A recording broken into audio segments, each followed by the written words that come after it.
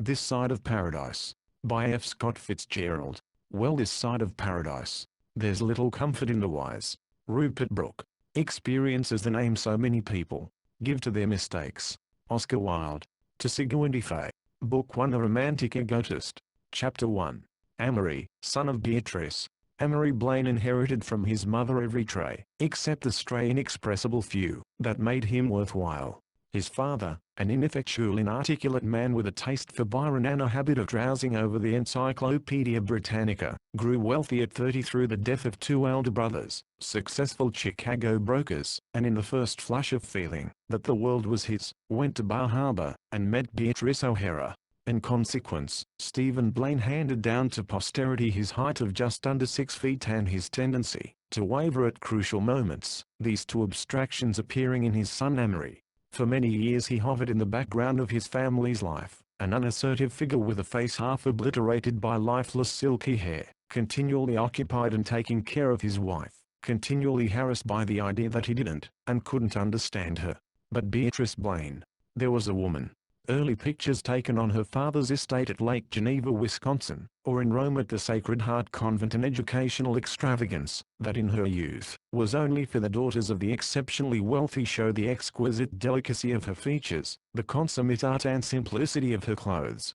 A brilliant education she had, her youth passed in Renaissance glory. She was versed in the latest gossip of the older Roman families, known by name as a fabulously wealthy American girl to Cardinal Victoria and Queen Margarita and more subtle celebrities that one must have had some culture even to have heard of. She learned in England to prefer whiskey and soda to wine, and her small talk was broadened in two senses during a winter in Vienna.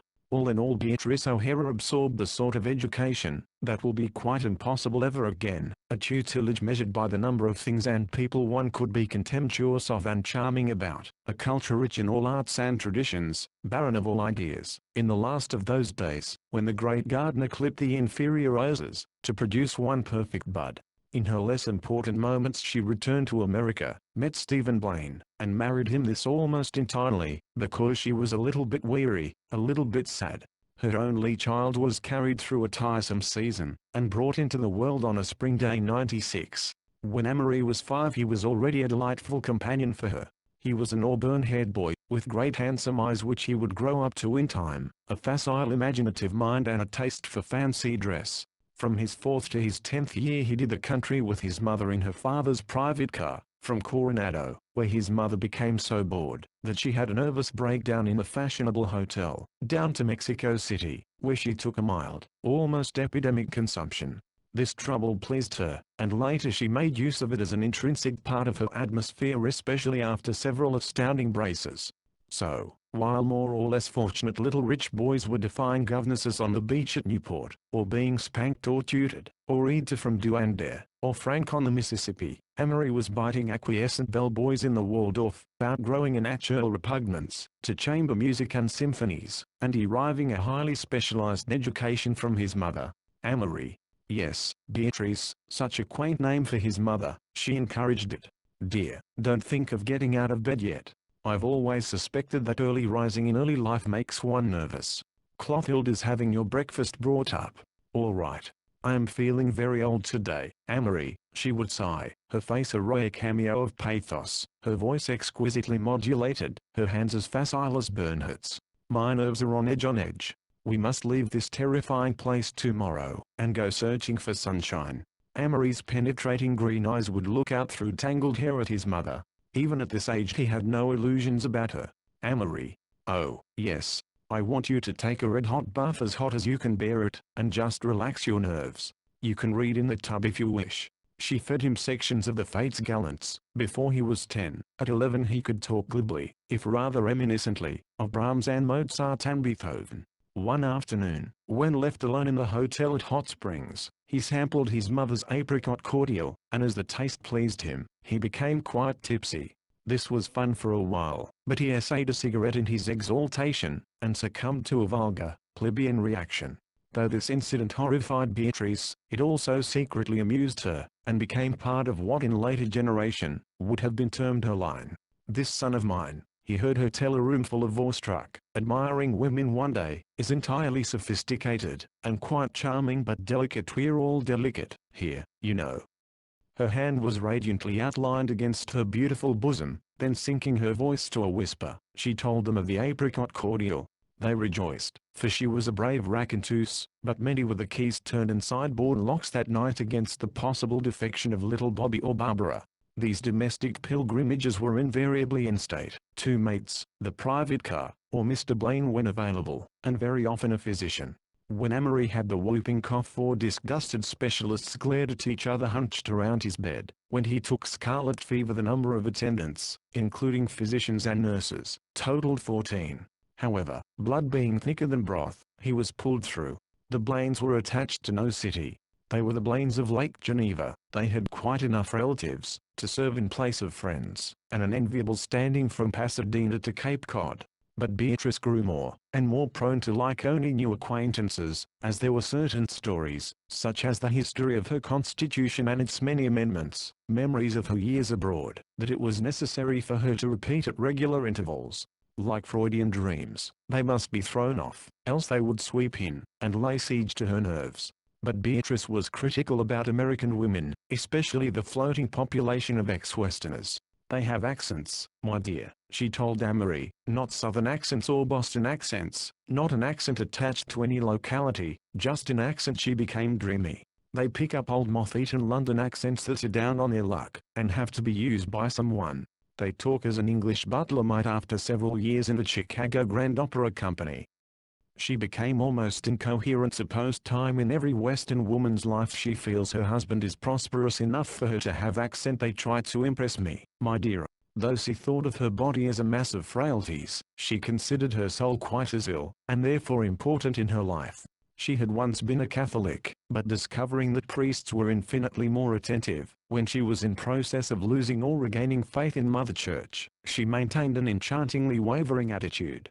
Often she deplored the bourgeois quality of the American Catholic clergy, and was quite sure that had she lived in the shadow of the great continental cathedrals her soul would still be a thin flame on the mighty altar of Rome. Still, next to doctors, priests were her favorite sport. Bishop Whiston," she would declare, "I do not want to talk of myself. I can imagine the stream of hysterical women fluttering at your doors, beseech you to be simpatico." Then after an interlude filled by the clergyman, "But my mood is oddly dissimilar." Only to bishops and above did she divulge her clerical romance. When she had first returned to her country there had been a pagan, Swinburnian young man in Asheville, for whose passionate kisses and unsentimental conversations she had taken a decided penchant. They had discussed the matter pro and con with an intellectual romancing quite devoid of sappiness. Eventually she had decided to marry for background, and the young pagan from Asheville had gone through a spiritual crisis, joined the Catholic Church, and was now Monsignor Darcy. Indeed, Mrs. Blaine, he is still delightful company, quite the Cardinal's right-hand man. Amory will go to him one day, I know, breathed the beautiful lady, and Monsignor Darcy will understand him as he understood me. Amory became 13, rather tall and slender, and more than ever on to his Celtic mother. He had tutored occasionally, the idea being that he was to keep up at each place taking up the work where he left off, yet as no tutor ever found the place he left off, his mind was still in very good shape. What a few more years of this life would have made of him is problematical. However, 4 hours out from land, Italy bound, with Beatrice, his appendix burst, probably from too many meals in bed, and after a series of frantic telegrams to Europe and America. To the amazement of the passengers the great ship slowly wheeled around, and returned to New York to deposit Amory at the pier. You will admit that, if it was not life it was magnificent. After the operation Beatrice had a nervous breakdown that bore a suspicious resemblance to delirium tremens, and Amory was left in Minneapolis, destined to spend the ensuing 2 years with his aunt and uncle. There the crude, vulgar air of Western civilization first catches him in his underwear, so to speak. A kiss for Amory. His lip curled when he read it. "I am going to have a bobbing party," it said, "on Thursday, December the 17th, at 5 o'clock, and I would like it very much if you could come. Yours truly, RSVP, Myra St. Clair." He had been 2 months in Minneapolis, and his chief struggle had been the concealing from the other guys at school how particularly superior he felt himself to be. Yet this conviction was built upon shifting sands. He had shown off one day in French class. He was in senior French class, to the utter confusion of Mr. Eden, whose accent Amory damned contemptuously, and to the delight of the class. Mr. Eden, who had spent several weeks in Paris 10 years before, took his revenge on the verbs whenever he had his book open. But another time Amory showed off in history class, with quite disastrous results. For the boys there were his own age, and they shrilled innuendos at each other all the following week. Oh, I believe, Don choked now, the American Revolution was largely an affair of the middle classes, or Washington came of very good blood, or quite good, I believe. Amory ingeniously tried to retrieve himself by blundering on purpose. 2 years before he had commenced a history of the United States which, though it only got as far as the colonial wars, had been pronounced by his mother completely enchanting. His chief disadvantage lay in athletics, but as soon as he discovered that it was the touchstone of power and popularity at school, he began to make furious persistent efforts to excel in the winter sports, and with his ankles aching and bending in spite of his efforts, he skated valiantly around the Lawley rink every afternoon, wondering how soon he would be able to carry a hockey stick without getting it inexplicably tangled in his skates. The invitation to Miss Myra St. Clair's bobbing party spent the morning in his coat pocket, where it had an intense physical affair with a dusty piece of peanut brittle. During the afternoon he brought it to light with a sigh, and after some consideration and a preliminary draft in the back of Collar and Daniel's first-year Latin, composed an answer. My dear Miss St. Clair, your truly charming invitation for the evening of next Thursday evening was truly delightful to receive this morning. I will be charmed and enchanted indeed to present my compliments on next Thursday evening. Faithfully, Amory Blaine. On Thursday, therefore, he walked pensively along the slippery, shovel-scraped sidewalks, and came in sight of Myra's house, on the half-hour after 5, a lateness which he fancied his mother would have favored.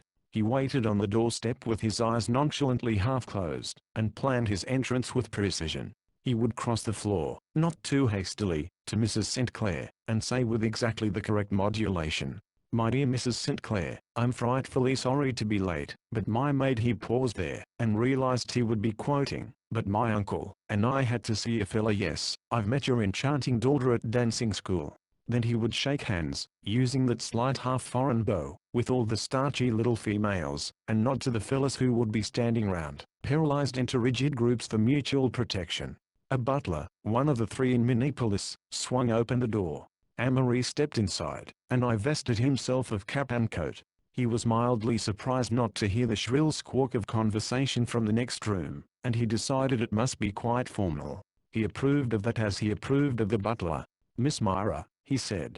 To his surprise the butler grinned horribly. Oh, yeah, he declared, she's here. He was unaware that his failure to be cockney was ruining his standing. Amory considered him coldly. But, continued the butler, his voice rising unnecessarily, she's the only one what is here. The party's gone. Amory gasped in sudden horror. What? She's been waiting for Amory Blaine. That's you, ain't it?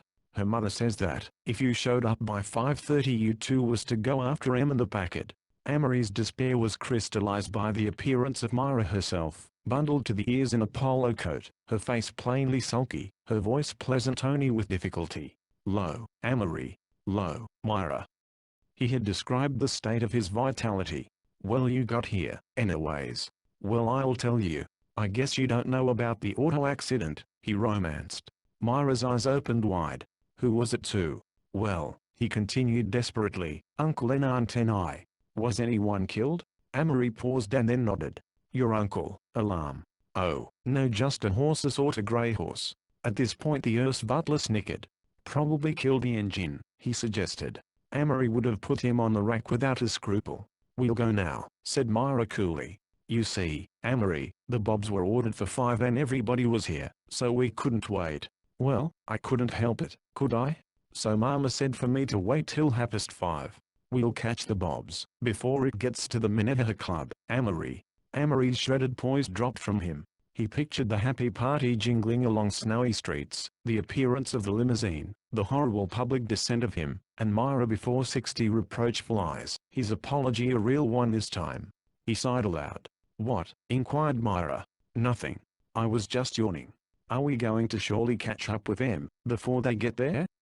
He was encouraging a faint hope that they might slip into the Minnehaha Club and meet the others there, be found in blasé seclusion before the fire and quite regain his lost attitude. "Oh, sure Mike, we'll catch him all right, let's hurry." He became conscious of his stomach. As they stepped into the machine he hurriedly slapped the paint of diplomacy over a rather box-like plan he had conceived. It was based upon some trade lasts gleaned at dancing school, to the effect that he was awful good looking and English, sort of. "Myra," he said, lowering his voice, and choosing his words carefully, "I beg 1,000 pardons. Can you ever forgive me?" She regarded him gravely, his intent green eyes, his mouth, that to her 13-year-old, arrow-collar taste was the quintessence of romance. Yes, Myra could forgive him very easily. Why yes sure. He looked at her again, and then dropped his eyes. He had lashes. "I'm awful," he said sadly. "I'm different. I don't know why I make faux pas. 'Cause I don't care, I suppose." Then, recklessly, "I've been smoking too much. I've got tobacco heart." Myra pictured an all-night tobacco debauch, with Amory pale, and reeling from the effect of nicotined lungs. She gave a little gasp. "Oh, Amory, don't smoke. You'll stunt your growth." "I don't care," he persisted gloomily. I got the habit. I've done a lot of things that, if my family knew." He hesitated, giving her imagination time to picture dark horrors. "I went to the burlesque show last week." Myra was quite overcome. He turned the green eyes on her again.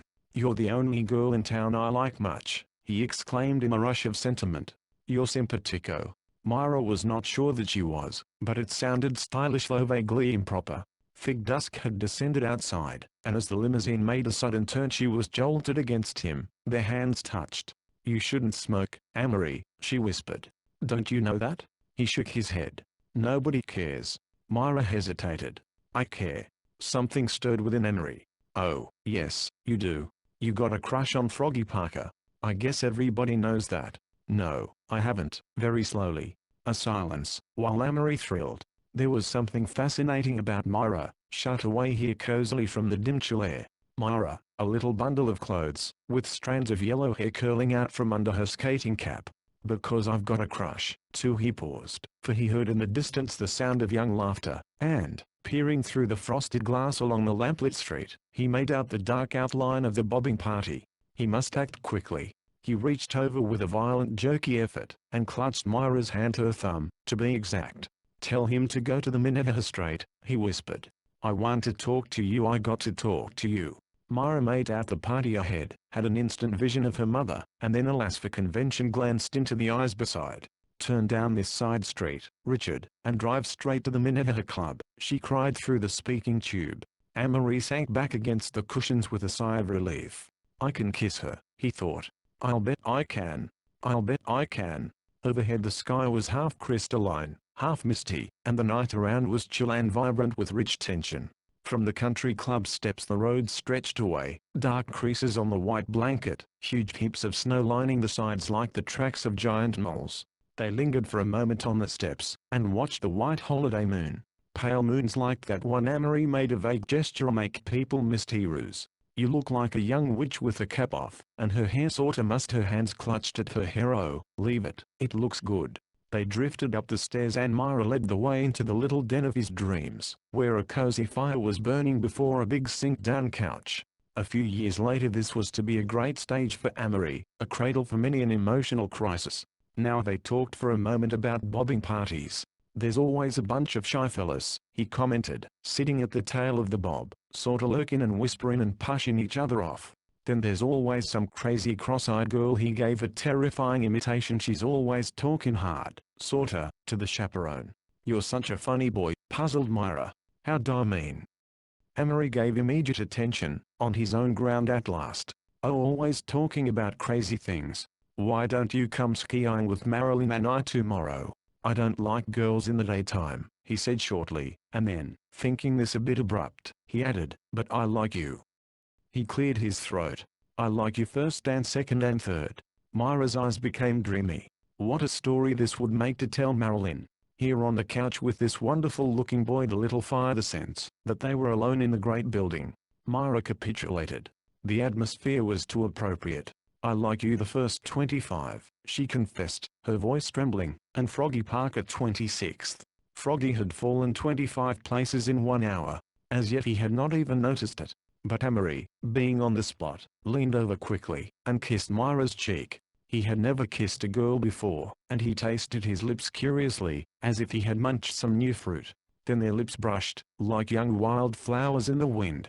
"We're awful," rejoiced Myra gently. She slipped her hand into his, her head drooped against his shoulder. Sudden revulsion seized Amory, disgust, loathing for the whole incident. He desired frantically to be away, never to see Myra again, never to kiss anyone. He became conscious of his face and hers, of their clinging hands, and he wanted to creep out of his body and hide somewhere safe out of sight, up in the corner of his mind. "Kiss me again." Her voice came out of a great void. "I don't want to," he heard himself saying. There was another pause. "I don't want to," he repeated passionately. Myra sprang up, her cheeks pink with bruised vanity, the great bow on the back of her head trembling sympathetically. "I hate you," she cried. "Don't you ever dare to speak to me again." "What?" stammered Amory. "I'll tell Mama you kissed me. I will too. I will too.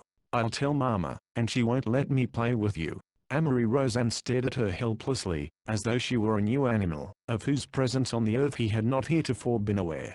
The door opened suddenly, and Myra's mother appeared on the threshold, fumbling with her lorgnette.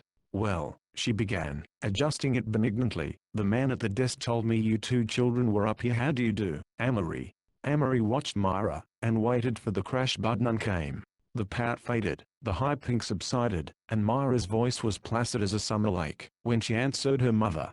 "Oh, we started so late, Mama, that I thought we might as well." He heard from below the shrieks of laughter, and smelled the vapid odor of hot chocolate and tea cakes as he silently followed mother and daughter downstairs. The sound of the graphophone mingled with the voices of many girls humming the air, and a faint glow was born, and spread over him. Casey Jones mounted to the cab. Casey Jones th his orders in his hand. Casey Jones mounted to the cab. Took his farewell journey to the promised land. Snapshots of the young egotist. Amory spent nearly 2 years in Minneapolis. The first winter he wore moccasins, that were born yellow, but after many applications of oil and dirt assumed their mature color, a dirty, greenish-brown. He wore a gray plaid mackinaw coat, and a red toboggan cap. His dog, Count Delmont, ate the red cap, so his uncle gave him a gray one, that pulled down over his face. The trouble with this one was, that you breathed into it, and your breath froze. One day the darn thing froze his cheek. He rubbed snow on his cheek, but it turned bluish-black just the same. The Count Delmont ate a box of bluing once, but it didn't hurt him. Later, however, he lost his mind, and ran madly up the street, bumping into fences, rolling in gutters, and pursuing his eccentric course out of Amory's life. Amory cried on his bed. "Poor little Count," he cried. "Oh, poor little Count." After several months he suspected Count of a fine piece of emotional acting. Amory and Frog Parker considered that the greatest line in literature occurred in Act 3 of Arsène Lupin. They sat in the first row at the Wednesday and Saturday matinees. The line was, "If one can't be a great artist or a great soldier, the next best thing is to be a great criminal." Amory fell in love again, and wrote a poem. This was it. "Marilyn and Sally. Those are the girls for me. Marilyn stands above Sally in that sweet, deep love." He was interested in whether McGovern of Minnesota would make the first or second All-American, how to do the card pass, how to do the coin pass, chameleon ties, how babies were born, and whether Three-Fingered Brown was really a better pitcher than Christy Matheson. Among other things he read, For the Honor of the School, Little Women twice, The Common Law, Sappho, Dangerous Dan McGrew, The Broad Highway, 3 times, The Fall of the House of Usher, 3 weeks, Mary Ware, The Little Colonel's Chum, Gunga Din, The Police Gazette, and Jim Jam Gems. He had all the henty biases in history, and was particularly fond of the cheerful murder stories of Mary Roberts Rinnahat. School ruined his French, and gave him a distaste for standard authors. His masters considered him idle, unreliable, and superficially clever. He collected locks of hair from many girls. He wore the rings of several. Finally he could borrow no more rings, owing to his nervous habit of chewing them out of shape. This, it seemed, usually aroused the jealous suspicions of the next borrower. All through the summer months Amory and Frog Parker went each week to the stock company. Afterward they would stroll home in the balmy air of August night, dreaming along Hennepin and Nicollet Avenues, through the gay crowd. Amory wondered how people could fail to notice that he was a boy marked for glory, and when faces of the throng turned toward him, and ambiguous eyes stared into his, he assumed the most romantic of expressions, and walked on the air cushions that lie on the asphalts of 14. Always, after he was in bed, there were voices indefinite, fading, enchanting just outside his window, and before he fell asleep he would dream one of his favorite waking dreams, the one about becoming a great halfback, or the one about the Japanese invasion, when he was rewarded by being made the youngest general in the world. It was always the becoming he dreamed of, never the being. This too, was quite characteristic of Amory. Code of the young egotist. Before he was summoned back to Lake Geneva, he had appeared, shy but inwardly glowing, in his first long trousers, set off by a purple accordion tie and a Belmont collar with the edges unassailably meeting, purple socks, and handkerchief with a purple border peeping from his breast pocket.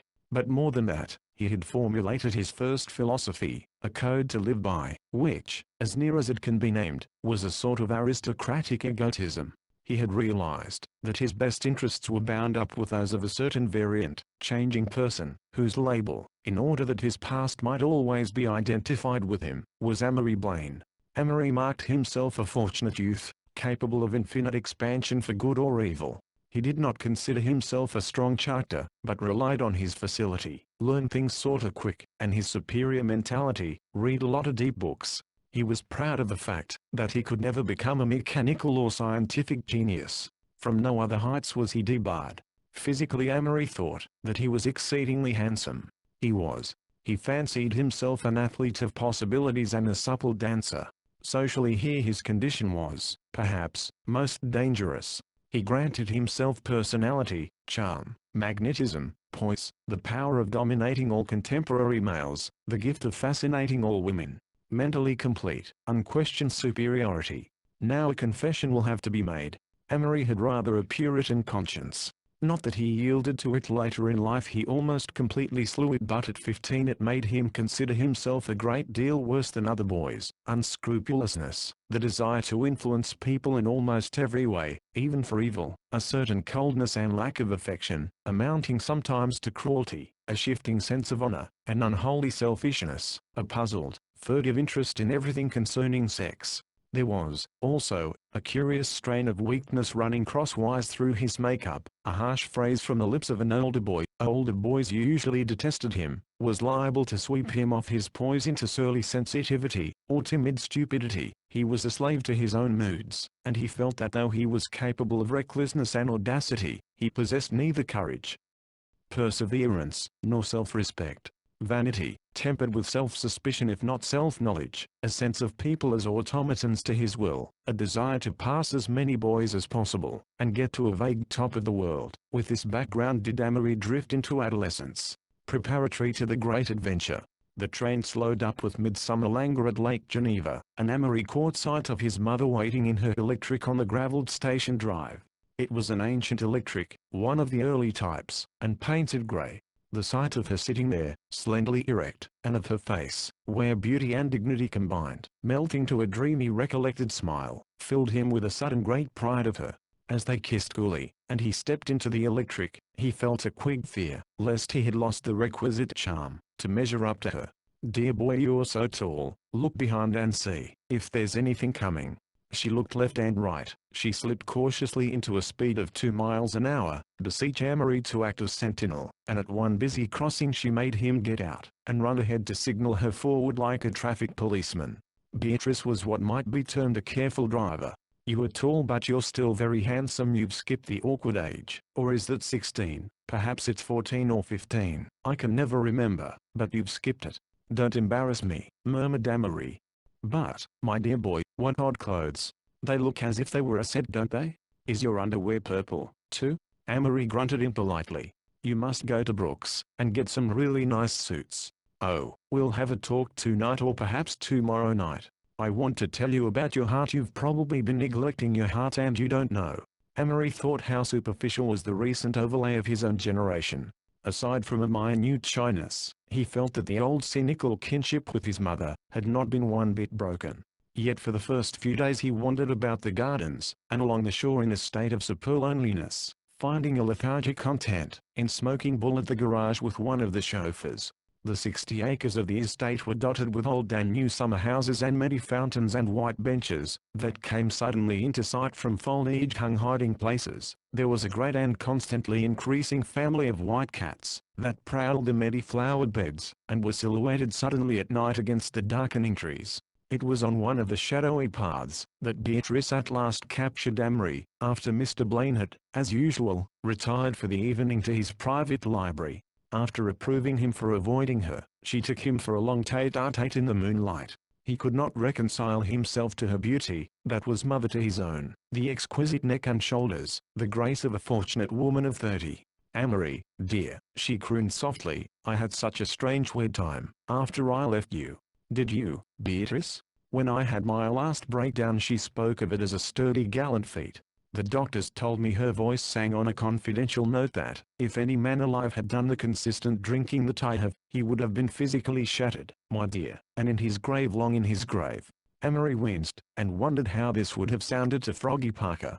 "Yes," continued Beatrice tragically, "I had dreams, wonderful visions." She pressed the palms of her hands into her eyes. "I saw bronze rivers lapping marble shores, and great birds that soared through the air, party-colored birds with iridescent plumage. I heard strange music and a flare of barbaric trumpets." "What?" Amory had snickered. "What, Amory?" I said, "Go on, Beatrice." That was all. It merely recurred, and recurred gardens that flaunted coloring against which this would be quite dull, moons that whirled and swayed, paler than winter moons, more golden than harvest moons. "Are you quite well now, Beatrice?" "Quite well as I will ever be." "I am not understood, Amory." "I know that can't express it to you, Amory, but I'm not understood." Amory was quite moved. He put his arm around his mother, rubbing his head gently against her shoulder. "Poor Beatrice, poor Beatrice. Tell me about you, Amory. Did you have 2 horrible years?" Amory considered lying, and then decided against it. "No, Beatrice. I enjoyed them. I adapted myself to the bourgeoisie. I became conventional." He surprised himself by saying that, and he pictured how Froggy would have gaped. "Beatrice," he said suddenly, "I want to go away to school. Everybody in Minneapolis is going to go away to school." Beatrice showed some alarm. "But you're only 15. "Yes, but everybody goes away to school at 15, and I want to, Beatrice." On Beatrice's suggestion the subject was dropped for the rest of the walk, but a week later she delighted him by saying, "Amory, I have decided to let you have your way. If you still want to, you can go to school." "Yes?" "To St. Regis's in Connecticut." Amory felt a quick excitement. "It's being arranged," continued Beatrice. "It's better that you should go away. I'd have preferred you to have gone to Eton, and then to Christchurch, Oxford, but it seems impracticable now, and for the present we'll let the university question take care of itself." "What are you going to do, Beatrice?" "Heaven knows. It seems my fate to fret away my years in this country. Not for a second do I regret being American. Indeed, I think that a regret typical of very vulgar people, and I feel sure we're the great coming nation yet." And she sighed. "I feel my life should have drowsed away close to an older, mellower civilization, a land of greens and autumnal browns." Amory did not answer, so his mother continued, "My regret is that you haven't been abroad, but still, as you are a man, it's better that you should grow up here under the snarling eagle." Is that the right term? Amory agreed that it was. She would not have appreciated the Japanese invasion. "When do I go to school?" "Next month. You'll have to start East a little early to take your examinations. After that you'll have a free week, so I want you to go up the Hudson and pay a visit." "To who?" "To Monsignor Darcy, Amory. He wants to see you. He went to Harrow, and then to Yale, became a Catholic. I want him to talk to you. I feel he can be such a help." She stroked his auburn hair gently. "Dear Amory, dear Amory.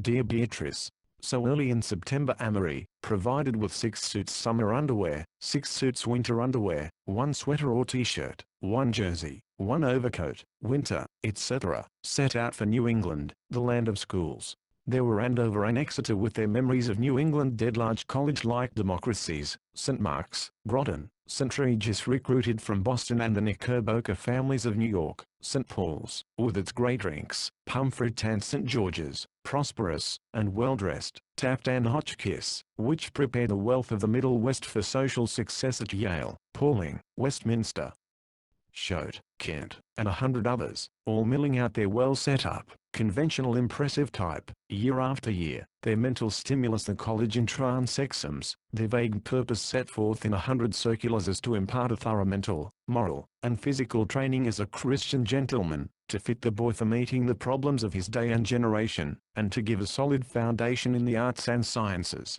At St. Regis Amory stayed 3 days, and took his exams with a scoffing confidence, then doubling back to New York to pay his tutelary visit.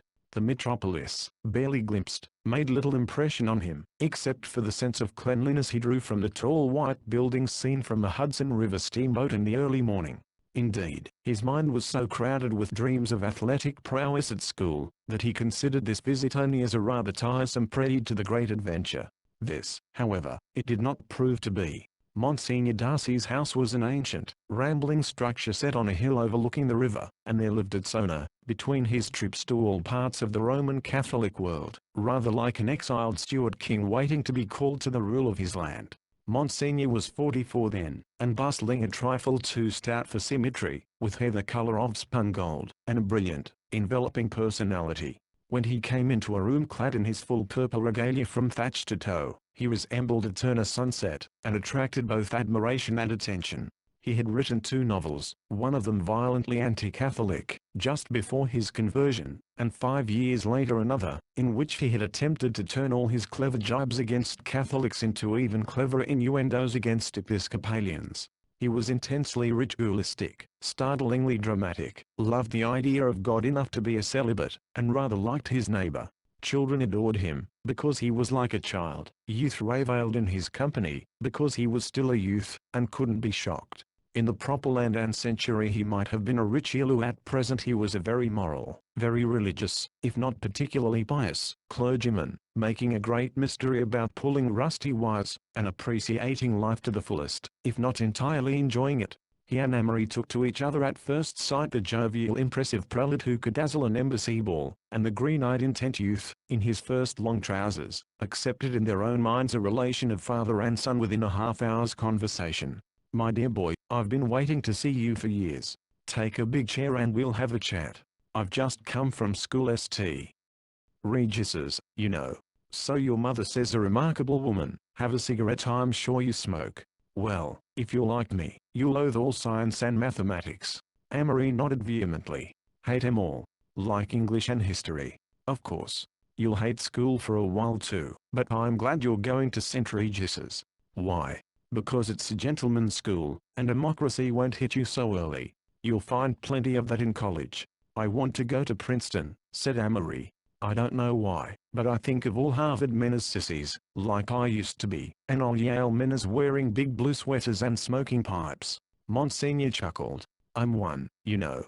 "Oh, you're different. I think of Princeton as being lazy and good-looking and aristocratic, you know, like a spring day. Harvard seems sort of indoors. And Yale is November, crisp and energetic," finished Monsignor. "That's it." They slipped briskly into an intimacy from which they never recovered. "I was for Bonnie Prince Charlie," announced Amory. "Of course you were, and for Hannibal." "Yes, and for the Southern Confederacy." He was rather skeptical about being an Irish patriot. He suspected that being Irish was being somewhat common, but Monsignor assured him that Ireland was a romantic lost cause, and Irish people quite charming, and that it should, by all means, be one of his principal biases. After a crowded hour which included several more cigarettes, and during which Monsignor learned, to his surprise, but not to his horror, that Amory had not been brought up a Catholic, he announced that he had another guest. This turned out to be the Honorable Thornton Hancock, of Boston, ex-minister to The Hague, author of an erudite history of the Middle Ages and the last of a distinguished, patriotic, and brilliant family. "He comes here for a rest," said Monsignor confidentially, treating Amory as a contemporary.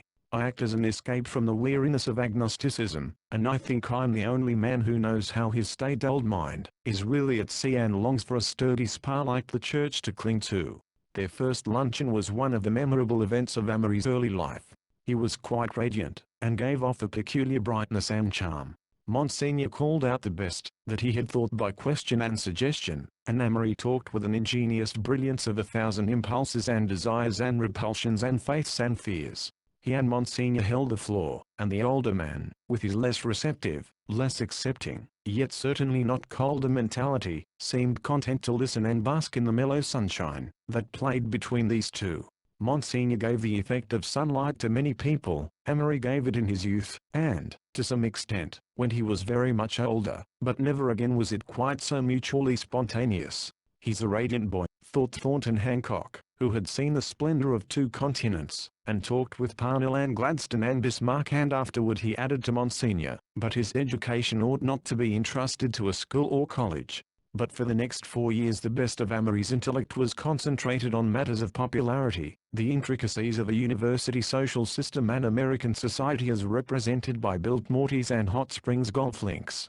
In all, a wonderful week, that saw Amory's mind turned inside out, 100 of his theories confirmed, and his joy of life crystallized to 1,000 ambitions. Not that the conversation was scholastic, heaven forbid.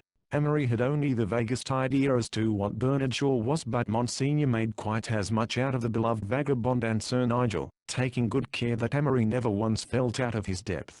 But the trumpets were sounding for Amory's preliminary skirmish with his own generation. "You're not sorry to go, of course. With people like us our home is where we're not," said Monsignor. "I am sorry. No, you're not. No one person in the world is necessary to you or to me. Well, goodbye." The egotist down. Amory's 2 years at St. Regis, though in turn painful and triumphant, had as little real significance in his own life as the American prep school, crushed as it is under the heel of the universities, has to American life in general. We have no Eton, to create the self-consciousness of a governing class. We have, instead, clean, flaccid and innocuous preparatory schools. He went all wrong at the start, was generally considered both conceited and arrogant, and universally detested. He played football intensely, alternating a reckless brilliancy with a tendency to keep himself as safe from hazard as decency would permit. In a wild panic he backed out of a fight with a boy his own size, to a chorus of scorn, and a week later, in desperation, picked a battle with another boy very much bigger, from which he emerged badly beaten, but rather proud of himself. He was resentful against all those in authority over him, and this, combined with a lazy indifference toward his work, exasperated every master in school. He grew discouraged and imagined himself a pariah, took to sulking in corners, and reading after lights. With a dread of being alone he attached a few friends, but since they were not among the elite of the school, he used them simply as mirrors of himself, audiences before which he might do that posing absolutely essential to him. He was unbearably lonely, desperately unhappy. There were some few grains of comfort. Whenever Amory was submerged, his vanity was the last part to go below the surface, so he could still enjoy a comfortable glow when Wookie, the deaf old housekeeper, told him that he was the best-looking boy she had ever seen. It had pleased him to be the lightest and youngest man on the first football squad. It pleased him when Dr. Dougal told him at the end of a heated conference that he could, if he wished, get the best marks in school. But Dr. Dougal was wrong. It was temperamentally impossible for Amory to get the best marks in school. Miserable, confined to bounds, unpopular with both faculty and students, that was Amory's first term. But at Christmas he had returned to Minneapolis, tight-lipped and strangely jubilant. "Oh, I was sort of fresh at first," he told Frog Parker patronizingly, "but I got along fine, lightest man on the squad. You ought to go away to school, Froggy. It's great stuff." Incident of the well-meaning professor. On the last night of his first term, Mr. Margetson, the senior master, sent word to study hall that Amory was to come to his room at 9. Amory suspected that advice was forthcoming, but he determined to be courteous, because this Mr. Margetson had been kindly disposed toward him. His summoner received him gravely, and motioned him to a chair. He hemmed several times, and looked consciously kind, as a man will, when he knows he's on delicate ground. "Amory," he began, "I've sent for you on a personal matter." "Yes, sir. I've noticed you this year and I like you. I think you have in you the makings of a very good man." "Yes, sir," Amory managed to articulate. He hated having people talk as if he were an admitted failure. "But I've noticed," continued the older man blindly, "that you're not very popular with the boys." "No, sir." Amory licked his lips. "I thought you might not understand exactly what it was they objected to. I'm going to tell you, because I believe that, when a boy knows his difficulties he's better able to cope with them, to conform to what others expect of him." He hemmed again with delicate reticence, and continued, "They seem to think that you are rather too fresh. Emery could stand no more. He rose from his chair, scarcely controlling his voice when he spoke. I know. Oh, don't you suppose I know? His voice rose. I know what they think. Do you suppose you have to tell me? He paused. I've got to go back now. Hope I'm not rude. He left the room hurriedly. In the cool air outside, as he walked to his house, he exulted in his refusal to be helped. That damn old fool, he cried wildly. As if I didn't know. He decided, however, that this was a good excuse not to go back to study hall that night. So, comfortably couched up in his room, he munched Nabiscus, and finished The White Company. Incident of the Wonderful Girl. There was a bright star in February. New York burst upon him on Washington's birthday with the brilliance of a long-anticipated event. His glimpse of it as a vivid whiteness against a deep blue sky had left a picture of splendor that rivaled the dream cities in the Arabian Nights, but this time he saw it by electric light, and romance gleamed from the chariot race sign on Broadway, and from the women's eyes at the Astor, where he and young Pasquette from St. Regis had dinner. When they walked down the aisle of the theater, greeted by the nervous twanging and discord of untuned violins and the sensuous heavy fragrance of paint and powder, he moved in a sphere of Epicurean delight. Everything enchanted him. The play was The Little Millionaire, with George M. Cohan, and there was one stunning young brunette who made him sit with brimming eyes in the ecstasy of watching her dance. Oh, you wonderful girl! What a wonderful girl you are! Sang the tenor, and Amory agreed silently, but passionately. All your wonderful words thrill me through. The violin swelled and quavered on the last notes. The girl sang to a crumpled butterfly on the stage. A great burst of clapping filled the house. Oh, to fall in love like that, to the languorous magic melody of such a tune. The last scene was laid on a roof garden, and the cello sighed to the musical noon, while light adventure and facile froth-like comedy flitted back and forth in the Coliseum. Amory was on fire, to be an habitué of roof gardens, to meet a girl who should look like that better, that very girl, whose hair would be drenched with golden moonlight, while at his elbow sparkling wine was poured by an unintelligible waiter. When the curtain fell for the last time he gave such a long sigh, that the people in front of him twisted around, and stared and said loud enough for him to hear, "What a remarkable-looking boy." This took his mind off the play, and he wondered if he really did seem handsome to the population of New York. Pasquette and he walked in silence toward the hotel. The former was the first to speak. His uncertain 15-year-old voice broke in a melancholy strain on Amory's musings. "I'd marry that girl tonight." There was no need to ask what girl he referred to. "I'd be proud to take her home and introduce her to my people," continued Pasquette. Amory was distinctly impressed. He wished he had said it instead of Pasquette. It sounded so mature. "I wonder about actresses, are they all pretty bad?" "No, sir, not by a darn sight," said the worldly youth with emphasis, "and I know that girl's as good as gold. I can tell." They wandered on, mixing in the Broadway crowd, dreaming on the music that eddied out of the cafes. New faces flashed on and off like myriad lights, pale or rouged faces, tired, yet sustained by a weary excitement.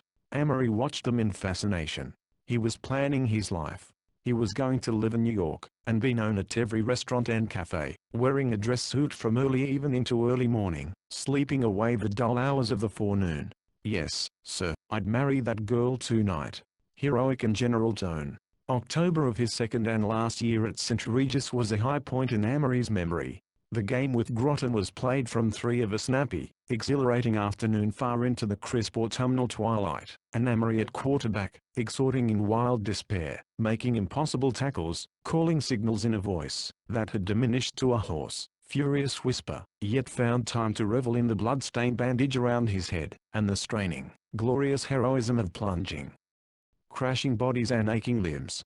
For those minutes courage flowed like wine out of the November dusk, and he was the eternal hero, one with the sea rover on the prow of a Norse galley, one with Roland and Horatius, Sir Nigel and Ted Coy, scraped and stripped into trim, and then flung by his own will into the breach, beating back the tide, hearing from afar the thunder of cheers, finally bruised and weary, but still elusive, circling an end, twisting, changing pace, straight-arming, falling behind the Groton goal with 2 men on his legs, in the only touchdown of the game.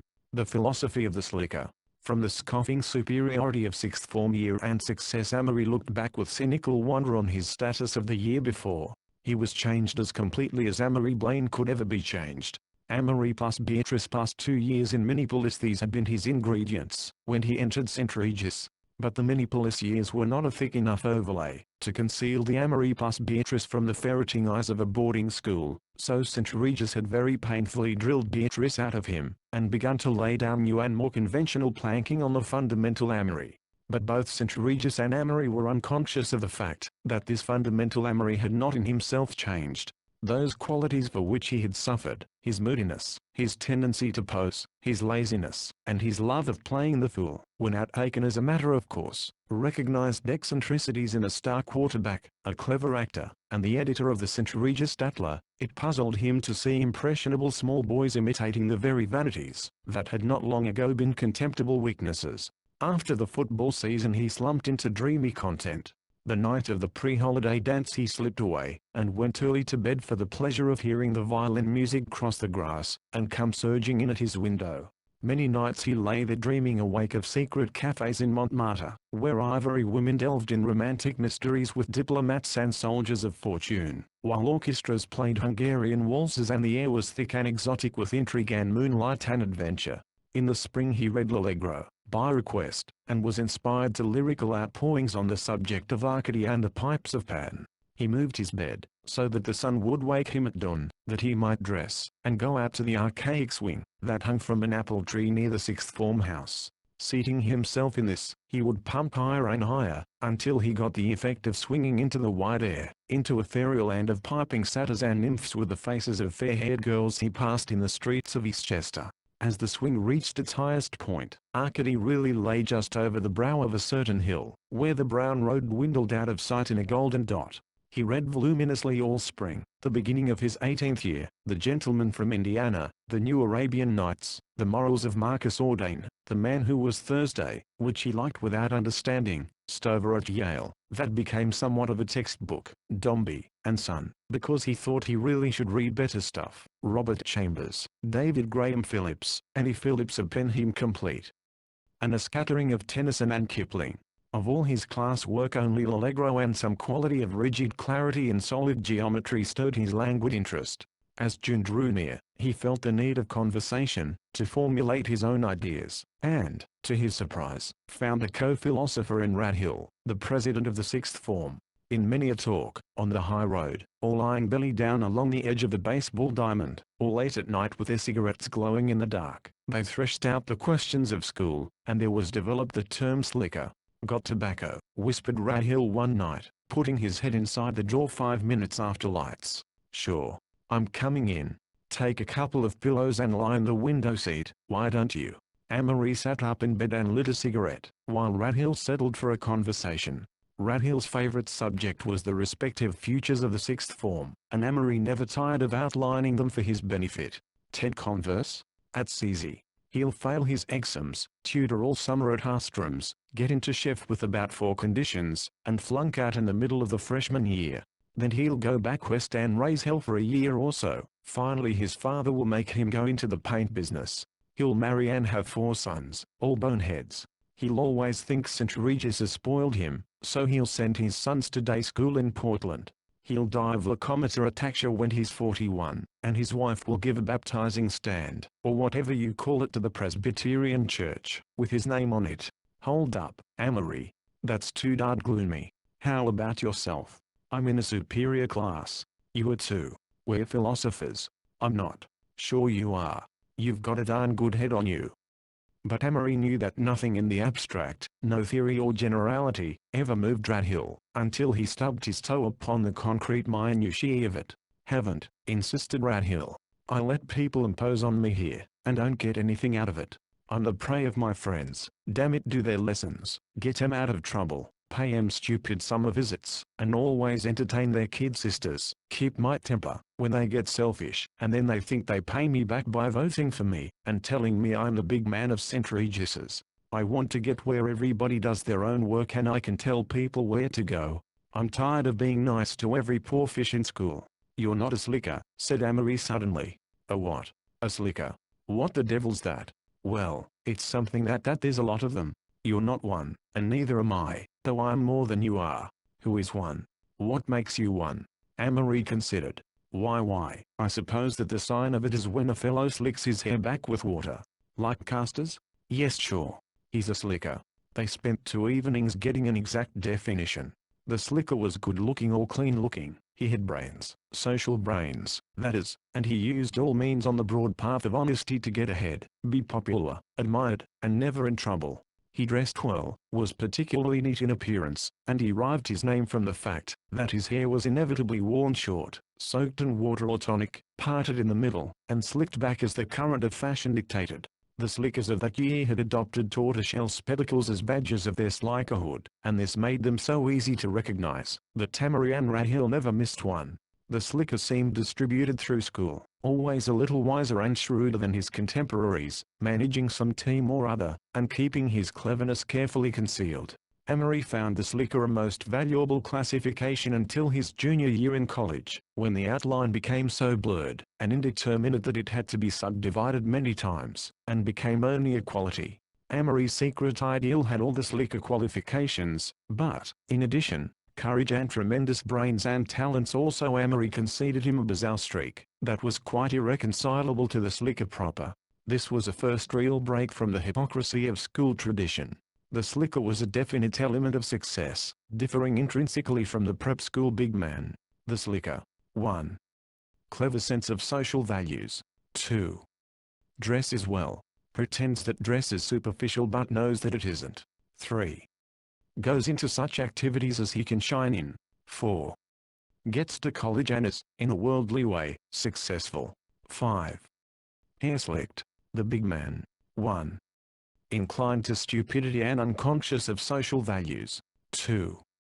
Thinks dress is superficial, and is inclined to be careless about it. 3. Goes out for everything from a sense of duty. 4. Gets to college, and has a problematical future. Feels lost, without his circle, and always says that school days were happiest, after all. Goes back to school and makes speeches about what St. Regis's boys are doing. 5. Hair not slicked. Emery had decided definitely on Princeton, even though he would be the only boy entering that year from St. Regis. Yale had a romance and glamour from the tales of Minneapolis, and St. Regis men who had been tapped for skull and bones. But Princeton drew him most, with its atmosphere of bright colors and its alluring reputation as the pleasantest country club in America. Dwarfed by the menacing college exams, Emery's school days drifted into the past. Years afterward, when he went back to St. Regis, he seemed to have forgotten the successes of sixth form year, and to be able to picture himself only as the unadjustable boy who had hurried down corridors, cheered at by his rabid contemporaries mad with common sense. Chapter 2. Spires and Gargoyles. At first Emery noticed only the wealth of sunshine creeping across the long, green swards, dancing on the leaded window panes, and swimming around the tops of spires and towers and battlemented walls. Gradually he realized that he was really walking up University Place, self-conscious about his suitcase, developing a new tendency to glare straight ahead when he passed anyone. Several times he could have sworn that men turned to look at him critically. He wondered vaguely if there was something the matter with his clothes, and wished he had shaved that morning on the train. He felt unnecessarily stiff and awkward among these white flannel bareheaded youths, who must be juniors and seniors, judging from the savoir-faire with which they strolled. He found that 12 University Place was a large, dilapidated mansion, at present apparently uninhabited, though he knew it housed usually a dozen freshmen. After a hurried skirmish with his landlady he sallied out on a tour of exploration, but he had gone scarcely a block, when he became horribly conscious that he must be the only man in town who was wearing a hat. He returned hurriedly to 12 University, left his derby, and, emerging bareheaded, loitered down Nassau Street, stopping to investigate a display of athletic photographs in a store window, including a large one of Allenby, the football captain, and next attracted by the sign Jigger Shop over a confectionery window. This sounded familiar, so he sauntered in, and took a seat on a high stool. "Chocolate sundae," he told a colored person. "Double chocolate Jigger? Anything else?" "Why yes." "Bacon bun?" "Why yes." He munched 4 of these, finding them of pleasing savor, and then consumed another double chocolate Jigger before ease descended upon him. After a cursory inspection of the pillowcases, leather pennants, and Gibson girls that lined the walls, he left and continued along Nassau Street with his hands in his pockets. Gradually he was learning to distinguish between upperclassmen and entering men, even though the freshman cap would not appear until the following Monday. Those who were too obviously, too nervously at home were freshmen, for as each train brought a new contingent it was immediately absorbed into the hatless, white-shod book-laden throng, whose function seemed to be to drift endlessly up and down the street, emitting great clouds of smoke from brand-new pipes. By afternoon Amory realized that now the newest arrivals were taking him for an upperclassman, and he tried conscientiously to look both pleasantly blasé and casually critical, which was as near as he could analyze the prevalent facial expression.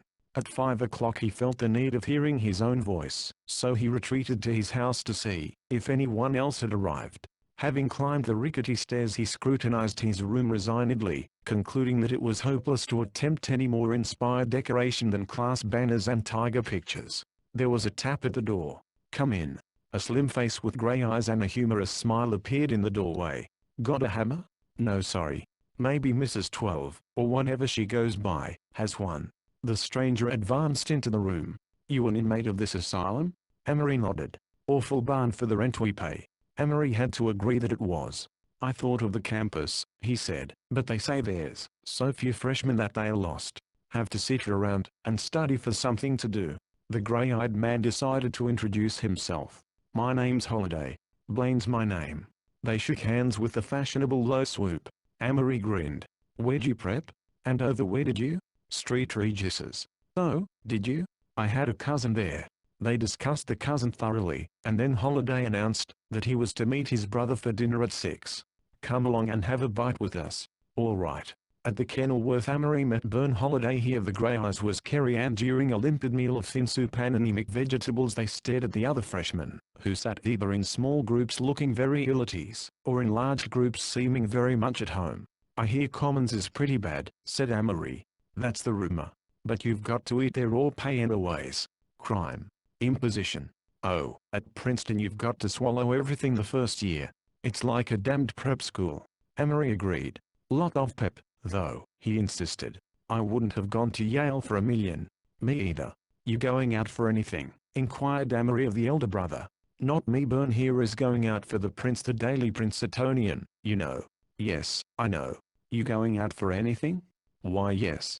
I'm going to take a whack at freshman football." "Play at St. Regis's?" "Some," admitted Amory depreciatingly, "but I'm getting so damned thin." "You're not thin." "Well, I used to be stocky last fall." "Oh." After supper they attended the movies, where Amory was fascinated by the glib comments of a man in front of him, as well as by the wild yelling and shouting. "Yo-ho. Oh, honey baby you're so big and strong, but oh, so gentle. Clinch. Oh, clinch. Kiss her. Kiss it lady, quick. OHH. A group began whistling By the Sea, and the audience took it up noisily. This was followed by an indistinguishable song that included much stamping, and then by an endless incoherent dirge. OHHHH. She works in a jam factory. And that may be all right, but you can't fool me. For I know damn and well that she don't make jam all night. OHHH. As they pushed out, giving and receiving curious and personal glances, Amory decided that he liked the movies, wanted to enjoy them as the row of upperclassmen in front had enjoyed them, with their arms along the backs of the seats, their comments Gaelic and caustic, their attitude a mixture of critical wit and tolerant amusement. "Want a sundae? I mean a jigger?" asked Kerry. "Sure." They suppered heavily and then, still sauntering, eased back to 12. "Wonderful night. It's a whiz. You men going to unpack?" "Guess so. Come on, Bern." Amory decided to sit for a while on the front steps, so he bade them good night. The great tapestries of trees had darkened to ghosts back at the last edge of twilight. The early moon had drenched the arches with pale blue, and, weaving over the night, in and out of the gossamer rifts of moon, swept a song with more than a hint of sadness, infinitely transient, infinitely regretful. He remembered that an alumnus of the 90s had told him of one of Booth Darkington's amusements, standing in mid-campus in the small hours and singing tenor songs to the stars, arousing mingled emotions in the couched undergraduates according to the sentiment of their moods. Now, far down the shadowy line of University Place a white-clad phalanx broke the gloom, and marching figures, white-shirted, white-trousered, swung rhythmically up the street, with linked arms and heads thrown back. Going back, going back. Going back to NASSAU Hall. Going back, to the best old place of all. Going back. From all this earthly ball. We'll clear the track as we go back. Going back to NASSAU Hall. Amory closed his eyes as the ghostly procession drew near. The song soared so high, that all dropped out except the tenors, who bore the melody triumphantly past the danger point, and relinquished it to the fantastic chorus. Then Amory opened his eyes, half afraid that sight would spoil the rich illusion of harmony. He sighed eagerly. There at the head of the white platoon marched Allenby, the football captain, slim and defiant, as if aware that this year the hopes of the college rested on him, that his 160 pounds were expected to dodge to victory through the heavy blue and crimson lines. Fascinated, Amory watched each rank of linked arms as it came abreast, the faces indistinct above the polo shirts, the voices blent in a paean of triumph, and then the procession passed through shadowy Campbell Arch, and the voices grew fainter as it wound eastward over the campus. The minutes passed, and Amory sat there very quietly. He regretted the rule, that would forbid freshmen to be outdoors after curfew, for he wanted to ramble through the shadowy scented lanes, where the spoon brooded like a dark mother over Wig and Cleo, her attic children, where the black gothic snake of Little curled down to Kurilla and Patton, these in turn flinging the mystery out over the placid slope rolling to the lake. Princeton of the daytime filtered slowly into his consciousness. West End reunion, redolent of the 60s, 79 Hall, brick red and arrogant, upper and lower Pine, aristocratic Elizabethan ladies not quite content to live among shopkeepers, and, topping all, climbing with clear blue aspiration, the great dreaming spires of Holder and Cleveland Towers. From the first he loved Princeton, its lazy beauty, its half-grasped significance, the wild moonlight revel of the rushes, the handsome prosperous big game crowds, and under it all the air of struggle that pervaded his class. From the day when, wild-eyed and exhausted, the jerseyed freshman sat in the gymnasium and elected someone from Hill School class president, a Lawrenceville celebrity vice president, a hockey star from St. Paul's secretary, up until the end of sophomore year it never ceased, that breathless social system, that worship, seldom named, never really admitted, of the bogey big man. First it was schools, and Amory, alone from St. Regis, watched the crowds form and widen and form again. St. Paul's, Hill, Pomfret, eating at certain tacitly reserved tables in commons, dressing in their own corners of the gymnasium, and drawing unconsciously about them a barrier of the slightly less important, but socially ambitious to protect them from the friendly, rather puzzled high school element. From the moment he realized this, Amory resented social barriers as artificial distinctions made by the strong to bolster up their weak retainers, and keep out the almost strong. Having decided to be one of the gods of the class, he reported for freshman football practice, but in the second week, playing quarterback, already paragraphed in corners of the Princetonian, he wrenched his knee seriously enough to put him out for the rest of the season. This forced him to retire and consider the situation. 12 Univ housed a dozen miscellaneous question marks. There were 3 or 4 inconspicuous and quite startled boys from Lawrenceville, 2 amateur wild men from a New York private school, Kerry Holiday christened them the plebeian drunks, a Jewish youth, also from New York, and, as compensation for Amory, the 2 Holidays, to whom he took an instant fancy. The Holidays were rumored twins, but really the dark-haired one, Kerry, was a year older than his blonde brother, Bern. Kerry was tall, with humorous grey eyes, and a sudden, attractive smile. He became at once the mentor of the house, reaper of ears that grew too high, censor of conceit, vendor of rare, satirical humor. Amory spread the table of their future friendship with all his ideas, of what college should and did mean. Kerry, not inclined as yet to take things seriously, chided him gently for being curious at this inopportune time about the intricacies of the social system, but liked him, and was both interested and amused. Bern, fair-haired, silent, and intent, appeared in the house only as a busy apparition, gliding in quietly at night and off again in the early morning. To get up his work in the library he was out for the Princetonian, competing furiously against 40 others for the coveted first place.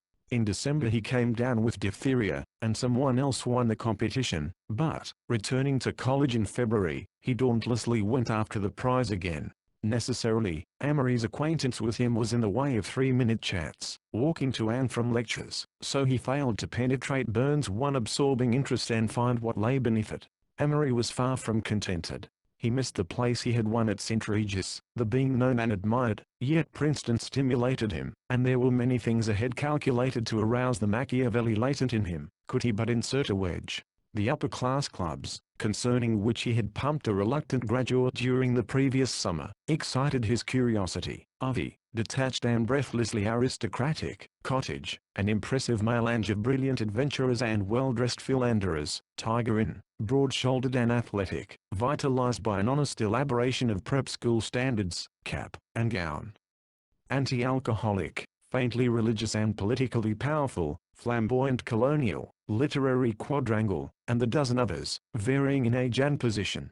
Anything which brought an underclassman into too glaring a light was labeled with the damning brand of running it out. The movies thrived on caustic comments, but the men who made them were generally running it out. Talking of clubs was running it out, standing for anything very strongly, as, for instance, drinking parties or teetotaling, was running it out. In short, being personally conspicuous was not tolerated, and the influential man was the non-committal man, until at club elections in sophomore year everyone should be sewed up in some bag for the rest of his college career. Amory found that writing for the Nassau Literary Magazine would get him nothing, but that being on the board of the Daily Princetonian would get anyone a good deal. His vague desire to do immortal acting with the English Dramatic Association faded out when he found that the most ingenious brains and talents were concentrated upon the Triangle Club, a musical comedy organization that every year took a great Christmas trip. In the meanwhile, feeling strangely alone and restless in Commons, with new desires and ambitions stirring in his mind, he let the first term go by between an envy of the embryo successes and a puzzled fretting with Kerry as to why they were not accepted immediately among the elite of the class. Many afternoons they lounged in the windows of 12 Univ, and watched the class pass to and from Commons, noting satellites already attaching themselves to the more prominent, watching the lonely grind with his hurried step and downcast eye, envying the happy security of the big school groups. "We're the damned middle class, that's what," he complained to Kerry one day as he lay stretched out on the sofa, consuming a family of Fatimas with contemplative precision. "Well, why not? We came to Princeton so we could feel that way toward the small colleges have it on more self-confidence, dress better, cut a swathe." "Oh, it isn't that I mind the glittering caste system," admitted Amory. "I like having a bunch of hot cats on top, but gosh, Kerry, I've got to be one of them." "But just now, Amory, you're only a sweaty bourgeois." Amory lay for a moment without speaking. "I won't be long," he said finally. "But I hate to get anywhere by working for it. I'll show the marks, don't you know. Honorable scars."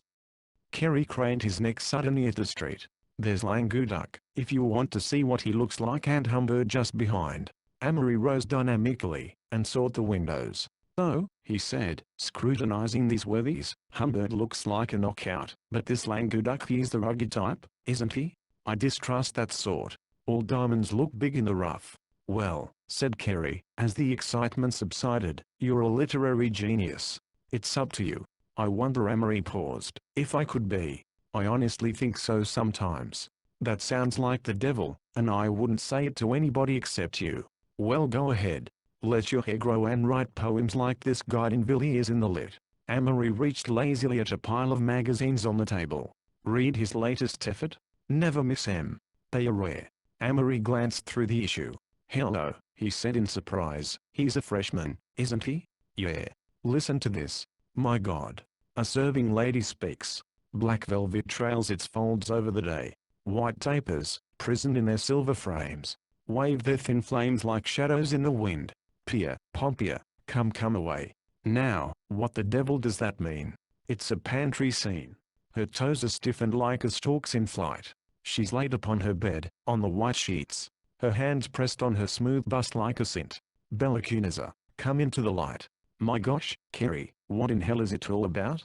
I swear I don't get him at all, and I'm a literary bird myself. It's pretty tricky, said Kerry, only you've got to think of hearses and stale milk when you read it. That isn't as pash as some of them. Amory tossed the magazine on the table. Well, he sighed, I sure am up in the air. I know I'm not a regular fellow, yet I'll loathe anybody else that isn't. I can't decide whether to cultivate my mind and be a great dramatist, or to thumb my nose at the golden treasury and be a Princeton slicker. Why decide? Suggested Kerry. Better drift, like me. I'm going to sail into prominence on Burns' coattails. I can't drift. I want to be interested. I want to pull strings, even for somebody else, or be Princetonian chairman or triangle president. I want to be admired. Kerry, you're thinking too much about yourself. Amory sat up at this. No, I'm thinking about you too. We've got to get out and mix around the class right now, when it's fun to be a snob. I'd like to bring a sardine to the prom in June, for instance, but I wouldn't do it unless I could be damn debonair about it. Introduce her to all the prized parlor snakes, and the football captain, and all that simple stuff. Amory, said Kerry impatiently, you're just going around in a circle.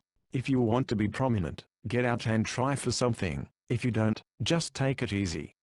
He yawned. Come on, let's let the smoke drift off. We'll go down and watch football practice. Amory gradually accepted this point of view, decided that next fall would inaugurate his career, and relinquished himself to watching Kerry extract joy from 12 Univ. They filled a Jewish youth's bed with lemon pie. They put out the gas all over the house every night by blowing into the jet in Amory's room. To the bewilderment of Mrs. 12 and the local plumber, they set up the effects of the plebeian drunks' pictures, books, and furniture in the bathroom. To the confusion of the pair, who hazily discovered the transposition on their return from a Trentham spree, they were disappointed beyond measure when the plebeian drunks decided to take it as a joke. They played Red Dog and 21 and jackpot from dinner to dawn, and on the occasion of one man's birthday persuaded him to buy sufficient champagne for a hilarious celebration. The donor of the party having remained sober, Kerry and Amory accidentally dropped him down 2 flights of stairs and called, shamefaced and penitent, at the infirmary all the following week. Say, who are all these women? Demanded Kerry one day, protesting at the size of Amory's mail. I've been looking at the postmarks lately. Farmington and Obs and Westover and Ainah Hall. What's the idea? Amory grinned. All from the Twin Cities. He named them off. There's Marilyn DeWitt, she's pretty, got a car of her own and that's damn convenient. There's Sally Weatherby, she's getting too fat. There's Myra St. Clair, she's an old flame, easy to kiss, if you like it. What line do you throw, Em? Demanded Kerry. I've tried everything, and the madwags aren't even afraid of me. You're the nice boy type, suggested Amory. That's just it. Mother always feels the girl is safe if she's with me. Honestly, it's annoying. If I start to hold somebody's hand, they laugh at me and let me, just as if it wasn't part of them. As soon as I get hold of a hand, I sort of disconnect it from the rest of them. Sulk, suggested Amory. Tell them you're wild and have them reform you. You go home furious, come back in half an hour, startle them. Kerry shook his head. No chance. I wrote a St. Timothy girl a really loving letter last year. In one place I got rattled and said, my God, how I love you. She took a nail scissors, clipped out the my God, and showed the rest of the letter all over school. Doesn't work at all. I'm just good old Kerry and all that rot. Amory smiled and tried to picture himself as good old Amory. He failed completely. February dripped snow and rain. The cyclonic freshman mid-years passed, and life in 12 Univ continued interesting if not purposeful. Once a day Amory indulged in a club sandwich, cornflakes, and julienne potatoes at Joe's, accompanied usually by Kerry or Alec Carnage. The latter was a quiet, rather aloof slicker from Hotchkiss, who lived next door, and shared the same enforced singleness as Amory, due to the fact that his entire class had gone to Yale. Joe's was unaesthetic and faintly unsanitary, but a limitless charge account could be opened there, a convenience that Amory appreciated. His father had been experimenting with mining stocks, and, in consequence, his allowance, while liberal, was not at all what he had expected. Joe's had the additional advantage of seclusion from curious upper-class eyes, so at 4 each afternoon Amory, accompanied by friend AudioBook, went up to experiment with his digestion. One day in March, finding that all the tables were occupied, he slipped into a chair opposite a freshman who bent intently over a book at the last table. They nodded briefly.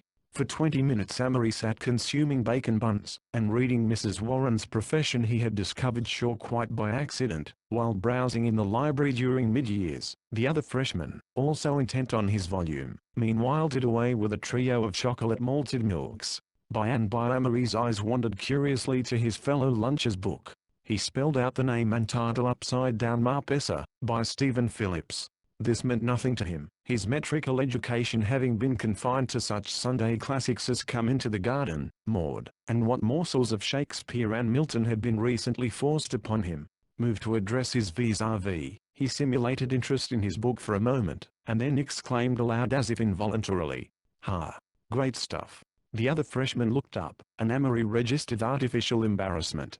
"Are you referring to your bacon buns?" His cracked, kindly voice went well with the large spectacles and the impression of a voluminous keenness that he gave. "No," Amory answered. "I was referring to Bernard Shaw." He turned the book around in explanation.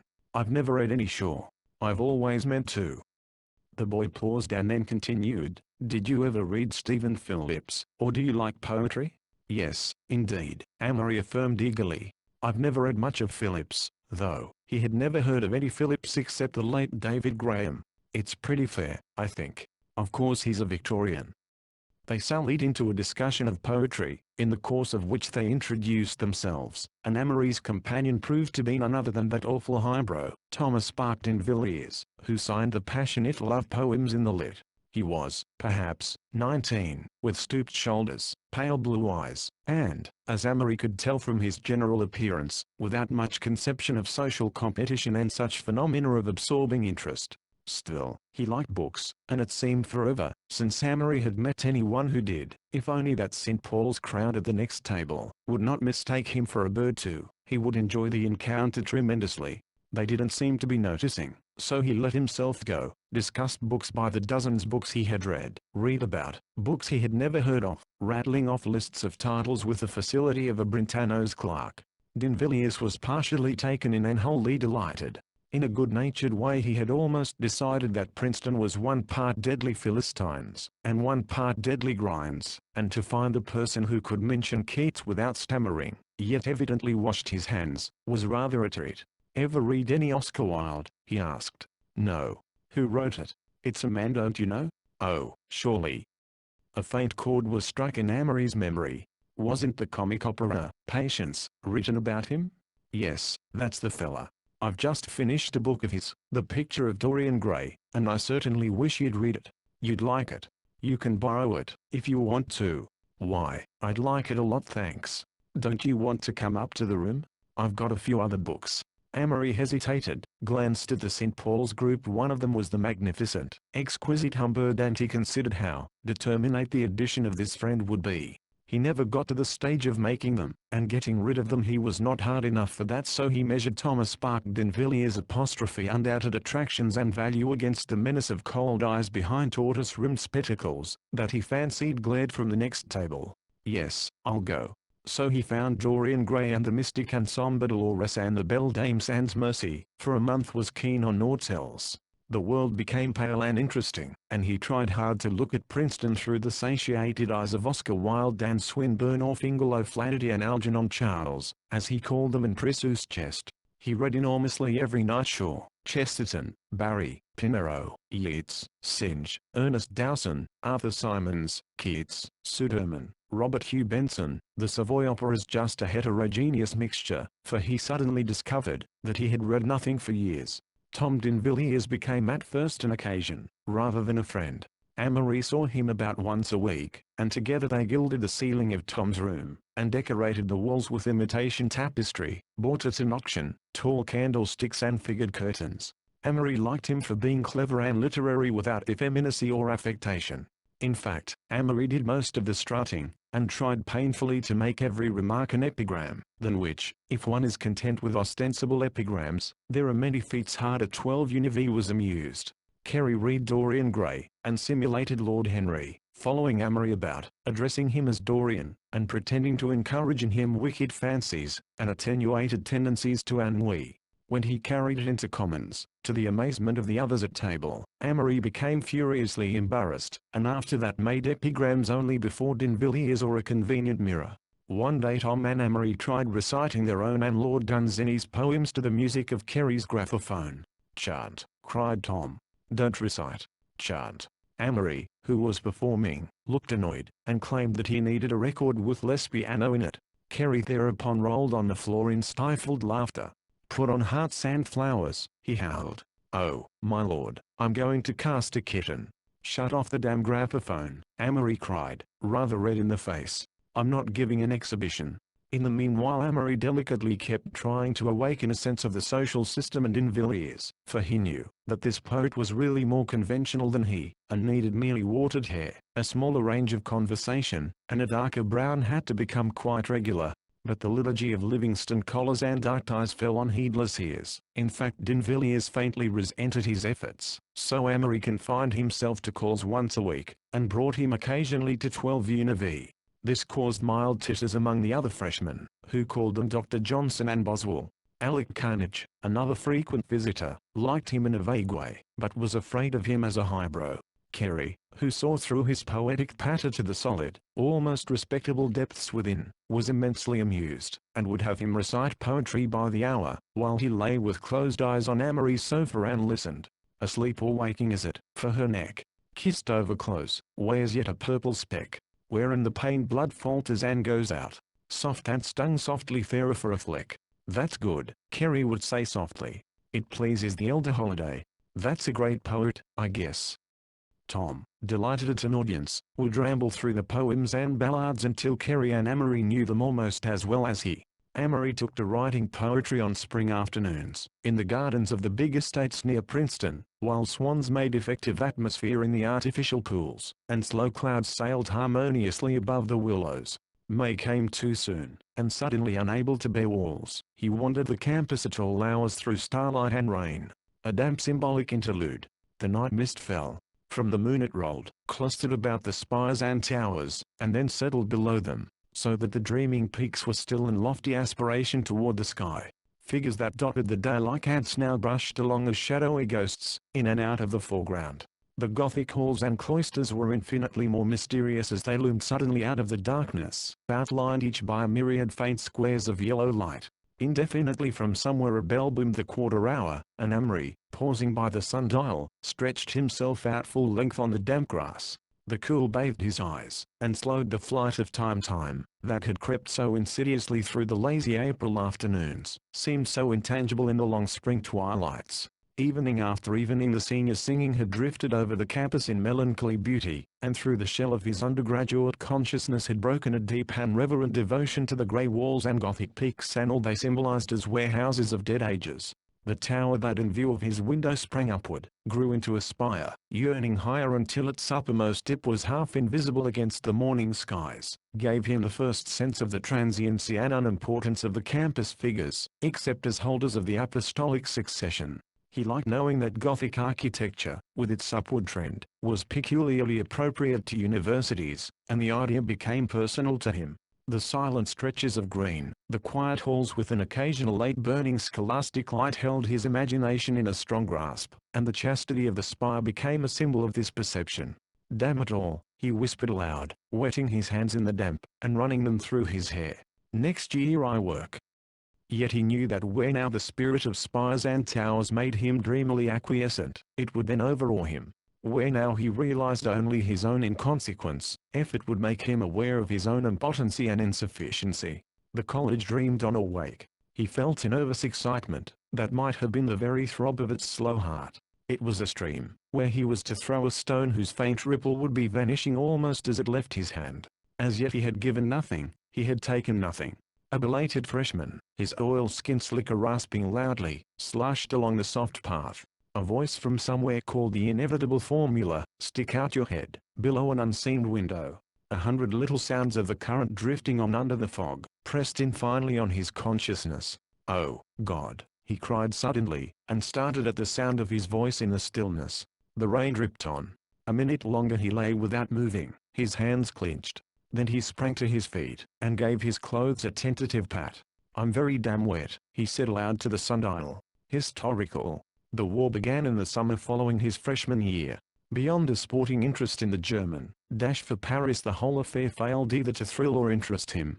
With the attitude he might have held toward an amusing melodrama, he hoped it would be long and bloody.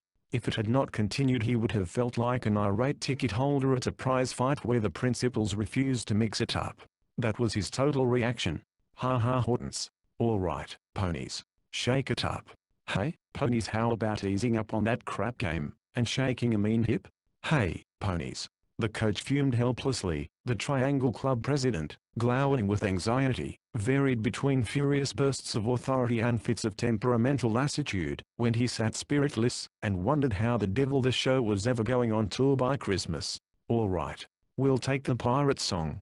The ponies took last drags at their cigarettes, and slumped into place. The leading lady rushed into the foreground, setting his hands and feet in an atmospheric mince, and as the coach clapped and stamped, and tumped and didad, they hashed out a dance. A great, seething anthill was the Triangle Club. It gave a musical comedy every year, traveling with cast, chorus, orchestra, and scenery all through Christmas vacation. The play and music were the work of undergraduates, and the club itself was the most influential of institutions, over 300 men competing for it every year.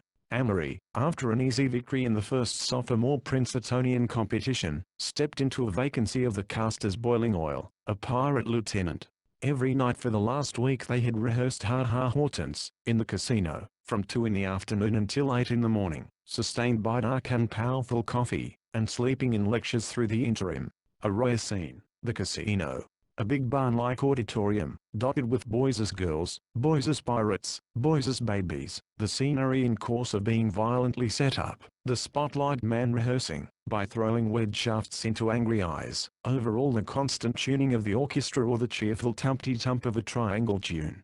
The boy who writes the lyrics stands in the corner, biting a pencil, with 20 minutes to think of an encore. The business manager argues with the secretary as to how much money can be spent on those damn milkmaid costumes the old graduate, president in '98, perches on a box, and thinks how much simpler it was in his day.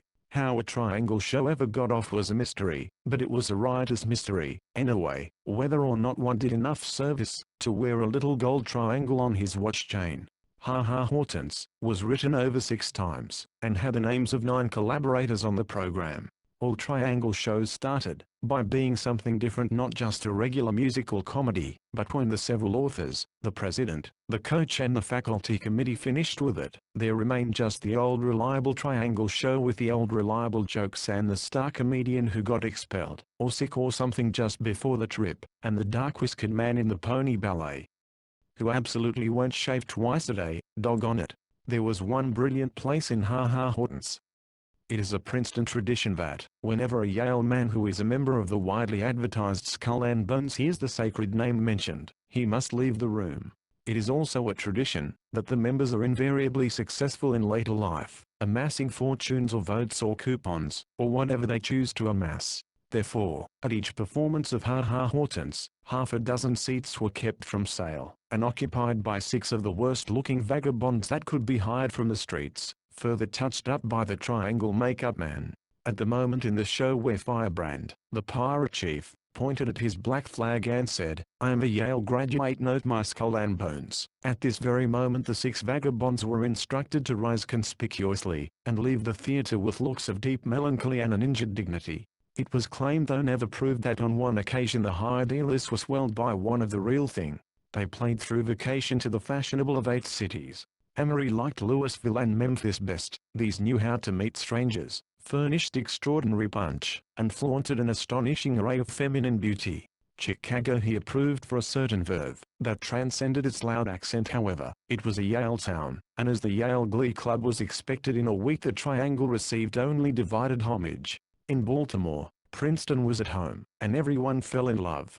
There was a proper consumption of strong waters all along the line. One man invariably went on the stage highly stimulated, claiming that his particular interpretation of the part required it. There were 3 private cars. However, no one slept except in the 3rd car, which was called the animal car, and where were herded the spectacled windjammers of the orchestra. Everything was so hurried that there was no time to be bored, but when they arrived in Philadelphia, with vacation nearly over, there was rest in getting out of the heavy atmosphere of flowers and grease paint, and the ponies took off their corsets with abdominal pains and sighs of relief. When the disbanding came, Amory set out post-haste for Minneapolis, for Sally Weatherby's cousin, Isabel Borge, was coming to spend the winter in Minneapolis, while her parents went abroad. He remembered Isabel only as a little girl with whom he had played sometimes, when he first went to Minneapolis. She had gone to Baltimore to live, but since then she had developed a past. Amory was in full stride, confident, nervous, and jubilant. Scurrying back to Minneapolis, to see a girl he had known as a child seemed the interesting and romantic thing to do, so without compunction he wired his mother not to expect him, sat in the train, and thought about himself for 36 hours. Petting. On the Triangle trip Amory had come into constant contact with that great current American phenomenon, the petting party. None of the Victorian mothers, and most of the mothers were Victorian, had any idea how casually their daughters were accustomed to be kissed. "Servant girls are that way," says Mrs. Houston Carmelite to her popular daughter. "They are kissed first, and proposed to afterward." But the popular daughter becomes engaged every 6 months between 16 and 22, when she arranges a match with young Hambell, of Campbell and Hambell, who fatuously considers himself her first love, and between engagements the P500. She is selected by the cut-in system at dances, which favors the survival of the fittest, has other sentimental last kisses in the moonlight, or the firelight, or the outer darkness. Amory saw girls doing things that even in his memory would have been impossible, eating 3 o'clock after dance suppers in impossible cafes, talking of every side of life with an air half of earnestness, half of mockery, yet with a furtive excitement that Amory considered stood for a real moral letdown. But he never realized how widespread it was, until he saw the cities between New York and Chicago as one vast juvenile intrigue. Afternoon at the plaza, with winter twilight hovering outside, and faint drums downstairs, they strut and fret in the lobby, taking another cocktail, scrupulously attired and waiting. Then the swinging doors revolve and 3 bundles of firm in. The theater comes afterward, then a table at the midnight frolic. Of course, mother will be along there, but she will serve, only to make things more secretive and brilliant as she sits in solitary state at the deserted table, and thinks such entertainments as this are not half so bad as they are painted, only rather wearying. But the P500 is in love again. It was odd, wasn't it, that though there was so much room left in the taxi, the P500 and the boy from Williams were somehow crowded out, and had to go in a separate car. Odd. Didn't you notice how flush the P500 was when she arrived just 7 minutes late? But the P500 gets away with it. The bell had become the flirt had become the baby vamp. The bell had 5 or 6 callers every afternoon. If the P500, by some strange accident, has 2, it is made pretty uncomfortable for the one who hasn't a date with her. The bell was surrounded by a dozen men in the intermissions between dances. Try to find the P500 between dances, just try to find her. The same girl, deep in an atmosphere of jungle music and the questioning of moral codes. Amory found it rather fascinating to feel that any popular girl he met before 8 he might quite possibly kiss before 12. "Why on earth are we here?" he asked the girl with the green combs one night as they sat in someone's limousine, outside the country club in Louisville. "I don't know. I'm just full of the devil. Let's be frank, we'll never see each other again. I wanted to come out here with you, because I thought you were the best looking girl in sight. You really don't care whether you ever see me again, do you? No, but is this your line for every girl? What have I done to deserve it? And you didn't feel tired dancing, or want a cigarette or any of the things you said? You just wanted to be." "Oh, let's go in," she interrupted. "If you want to analyze, let's not talk about it." When the hand-knit, sleeveless jerseys were stylish, Amory, in a burst of inspiration, named them petting shirts. The name traveled from coast to coast on the lips of parlor snakes and P500'S. Descriptive. Amory was now 18 years old, just under 6 feet tall and exceptionally, but not conventionally, handsome. He had rather a young face, the ingenuousness of which was marred by the penetrating green eyes, fringed with long dark eyelashes. He lacked somehow that intense animal magnetism that so often accompanies beauty in men or women. His personality seemed rather a mental thing, and it was not in his power to turn it on and off like a water faucet. But people never forgot his face. Isabel. She paused at the top of the staircase. The sensations attributed to divers on springboards, leading ladies on opening nights, and lumpy, husky young men on the day of the big game, crowded through her. She should have descended to a burst of drums or a discordant blend of themes from Ties and Carmen. She had never been so curious about her appearance. She had never been so satisfied with it. She had been 16 years old for 6 months. "Isabel," called her cousin Sally from the doorway of the dressing room. "I'm ready." She caught a slight lump of nervousness in her throat. "I had to send back to the house for another pair of slippers. It'll be just a minute." Isabel started toward the dressing room for a last peek in the mirror, but something decided her to stand there and gaze down the broad stairs of the Minetta Club. They curved tantalizingly, and she could catch just a glimpse of two pairs of masculine feet in the hall below. Pump shot in uniform black, they gave no hint of identity, but she wondered eagerly if one pair were attached to Amory Blaine. This young man, not as yet encountered, had nevertheless taken up a considerable part of her day the first day of her arrival. Coming up in the machine from the station, Sally had volunteered, amid a rain of question, comment, revelation, and exaggeration. "You remember Amory Blaine, of course. Well, he's simply mad to see you again. He stayed over a day from college, and he's coming tonight. He's heard so much about you, says he remembers your eyes." This had pleased Isabel. It put them on equal terms, although she was quite capable of staging her own romances, with or without advance advertising.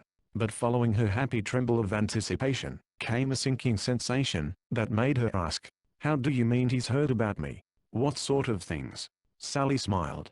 She felt rather in the capacity of a showman with her more exotic cousin. "He knows you're considered beautiful and all that." She paused. "And I guess he knows you've been kissed." At this Isabel's little fist had clenched suddenly under the fur robe. She was accustomed to be thus followed by her desperate past, and it never failed to rouse in her the same feeling of resentment, yet in a strange town it was an advantageous reputation. She was a speed, was she? Well, let them find out. Out of the window Isabel watched the snow glide by in the frosty morning. It was ever so much colder here than in Baltimore, she had not remembered. The glass of the side door was iced, the windows were showed with snow in the corners. Her mind played still with one subject. Did he dress like that boy there, who walked calmly down a bustling business street, in moccasins and winter carnival costume? How very Western. Of course he wasn't that way. He went to Princeton, was a sophomore or something. Really, she had no distinct idea of him. An ancient snapshot she had preserved in an old Kodak book had impressed her by the big eyes, which he had probably grown up to by now. However, in the last month, when her winter visit to Sally had been decided on, he had assumed the proportions of a worthy adversary. Children, most astute of matchmakers, plot their campaigns quickly, and Sally had played a clever correspondence sonata to Isabel's excitable temperament. Isabel had been for some time capable of very strong, if very transient emotions. They drew up at a spreading, white stone building, set back from the snowy street. Mrs. Weatherby greeted her warmly, and her various younger cousins were produced from the corners where they skulked politely. Isabel met them tactfully. At her best she lied all with whom she came in contact except older girls and some women. All the impressions she made were conscious. The half-dozen girls she renewed acquaintance with that morning were all rather impressed, and as much by her direct personality as by her reputation. Amory Blaine was an open subject. Evidently a bit light of love, neither popular nor unpopular. Every girl there seemed to have had an affair with him at some time or other, but no one volunteered any really useful information. He was going to fall for her. Sally had published that information to her young set, and they were retailing it back to Sally as fast as they set eyes on Isabel. Isabel resolved secretly that she would, if necessary, force herself to like him. She owed it to Sally. Suppose she were terribly disappointed. Sally had painted him in such glowing colors. He was good-looking, sort of distinguished, when he wants to be, had a line, and was promptly inconstant. In fact, he summed up all the romance that her age and environment led her to desire. She wondered if those were his dancing shoes that fox-trotted tentatively around the soft rug below. All impressions, and, in fact, all ideas were extremely kaleidoscopic to Isabel. She had that curious mixture of the social and the artistic temperaments found often in two classes, society women and actresses. Her education, or, rather, her sophistication, had been absorbed from the boys who had dangled on her favor. Her tact was instinctive, and her capacity for love affairs was limited only by the number of the susceptible within telephone distance. Flirt smiled from her large black-brown eyes, and shone through her intense physical magnetism. So she waited at the head of the stairs that evening, while slippers were fetched. Just as she was growing impatient, Sally came out of the dressing room, beaming with her accustomed good nature and high spirits, and together they descended to the floor below, while the shifting searchlight of Isabel's mind flashed on two ideas. She was glad she had high color tonight, and she wondered if he danced well. Downstairs, in the club's great room, she was surrounded for a moment by the girls she had met in the afternoon. Then she heard Sally's voice repeating a cycle of names, and found herself bowing to a sextet of black and white, terribly stiff, vaguely familiar figures. The name Blaine figured somewhere, but at first she could not place him. A very confused, very juvenile moment of awkward backings and bumpings followed, and everyone found himself talking to the person he least desired to. Isabel maneuvered herself and Froggy Parker, freshman at Harvard, with whom she had once played hopscotch, to a seat on the stairs. A humorous reference to the past was all she needed. The things Isabel could do socially with one idea were remarkable. First, she repeated it rapturously in an enthusiastic contralto with a soupçon of southern accent. Then she held it off at a distance, and smiled at it her wonderful smile. Then she delivered it in variations, and played a sort of mental catch with it, all this in the nominal form of dialogue. Froggy was fascinated, and quite unconscious, that this was being done, not for him, but for the green eyes, that glistened under the shining carefully watered hair, a little to her left, for Isabel had discovered Amory. As an actress even in the fullest flush of her own conscious magnetism gets a deep impression of most of the people in the front row, so Isabel sized up her antagonist. First, he had auburn hair, and from her feeling of disappointment she knew that she had expected him to be dark, and of Garter advertisement slenderness. For the rest, a faint flush and a straight, romantic profile, the effect set off by a close-fitting dress suit and a silk ruffled shirt of the kind that women still delight to see men wear, but men were just beginning to get tired of. During this inspection Amory was quietly watching. "Don't you think so?" she said suddenly, turning to him, innocent-eyed. There was a stir, and Sally led the way over to their table. Amory struggled to Isabel's side, and whispered, "You're my dinner partner, you know. We're all coached for each other." Isabel gasped. This was rather right in line. But really she felt as if a good speech had been taken from the star and given to a minor character. She mustn't lose the leadership a bit. The dinner table glittered with laughter at the confusion of getting places, and then curious eyes were turned on her, sitting near the head. She was enjoying this immensely, and Froggy Parker was so engrossed with the added sparkle of her rising color, that he forgot to pull out Sally's chair, and fell into a dim confusion. Amory was on the other side, full of confidence and vanity, gazing at her in open admiration. He began directly, and so did Froggy. "I've heard a lot about you, since you wore braids. Wasn't it funny this afternoon?" Both stopped. Isabel turned to Amory shyly. Her face was always enough answer for anyone, but she decided to speak. "How from whom?" "From everybody for all the years, since you've been away." She blushed appropriately. On her right Froggy was hors de combat already, although he hadn't quite realized it. "I'll tell you what I remembered about you all these years," Amory continued. She leaned slightly toward him, and looked modestly at the celery before her. Froggy sighed. He knew Amory, and the situations that Amory seemed born to handle. He turned to Sally, and asked her if she was going away to school next year. Amory opened with grape shot. "I've got an adjective that just fits you." This was one of his favorite starts. He seldom had a word in mind, but it was a curiosity provoker, and he could always produce something complimentary, if he got in a tight corner. "Oh, what?" Isabel's face was a study in enraptured curiosity. Amory shook his head. "I don't know you very well yet. Will you tell me afterward?" she half whispered. He nodded. "We'll sit out." Isabel nodded. "Did anyone ever tell you, you have keen eyes?" she said. Amory attempted to make them look even keener. He fancied, but he was not sure, that her foot had just touched his under the table. But it might possibly have been only the table leg. It was so hard to tell. Still it thrilled him. He wondered quickly if there would be any difficulty in securing the little den upstairs. Babes in the woods. Isabel and Amory were distinctly not innocent, nor were they particularly brazen. Moreover, amateur standing had very little value in the game they were playing, a game that would presumably be her principal study for years to come. She had begun as he had, with good looks and an excitable temperament, and the rest was the result of accessible popular novels and dressing-room conversation culled from a slightly older set. Isabel had walked with an artificial gait at 9.5, and when her eyes, wide and starry, proclaimed the ingenuoust, Amory was proportionately less deceived. He waited for the mask to drop off, but at the same time he did not question her right to wear it. She, on her part, was not impressed by his studied air of blasé sophistication. She had lived in a larger city, and had slightly an advantage in range. but she accepted his pose. It was one of the dozen little conventions of this kind of affair.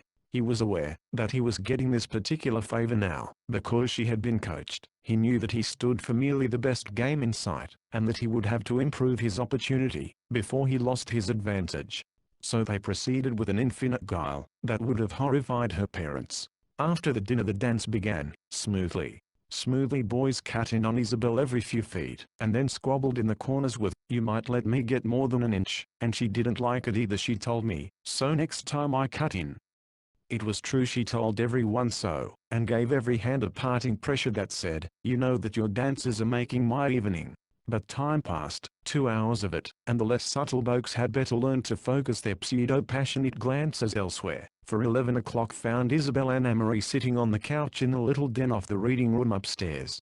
She was conscious that they were a handsome pair, and seemed to belong distinctively in this seclusion, while lesser lights fluttered and chattered downstairs. Boys who passed the door looked in enviously. Girls who passed only laughed and frowned, and grew wise within themselves.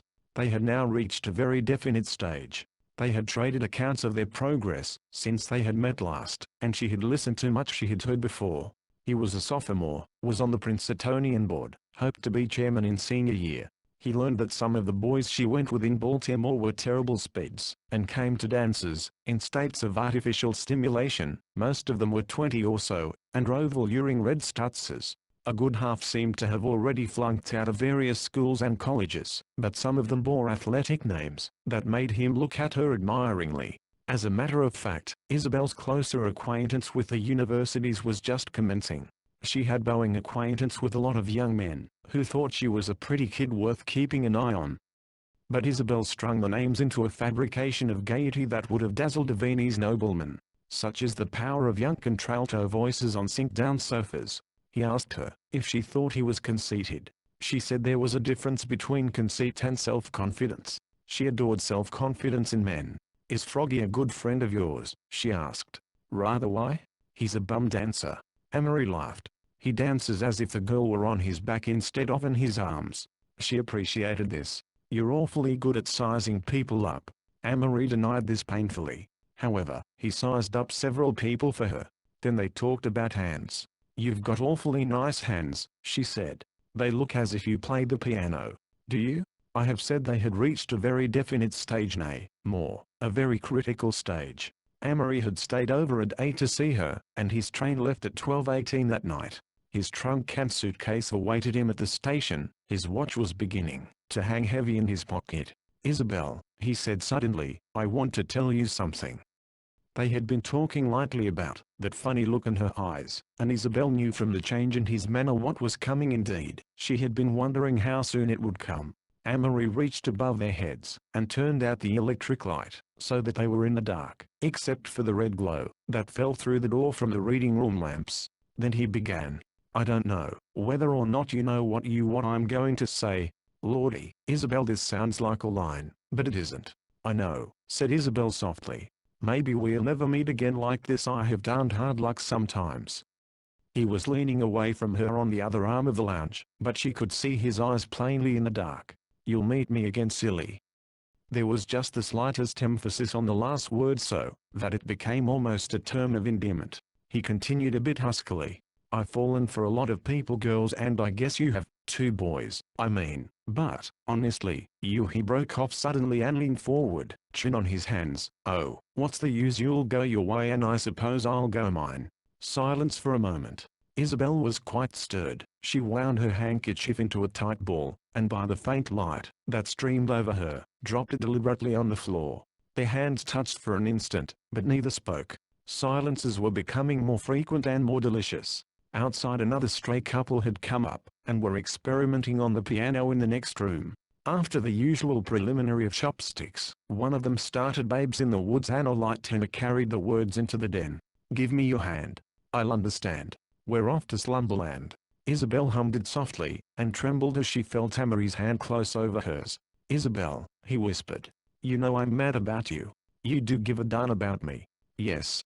How much do you care? Do you like anyone better?" "No." He could scarcely hear her, although he bent so near that he felt her breath against his cheek. Isabel, I'm going back to college for 6 long months, and why shouldn't we? If I could only just have one thing to remember you by. Close the door. Her voice had just stirred, so that he half wondered whether she had spoken at all. As he swung the door softly shut, the music seemed quivering just outside. Moonlight is bright. Kiss me goodnight. What a wonderful song. She thought everything was wonderful tonight, most of all this romantic scene in the den, with their hands clinging, and the inevitable looming charmingly close. The future vista of her life seemed an unending succession of scenes like this, under moonlight and pale starlight, and in the backs of warm limousines, and in low cozy roadsters stopped under sheltering trees. Only the boy might change, and this one was so nice. He took her hand softly. With a sudden movement he turned it, and, holding it to his lips, kissed the palm. Isabel. His whisper blended in the music, and they seemed to float nearer together. Her breath came faster. Can't I kiss you, Isabel? Isabel? Lips half parted, she turned her head to him in the dark. Suddenly the ring of voices, the sound of running footsteps surged toward them. Quick as a flash Amory reached up, and turned on the light, and when the door opened and 3 boys, the wrathy and dance-craving Froggy among them, rushed in, he was turning over the magazines on the table, while she sat without moving, serene and unembarrassed, and even greeted them with a welcoming smile. But her heart was beating wildly, and she felt somehow, as if she had been deprived. It was evidently over. There was a clamor for a dance, there was a glance that passed between them, on his side despair, on hers regret, and then the evening went on, with the reassured Boaks and the eternal cutting in. At 11:45 Amory shook hands with her gravely, in the midst of a small crowd assembled to wish him Godspeed. For an instant he lost his voice, and she felt a bit rattled when a satirical voice from a concealed wit cried, "Take her outside, Amory." As he took her hand he pressed it a little, and she returned the pressure as she had done to 20 hands. That evening that was all. At 2 o'clock back at the Weatherby, Sally asked her if she and Amory had had a time in the den. Isabel turned to her quietly. In her eyes was the light of the idealist, the inviolate dreamer of Joan-like dreams. "No," she answered. "I don't do that sort of thing anymore. He asked me to, but I said no." As she crept in bed she wondered what he'd say in his special delivery tomorrow. He had such a good-looking mouth. Would she ever? 14 angels were watching over them, sang Sally sleepily from the next room. "Damn," muttered Isabel, punching the pillow into a luxurious lump, and exploring the cold sheets cautiously. "Damn." Carnival. Amory, by way of the Princetonian, had arrived. The minor snobs, finely balanced thermometers of success, warmed to him as the club elections grew nigh, and he and Tom were visited by groups of upperclassmen who arrived awkwardly, balanced on the edge of the furniture, and talked of all subjects, except the one of absorbing interest. Amory was amused at the intent eyes upon him, and, in case the visitors represented some club in which he was not interested, took great pleasure in shocking them with unorthodox remarks. "So, let me see," he said one night to a flabbergasted delegation, "what club do you represent?" With visitors from Ivy and Cottage and Tiger, and he played the nice, unspoiled, ingenuous boy, very much at ease and quite unaware of the object of the call. When the fatal morning arrived, early in March, and the campus became a document in hysteria, he slid smoothly into Cottage with Alec Carnage, and watched his suddenly neurotic class with much wonder. There were fickle groups that jumped from club to club. There were friends of 2 or 3 days who announced tearfully and wildly that they must join the same club. Nothing should separate them. There were snarling disclosures of long-hidden grudges as the suddenly prominent remembered snubs of freshman year. Unknown men were elevated into importance when they received certain coveted bids. Others who were considered all set found that they had made unexpected enemies, felt themselves stranded and deserted, talked wildly of leaving college. In his own crowd Amory saw men kept out for wearing green hats, for being a damn tailor's dummy, for having too much pull in heaven, for getting drunk one night not like a gentleman, by God, or for unfathomable secret reasons known to no one but the wielders of the black balls. This orgy of sociability culminated in a gigantic party at the Nassau Inn, where punch was dispensed from immense bowls, and the whole downstairs became a delirious, circulating, shouting pattern of faces and voices. "Hi, Debbie, gratulations. Good boy, Tom, you got a good bunch in cap. Say, Kerry. Oh, Kerry, I hear you went Tiger with all the weightlifters." "Well, I didn't go Cottage, the parlor snake's delight. They say Overton fainted when he got his Ivy bid." "Did he sign up the first day?" "Oh, no. Tore over to Murray Dodge on a bicycle, afraid it was a mistake. How'd you get into Capueldrewe? Gratulations. Gratulations yourself. Here you got a good crowd. When the bar closed, the party broke up into groups and streamed, singing, over the snow-clad campus, in a weird delusion, that snobbishness and strain were over at last, and that they could do what they pleased for the next 2 years. Long afterward, Amory thought of sophomore spring as the happiest time of his life. His ideas were in tune with life as he found it. He wanted no more than to drift, and dream and enjoy a dozen newfound friendships through the April afternoons. Alec Carnage came into his room one morning, and woke him up into the sunshine and peculiar glory of Campbell Hall shining in the window. Wake up, original sin, and scrape yourself together. Be in front of Renwick's in half an hour. Somebody's got a car. He took the bureau cover and carefully deposited it, with its load of small articles, upon the bed. Where'd you get the car? Demanded Amory cynically. Sacred trust, but don't be a critical goofer, or you can't go. I think I'll sleep, Amory said calmly, resettling himself and reaching beside the bed for a cigarette. Sleep? Why not? I've got a class at 11:30. You damned gloom. Of course, if you don't want to go to the coast. With a bound, Amory was out of bed, scattering the bureau cover's burden on the floor. The coast, he hadn't seen it for years, since he and his mother were on their pilgrimage. Who's going? He demanded as he wriggled into his BVDs. Oh, Dick Humbird and Kerry Holiday and Jesse Ferrenby and about 5 or 6. Speed it up, kid. In 10 minutes Amory was devouring cornflakes in Renwick's, and at 9:30 they bowled happily out of town, headed for the sands of Deal Beach. You see, said Kerry, the car belongs down there. In fact, it was stolen from Asbury Park by persons unknown, who deserted it in Princeton, and left for the west. Heartless Humbird here got permission from the city council to deliver it. Anybody got any money? Suggested Ferrenby, turning around from the front seat. There was an emphatic negative chorus. That makes it interesting. Money? What's money? We can sell the car. Charge him salvage or something. How are we going to get food? Asked Amory. Honestly, answered Kerry, eyeing him reprovingly. Do you doubt Kerry's ability for 3 short days? Some people have lived on nothing for years at a time. Read the Boy Scout Monthly. 3 days, Amory mused, and I've got classes. One of the days is the Sabbath.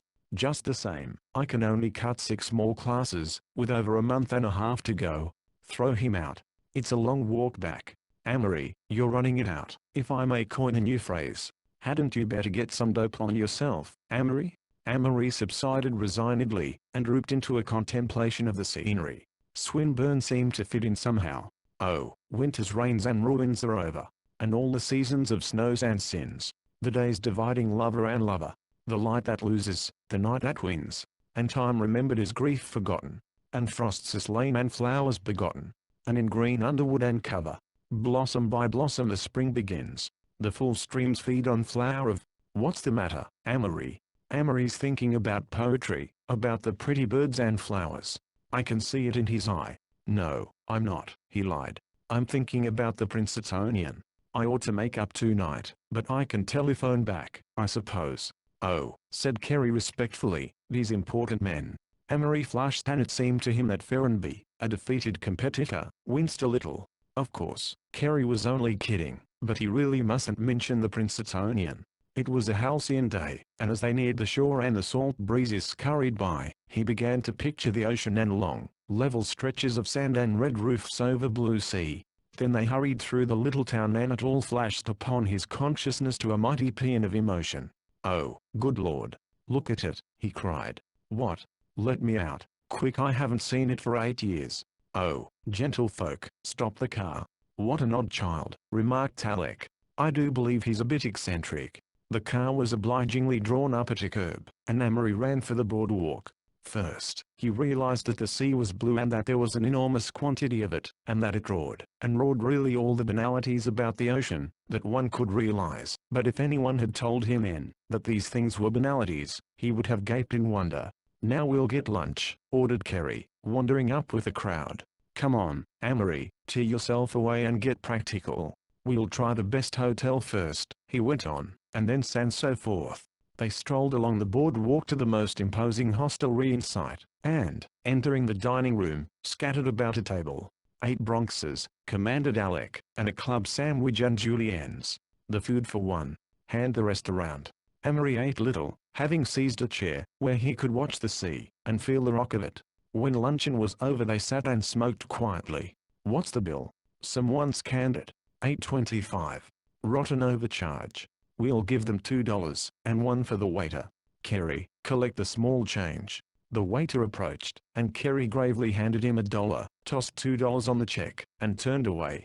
They sauntered leisurely toward the door, pursued in a moment by the suspicious Ganymede. Some mistake, sir. Kerry took the bill, and examined it critically. No mistake, he said, shaking his head gravely, and, tearing it into 4 pieces, he handed the scraps to the waiter, who was so dumbfounded that he stood motionless and expressionless while they walked out. Won't he send after us? No, said Kerry. For a minute he'll think we're the proprietor's sons or something, then he'll look at the check again, and call the manager, and in the meantime. They left the car at Tasbury and streetcared to Allenhurst, where they investigated the crowded pavilions for beauty. At 4 there were refreshments and lunchroom, and this time they paid an even smaller percent on the total cost. Something about the appearance and savoir-faire of the crowd made the thing go, and they were not pursued. You see, Amory, we're Marx and socialists, explained Kerry. We don't believe in property, and we're putting it to the great test. Night will descend, Amory suggested. Watch, and put your trust in Holiday. They became jovial about 5:30, and, linking arms, strolled up and down the boardwalk in a row, chanting a monotonous ditty about the sad sea waves. Then Kerry saw a face in the crowd that attracted him, and, rushing off, reappeared in a moment with one of the homeliest girls Amory had ever set eyes on. Her pale mouth extended from ear to ear, her teeth projected in a solid wedge, and she had little squinty eyes that peeped ingratiatingly over the side sweep of her nose. Kerry presented them formally. Name of Kaluka, Hawaiian Queen. Let me present Messrs. Carnage, Sloane, Humbird, Ferrenby, and Blaine. The girl bobbed courtesies all around. Poor creature, Amory supposed she had never before been noticed in her life. Possibly she was half-witted. While she accompanied them, Kerry had invited her to supper. She said nothing which could discountenance such a belief. She prefers her native dishes, said Alec gravely to the waiter, but any coarse food will do. All through supper he addressed her in the most respectful language, while Kerry made idiotic love to her on the other side, and she giggled and grinned. Amory was content to sit and watch the byplay, thinking what a light touch Kerry had, and how he could transform the barest incident into a thing of curve and contour. They all seemed to have the spirit of it more or less, and it was a relaxation to be with them. Amory usually liked men individually, yet feared them in crowds, unless the crowd was around him. He wondered how much each one contributed to the party, for there was somewhat of a spiritual tax levied. Alec and Kerry were the life of it, but not quite the center.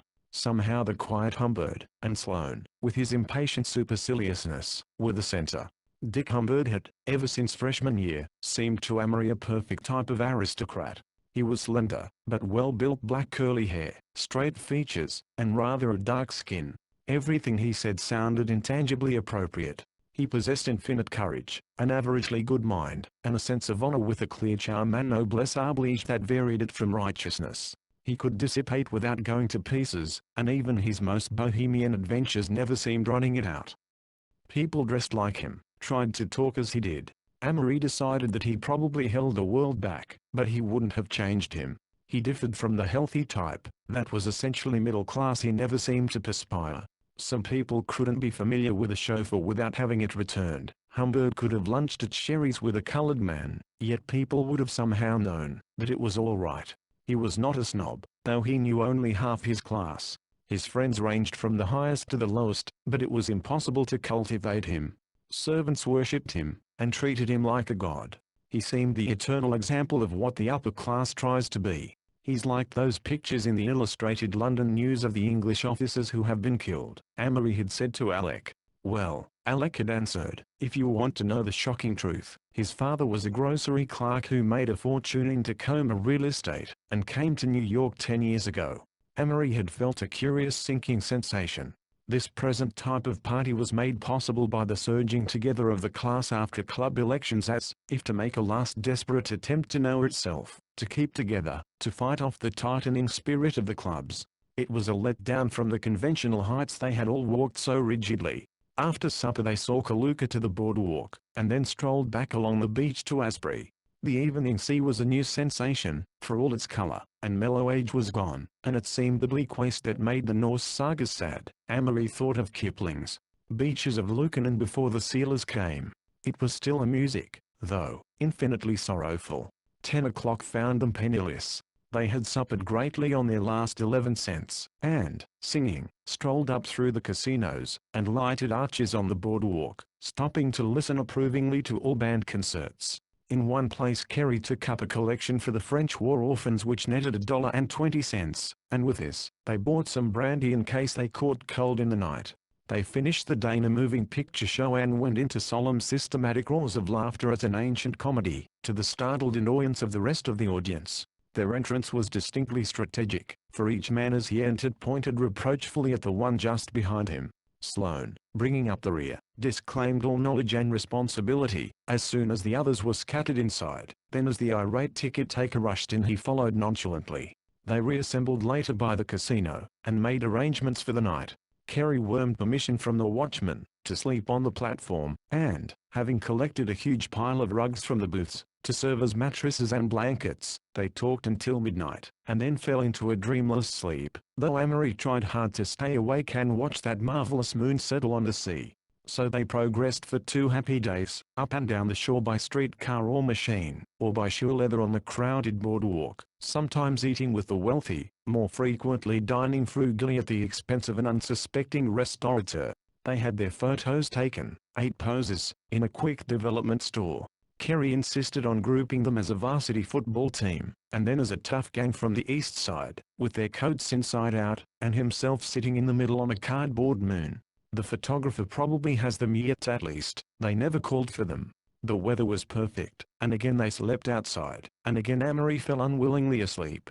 Sunday broke stolid and respectable, and even the sea seemed to mumble and complain, so they returned to Princeton via the fords of transient farmers, and broke up with coals in their heads, but otherwise none the worse for wandering.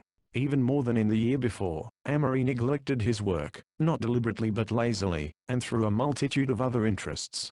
Coordinate geometry and the melancholy hexameters of Cornhill and Racine held forth small arguments, and even psychology, which he had eagerly awaited, proved to be a dull subject full of muscular reactions and biological phrases, rather than the study of personality and influence. That was a noon class, and it always sent him dozing. Having found that subjective and objective, sir, answered most of the questions, he used the phrase on all occasions, and it became the class joke when, on a query being leveled at him, he was nudged awake by Ferrenby or Sloane to gasp it out. Mostly there were parties to Orange or the Shore, more rarely to New York and Philadelphia, though one night they marshaled 14 waitresses out of Childs, and took them to ride down Fifth Avenue on top of an autobus. They all cut more classes than were allowed, which meant an additional course the following year, but spring was too rare to let anything interfere with their colorful ramblings. In May Amory was elected to the sophomore prom committee, and when after a long evening's discussion with Alec they made out a tentative list of class probabilities for the senior council, they placed themselves among the surest. The senior council was composed presumably of the 18 most representative seniors, and in view of Alec's football managership and Amory's chance of nosing out Burn Holiday as Princetonian chairman, they seemed fairly justified in this presumption. Oddly enough, they both placed D'Invilliers as among the possibilities, a guess that a year before the class would have gaped at. All through the spring Amory had kept up an intermittent correspondence with Isabel Borge, punctuated by violent squabbles, and chiefly enlivened by his attempts to find new words for love. He discovered Isabel to be discreetly and aggravatingly unsentimental in letters, but he hoped against hope that she would prove not too exotic a bloom to fit the large spaces of spring as she had fitted the den in the Minnehaha Club. During May he wrote 30-page documents almost nightly, and sent them to her in bulky envelopes exteriorly labeled Part I and Part II. "Oh, Alec, I believe I'm tired of college," he said sadly, as they walked at dusk together. "I think I am too, in a way. All I'd like would be a little home in the country, some warm country, and a wife, and just enough to do to keep from rotting." "Me, too. I'd like to quit. What does your girl say?" "Oh." Amory gasped in horror. "She wouldn't think of marrying, that is, not now. I mean the future, you know. My girl would. I'm engaged." "Are you really?" "Yes. Don't say a word to anybody please, but I am. I may not come back next year." "But you're only 20. Give up college? Why, Amory, you were saying a minute ago. Yes, Amory interrupted, but I was just wishing. I wouldn't think of leaving college. It's just that I feel so sad these wonderful nights. I sort of feel they are never coming again, and I'm not really getting all I could out of them. I wish my girl lived here. But marry not a chance. Especially as father says the money isn't forthcoming as it used to be. What a waste these nights are, agreed Alec. But Amory sighed, and made use of the nights. He had a snapshot of Isabel, enshrined in an old watch, and at 8 almost every night he would turn off all the lights, except the desk lamp, and, sitting by the open windows with the picture before him, write her rapturous letters. Oh, it's so hard to write you what I really feel when I think about you so much. You've gotten to mean to me a dream that I can't put on paper anymore. Your last letter came and it was wonderful. I read it over about 6 times, especially the last part, but I do wish, sometimes, you'd be more frank and tell me what you really do think of me, yet your last letter was too good to be true, and I can hardly wait until June. Be sure and be able to come to the prom. It'll be fine, I think, and I want to bring you just at the end of a wonderful year. I often think over what you said on that night and wonder how much you meant. If it were anyone but you see I thought you were fickle the first time I saw you, and you were so popular, and everything that I can't imagine you really liking me best. Oh, Isabel, dear, it's a wonderful night. Somebody is playing Love Moon on a mandolin far across the campus, and the music seems to bring you into the window. Now he's playing Goodbye, Boys. I'm through, and how well it suits me, for I'm through with everything. I have decided never to take a cocktail again, and I know I'll never again fall in love. I couldn't. You've been too much a part of my days and nights to ever let me think of another girl. I meet them all the time and they don't interest me. I'm not pretending to be blasé, because it's not that. It's just that I'm in love. Oh, dearest Isabel, somehow I can't call you just Isabel, and I'm afraid I'll come out with the dearest before your family this June. You've got to come to the prom, and then I'll come up to your house for a day and everything'll be perfect. And so on in an eternal monotone that seemed to both of them infinitely charming, infinitely new. June came and the days grew so hot and lazy that they could not worry even about exams, but spent dreamy evenings on the Cordoff cottage, talking of long subjects until the sweep of country towards Stony Brook became a blue haze and the lilacs were white around tennis courts, and words gave way to silent cigarettes. Then down deserted Prospect, and along McCosh with song everywhere around them, up to the hot joviality of Nassau Street. Tom D'Invilliers and Amory walked late in those days. A gambling fever swept through the sophomore class, and they bent over the bones till 3 o'clock many a sultry night. After one session they came out of Sloane's room, to find the dew fallen, and the stars old in the sky.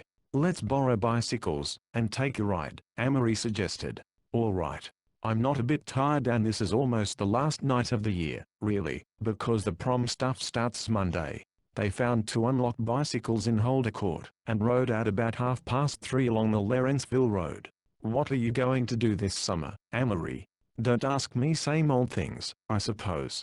A month or 2 in Lake Geneva. I'm counting on you to be there in July. You know then it'll be Minneapolis, and that means hundreds of summer hops, parlor snaking, getting bored. But oh, Tom, he added suddenly, hasn't this year been slick?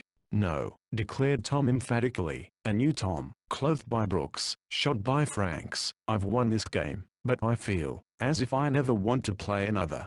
You're all right, you're a rubber ball, and somehow it suits you, but I'm sick of adapting myself to the local snobbishness of this corner of the world.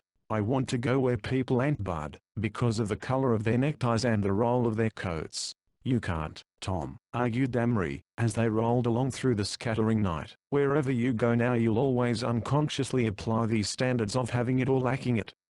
For better or worse we've stamped you, you're a Princeton type. Well, then, complained Tom, his cracked voice rising plaintively, why do I have to come back at all?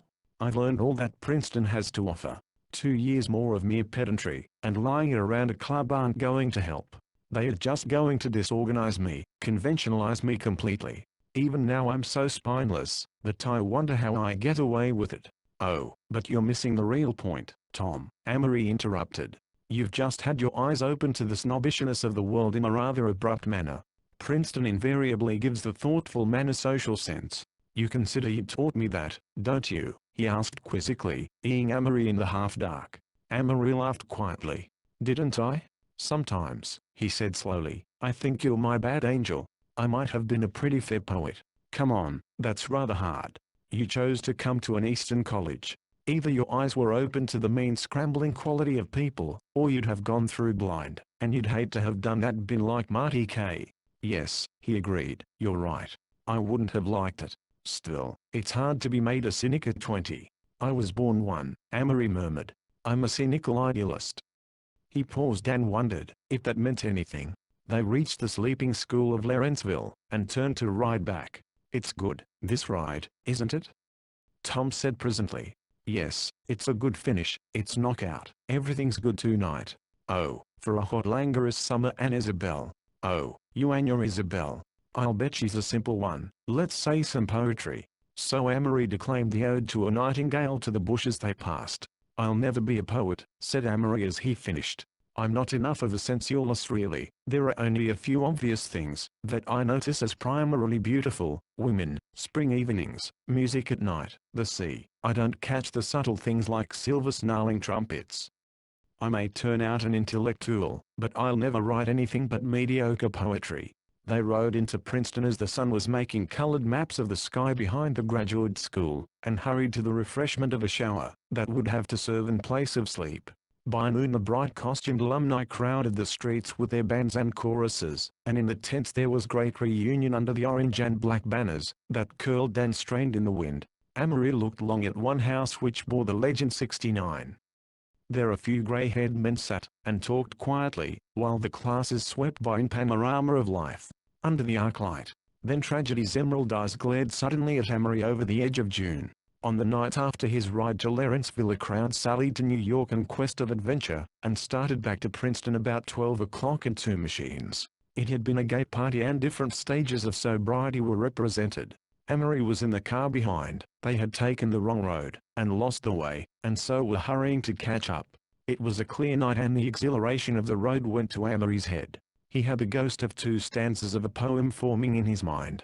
So the grey car crept nightward in the dark and there was no life stirred as it went by, as the still ocean paths before the shark-starred and glittering waterways, beauty high, the moon-swathed trees divided, pair on pair, while flapping nightbirds cried across the air.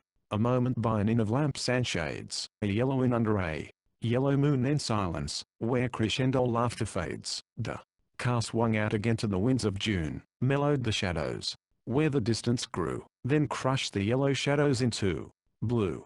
They jolted to a stop, and Amory peered up, startled. A woman was standing beside the road, talking to Alec at the wheel.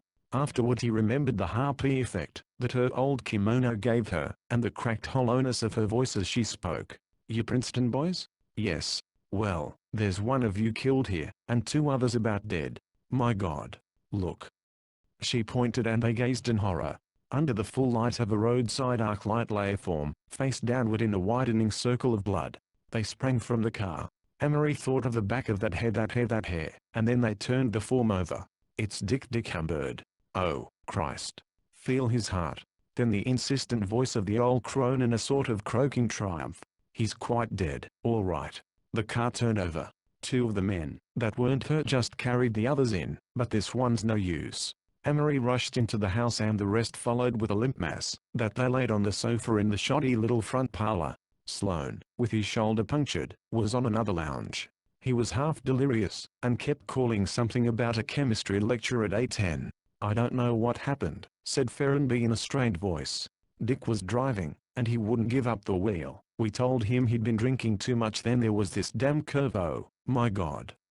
He threw himself face downward on the floor, and broke into dry sobs. The doctor had arrived, and Amory went over to the couch, where someone handed him a sheet to put over the body. With a sudden hardness, he raised one of the hands and let it fall back inertly.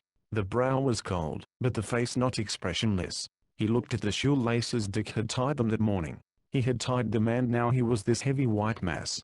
All that remained of the charm and personality of the Dick Humbird he had known. No, it was all so horrible and unaristocratic and close to the earth. All tragedy has that strain of the grotesque and squalid, so useless, futile, the way animals die.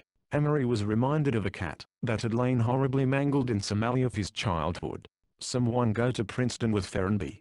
Amory stepped outside the door, and shivered slightly at the late-night wind that stirred a broken fender on the mass of bent metal to a plaintive tinny sound. Crescendo. Next day, by a merciful chance, passed in a whirl. When Amory was by himself, his thoughts zigzagged inevitably to the picture of that red mouth yawning incongruously in the white face, but with a determined effort he piled present excitement upon the memory of it, and shut it coldly away from his mind. Isabel and her mother drove into town at 4, and they rode up smiling Prospect Avenue, through the gay crowd, to have tea at Cottage. The clubs had their annual dinners that night, so at 7 he loaned her to a freshman, and arranged to meet her in the gymnasium at 11, when the upperclassmen were admitted to the freshman dance. She was all he had expected, and he was happy and eager to make that night the center of every dream. At 9 the upper classes stood in front of the clubs as the freshman torchlight parade rioted past, and Amory wondered if the dress suited groups against the dark, stately backgrounds and under the flare of the torches made the night as brilliant to the staring, cheering freshmen as it had been to him the year before. The next day was another whirl. They lunched in a gay party of 6 in a private dining room at the club, while Isabel and Amory looked at each other tenderly over the fried chicken, and knew that their love was to be eternal. They danced away the prom until 5, and the stags cut in on Isabel with joyous abandon, which grew more and more enthusiastic as the hour grew late, and their wines, stored in overcoat pockets in the coat room, made old weariness wait until another day. The stag line is a most homogeneous mass of men. It fairly sways with a single soul. A dark-haired beauty dances by, and there is a half-gasping sound as the ripple surges forward, and someone sleeker than the rest darts out and cuts in. Then when the 6-foot girl, brought by Kay in your class, and to whom he has been trying to introduce you all evening, gallops by, the line surges back, and the groups face about, and become intense on far corners of the hall, for Kay, anxious and perspiring, appears elbowing through the crowd in search of familiar faces. I say, old man, I've got an awfully nice, sorry, Kay, but I'm set for this one. I've got to cut in on a fella. Well, the next one? What I swear I've got to go cut in, look me up, when she's got a dance free. It delighted Amory, when Isabel suggested that they live for a while and drive around in her car. For a delicious hour, that passed too soon, they glided the silent roads about Princeton, and talked from the surface of their hearts in shy excitement. Amory felt strangely ingenuous, and made no attempt to kiss her. Next day they rode up through the Jersey country, had luncheon in New York, and in the afternoon, went to see a problem play at which Isabel wept all through the second act, rather to Amory's embarrassment, though it filled him with tenderness to watch her. He was tempted to lean over, and kiss away her tears, and she slipped her hand into his under cover of darkness to be pressed softly. Then at 6 they arrived at the Borgias' summer place on Long Island, and Amory rushed upstairs to change into a dinner coat. As he put in his studs he realized that he was enjoying life as he would probably never enjoy it again. Everything was hallowed by the haze of his own youth. He had arrived, abreast of the best in his generation at Princeton. He was in love, and his love was returned. Turning on all the lights, he looked at himself in the mirror, trying to find in his own face the qualities that made him see clearer than the great crowd of people, that made him decide firmly, and able to influence and follow his own will. There was little in his life, now that he would have changed. Oxford might have been a bigger field. Silently he admired himself. How conveniently well he looked, and how well a dinner coat became him. He stepped into the hall, and then waited at the top of the stairs, for he heard footsteps coming. It was Isabel, and from the top of her shining hair to her little golden slippers she had never seemed so beautiful. "Isabel," he cried, half involuntarily, and held out his arms. As in the storybooks, she ran into them, and on that half-minute, as their lips first touched, rested the high point of vanity, the crest of his young egotism. Chapter 3. The egotist considers. Ouch. Let me go. He dropped his arms to his sides. What's the matter? Your shirt stud, it hurt me, look. She was looking down at her neck, where a little blue spot about the size of a pea marked its pallor. Oh, Isabel, he reproached himself, I'm a goofer. Really, I'm sorry, I shouldn't have held you so close. She looked up impatiently. Oh, Amory, of course you couldn't help it, and it didn't hurt much, but what are we going to do about it?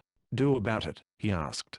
Oh, that spot, it'll disappear in a second. It isn't, she said, after a moment of concentrated gazing. It's still there and it looks like old Nico. Amory, what'll we do? It's just the height of your shoulder. Massage it, he suggested, repressing the faintest inclination to laugh. She rubbed it delicately with the tips of her fingers, and then a tear gathered in the corner of her eye, and slid down her cheek. Oh, Amory, she said despairingly, lifting up a most pathetic face. I'll just make my whole neck flame, if I rub it. What'll I do? A quotation sailed into his head, and he couldn't resist repeating it aloud. All the perfumes of Arabia will not whiten this little hand. She looked up, and the sparkle of the tear in her eye was like ice. You're not very sympathetic. Amory mistook her meaning. Isabel, darling, I think it'll. Don't touch me, she cried. Haven't I enough on my mind and you stand there and laugh? Then he slipped again. Well, it is funny, Isabel, and we were talking the other day about a sense of humor being. She was looking at him with something that was not a smile, rather the faint mirthless echo of a smile, in the corners of her mouth. Oh, shut up, she cried suddenly, and fled down the hallway toward her room. Amory stood there, covered with remorseful confusion. Damn. When Isabel reappeared she had thrown a light wrap about her shoulders, and they descended the stairs in a silence that endured through dinner. Isabel, he began rather testily, as they arranged themselves in the car, bound for a dance at the Greenwich Country Club. You're angry, and I'll be too, in a minute. Let's kiss and make up. Isabel considered glumly. I hate to be laughed at, she said finally. I won't laugh anymore. I'm not laughing now, am I? You did. Oh, don't be so darned feminine. Her lips curled slightly. I'll be anything I want. Amory kept his temper with difficulty. He became aware that he had not an ounce of real affection for Isabel, but her coldness piqued him. He wanted to kiss her a lot, because then he knew he could leave in the morning and not care. On the contrary, if he didn't kiss her, it would worry him. It would interfere vaguely with his idea of himself as a conqueror. It wasn't dignified to come off second best, pleading, with a doughty warrior like Isabel. Perhaps she suspected this. At any rate, Amory watched the night that should have been the consummation of romance glide by with great moths overhead and the heavy fragrance of roadside gardens, but without those broken words, those little sighs. Afterward they suppered on ginger ale and devil's food in the pantry, and Amory announced a decision. I'm leaving early in the morning. Why? Why not? He countered. There's no need. However, I'm going. Well, if you insist on being ridiculous. Oh, don't put it that way, he objected. Just because I won't let you kiss me. Do you think? Now, Isabel, he interrupted, you know it's not that even suppose it is. We've reached the stage where we either ought to kiss or nothing. It isn't as if you were refusing on moral grounds. She hesitated. I really don't know what to think about you, she began, in a feeble, perverse attempt at conciliation. You're so funny. How? Well, I thought you had a lot of self-confidence and all that. Remember you told me the other day that you could do anything you wanted, or get anything you wanted? Amory flushed. He had told her a lot of things. Yes. Well, you didn't seem to feel so self-confident tonight. Maybe you're just plain conceited. No, I'm not, he hesitated. At Princeton. Oh, you and Princeton. You'd think that was the world, the way you talk. Perhaps you can write better than anybody else on your old Princetonian. Maybe the freshmen think you're important. You don't understand. Yes, I do, she interrupted. I do, because you're always talking about yourself, and I used to like it. Now I don't. Have I tonight? That's just the point, insisted Isabel. You got all upset tonight. You just sat and watched my eyes. Besides, I have to think all the time I'm talking to you. You're so critical. I make you think, do I? Amory repeated with a touch of vanity. You're a nervous strain, this emphatically, and when you analyze every little emotion and instinct I just don't have. I know. Amory admitted her point and shook his head helplessly. Let's go. She stood up. He rose abstractedly, and they walked to the foot of the stairs. What train can I get? There's one about 9:11, if you really must go. Yes, I've got to go, really. Good night. Good night.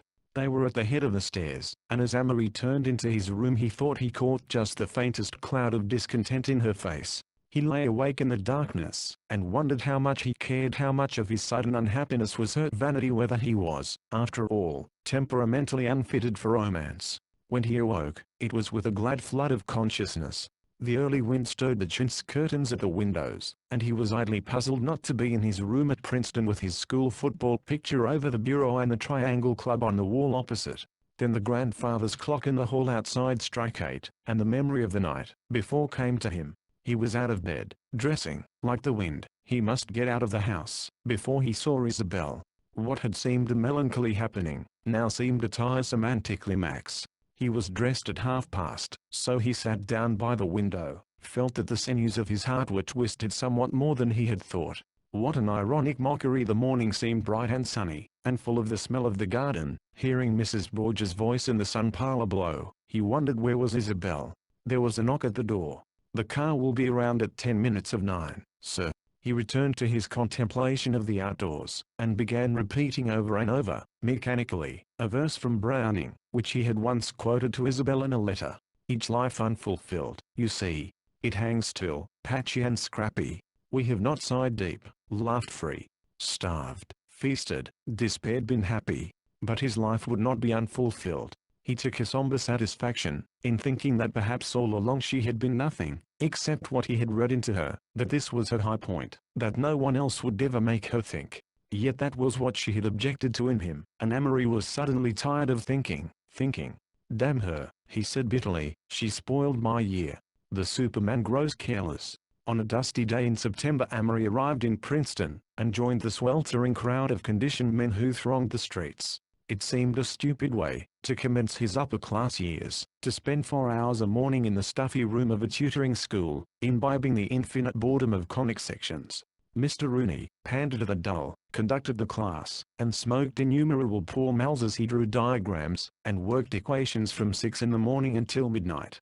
"Now, Languedoc, if I used that formula, where would my A point be?"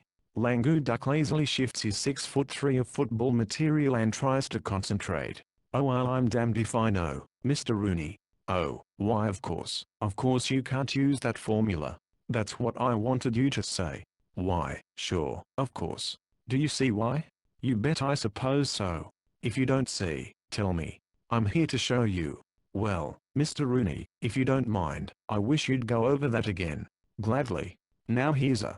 The room was a study in stupidity. 2 huge stands for paper, Mr. Rooney in his shirt sleeves in front of them, and slouched around on chairs, a dozen men. Fred Sloan, the pitcher, who absolutely had to get eligible. Slim Languedoc, who would beat Yale this fall, if only he could master a poor 50%. McDowell, gay young sophomore, who thought it was quite a sporting thing to be tutoring here with all these prominent athletes. "Those poor birds who haven't a cent to tutor, and have to study during the term are the ones I pity," he announced to Amory one day, with a flaccid camaraderie in the droop of the cigarette from his pale lips. "I should think it would be such a bore. There's so much else to do in New York during the term. I suppose they don't know what they miss, anyhow."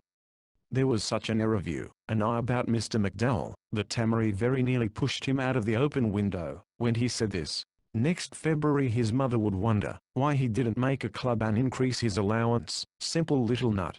Through the smoke and the air of solemn dense earnestness that filled the room would come the inevitable helpless cry. "I don't get it. Repeat that, Mr. Rooney."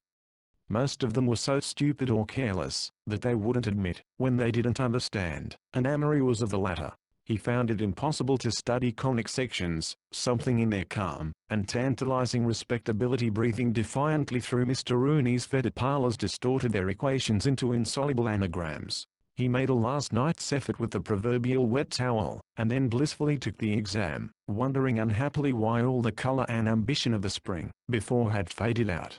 Somehow, with the defection of Isabel, the idea of undergraduate success had loosed its grasp on his imagination, and he contemplated a possible failure to pass off his condition with equanimity, even though it would arbitrarily mean his removal from the Princetonian board and the slaughter of his chances for the senior council. There was always his luck. He yawned, scribbled his honor pledge on the cover, and sauntered from the room. "If you don't pass it," said the newly arrived Alec as they sat on the window seats of Amory's room, and mused upon a scheme of wall decoration, "you're the world's worst goofer. Your stock will go down like an elevator at the club, and on the campus." "Oh, hell, I know it. Why rub it in? 'Cause you deserve it. Anybody that'd risk what you were in line for ought to be ineligible for Princetonian chairman." "Oh, drop the subject," Amory protested. Watch and wait and shut up.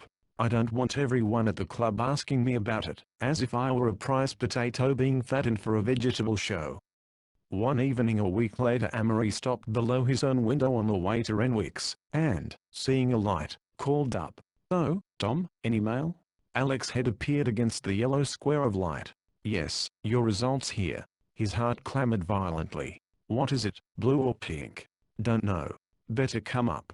He walked into the room and straight over to the table, and then suddenly noticed that there were other people in the room.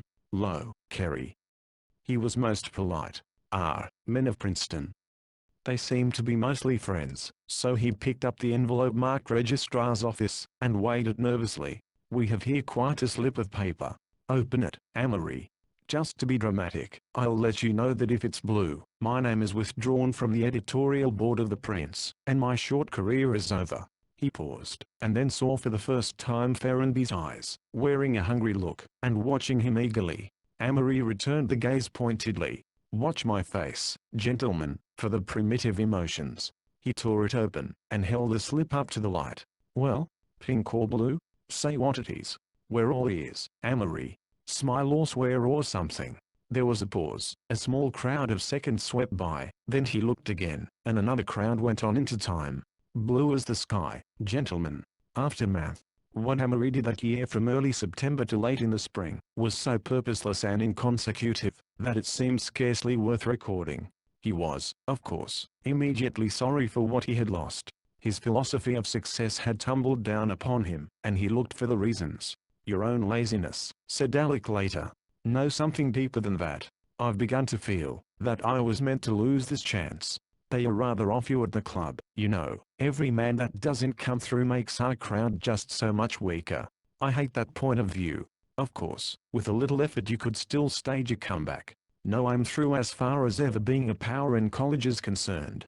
But, Amory, honestly, what makes me the angriest isn't the fact that you won't be chairman of the Prince and on the senior council, but just that you didn't get down and pass that exam."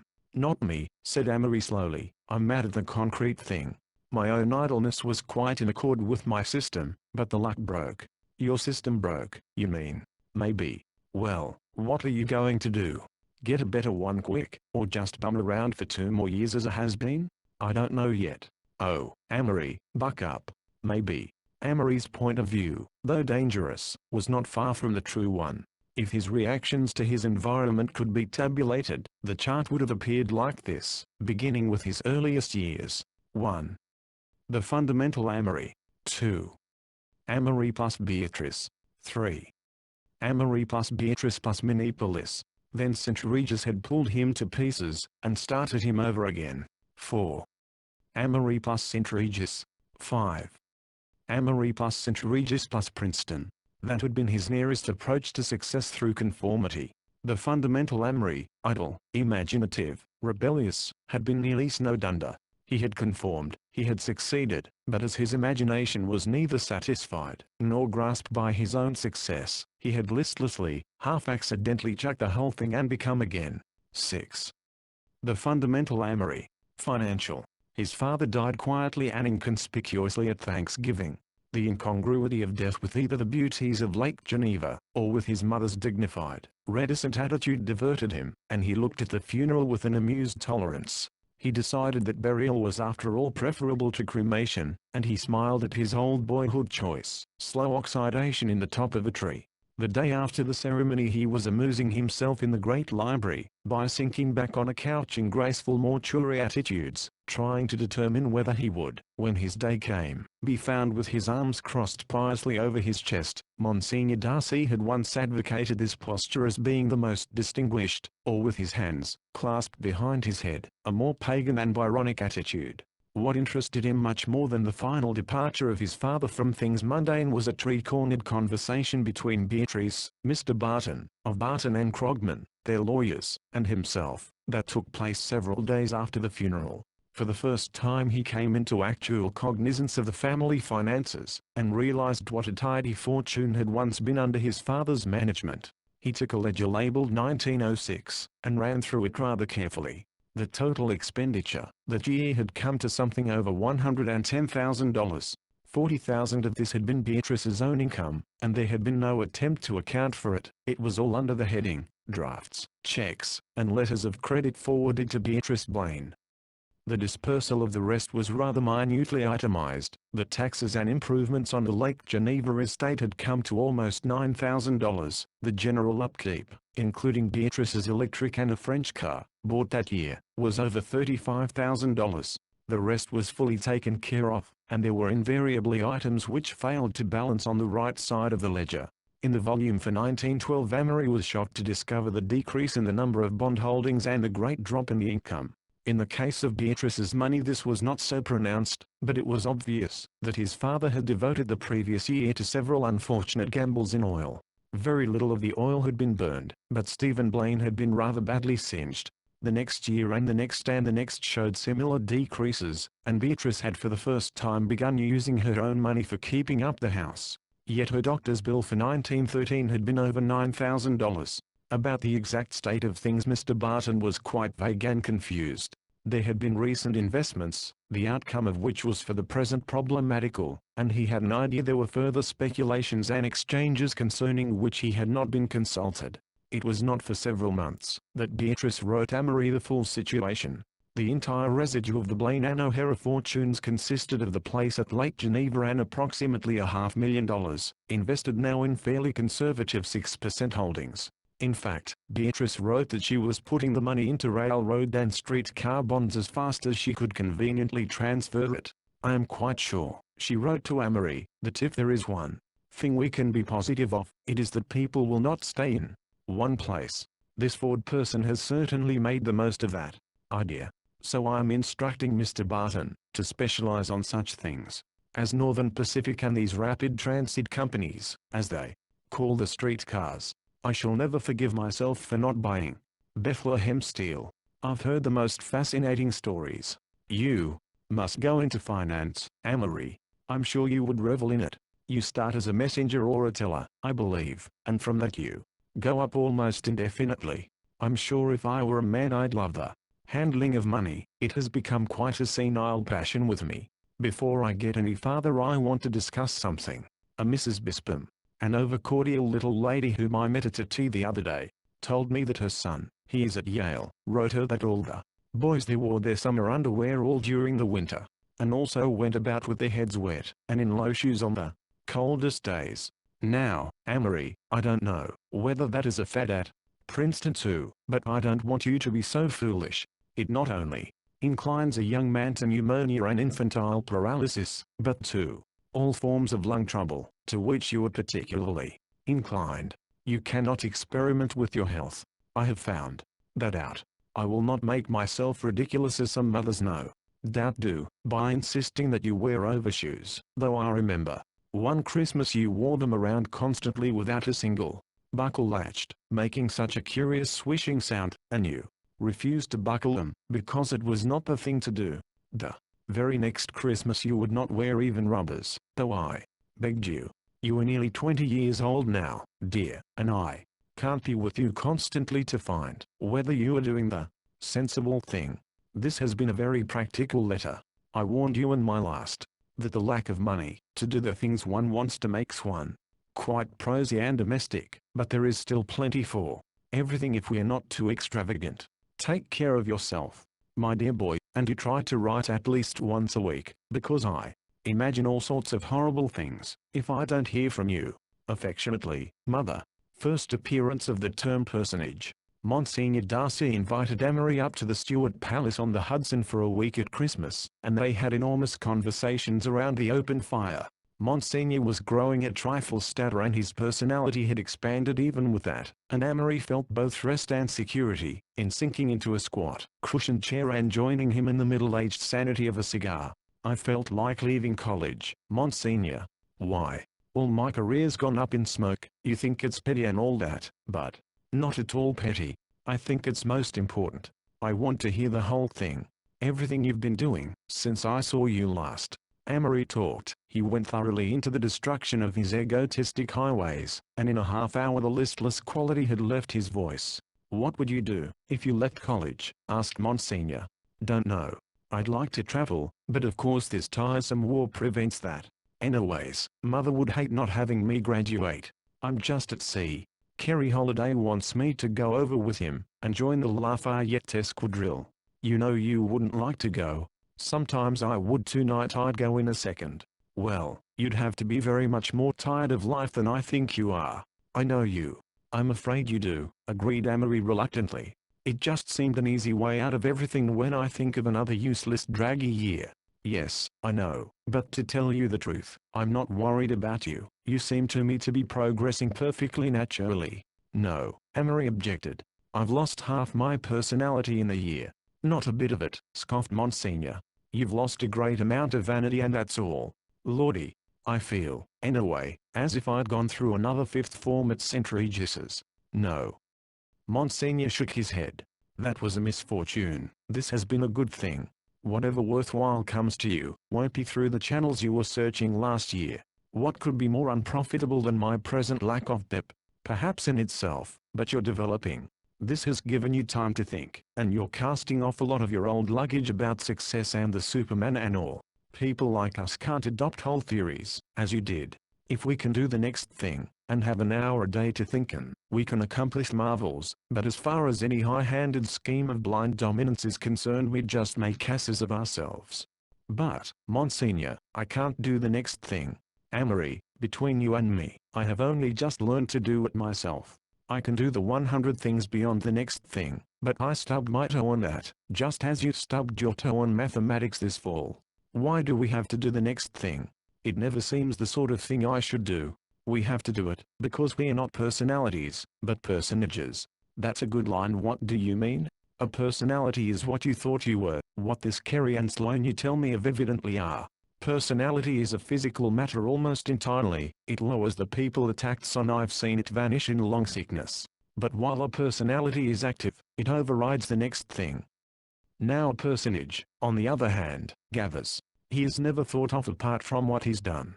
He's a bar on which 1,000 things have been hung, glittering things sometimes, as ours are, but he uses those things with a cold mentality back of them. And several of my most glittering possessions had fallen off, when I needed them. Amory continued the simile eagerly. Yes, that's it. When you feel that your garnered prestige and talents and all that are hung out, you need never bother about anybody, you can cope with them without difficulty. But, on the other hand, if I haven't my possessions, I'm helpless. Absolutely. That's certainly an idea. Now you've a clean start Kerry or Sloane can constitutionally never have. You brushed 3 or 4 ornaments down, and, in a fit of pique, knocked off the rest of them. The thing now is to collect some new ones, and the farther you look ahead in the collecting the better. But remember, do the next thing. How clear you can make things. So they talked, often about themselves, sometimes of philosophy and religion, and life as respectively a game or a mystery. The priest seemed to guess Amory's thoughts, before they were clear in his own head, so closely related, were their minds in form and groove. Why do I make lists? Amory asked him one night. Lists of all sorts of things? Because you're a medievalist, Monsignor answered. We both are. It's the passion for classifying and finding a type. It's a desire to get something definite. It's the nucleus of scholastic philosophy. I was beginning to think I was growing eccentric till I came up here. It was a pose, I guess. Don't worry about that, for you're not posing. Maybe the biggest pose of all. Pose. Yes? But do the next thing. After Amory returned to college, he received several letters from Monsignor, which gave him more egotistic food for consumption. I am afraid that I gave you too much assurance of your inevitable safety, and you must remember that I did that through faith in your springs of effort, not in the silly conviction that you will arrive without struggle. Some nuances of character you will have to take for granted in yourself, though you must be careful in confessing them to others. You're unsentimental, almost incapable of affection, astute without being cunning, and vain without being proud. Don't let yourself feel worthless. Often through life you will really be at your worst when you seem to think best of yourself. And don't worry about losing your personality, as you persist in calling it. At 15 you had the radiance of early morning. At 20 you will begin to have the melancholy brilliance of the moon, and when you are my age you will give out, as I do, the genial golden warmth of 4 p.m. If you write me letters, please let them be natural ones. Your Last, that dissertation on architecture was perfectly awful. So highbrow that I picture you living in an intellectual and emotional vacuum, and beware of trying to classify people too definitely into types. You will find that all through their youth, they will persist annoyingly in jumping from class to class, and by pasting a supercilious label on everyone you meet you are merely packing a jack-in-the-box that will spring up and leer at you when you begin to come into really antagonistic contact with the world. An idealization of some such a man as Leonardo da Vinci would be a more valuable beacon to you at present. You are bound to go up and down, just as I did in my youth, but do keep your clarity of mind, and if fools or sages dare to criticize, don't blame yourself too much. You say that convention is all that really keeps you straight in this woman proposition, but it's more than that, Amory. It's the fear that what you begin you can't stop. You would run amok. And I know whereof I speak. It's that half-miraculous sixth sense by which you detect evil. It's the half-realized fear of God in your heart. Whatever your métier proves to be, religion, architecture, literature, I'm sure you would be much safer anchored to the church. But I won't risk my influence by arguing with you, even though I'm secretly sure that the black chasm of Romanism yawns beneath you. Do write me soon. With affectionate regards, Theodosy. Even Amory's reading paled during this period. He delved further into the misty side streets of literature, Huysmans, Walter Pater, Theophile Gautier, and the racier sections of Rabelais, Boccaccio, Petronius, and Suetonius. One week, through general curiosity, he inspected the private libraries of his classmates, and found Sloane's as typical as any, sets of Kipling, O. Henry, John Fox Jr., and Richard Harding Davis. What every middle-aged woman ought to know: the spell of the Ukana gift copy of James Whitcomb Riley, an assortment of battered, annotated schoolbooks, and, finally, to his surprise, one of his own late discoveries, the collected poems of Rupert Brooke. Together with Tom D'Invilliers, he sought among the lights of Princeton for someone who might found the great American poetic tradition. The undergraduate body itself was rather more interesting that year than had been the entirely Philistine Princeton of 2 years before. Things had livened surprisingly, though at the sacrifice of much of the spontaneous charm of freshman year. In the old Princeton they would never have discovered Tanaduke Wally. Tanaduke was a sophomore, with tremendous ears and a way of saying, "The earth swirls down through the ominous moons of preconsidered generations," that made them vaguely wonder why it did not sound quite clear, but never question that it was the utterance of a supersal. At least so Tom and Amory took him. They told him in all earnestness that he had a mind like Shelley's, and featured his ultra-free verse and prose poetry in the Nassau Literary Magazine. But Tanaduke's genius absorbed the many colors of the age, and he took to the bohemian life, to their great disappointment. He talked of Greenwich Village now instead of moonswirled moons, and met winter muses, unacademic, and cloistered by 42nd Street and Broadway, instead of the Shelley and dream children with whom he had regaled their expectant appreciation.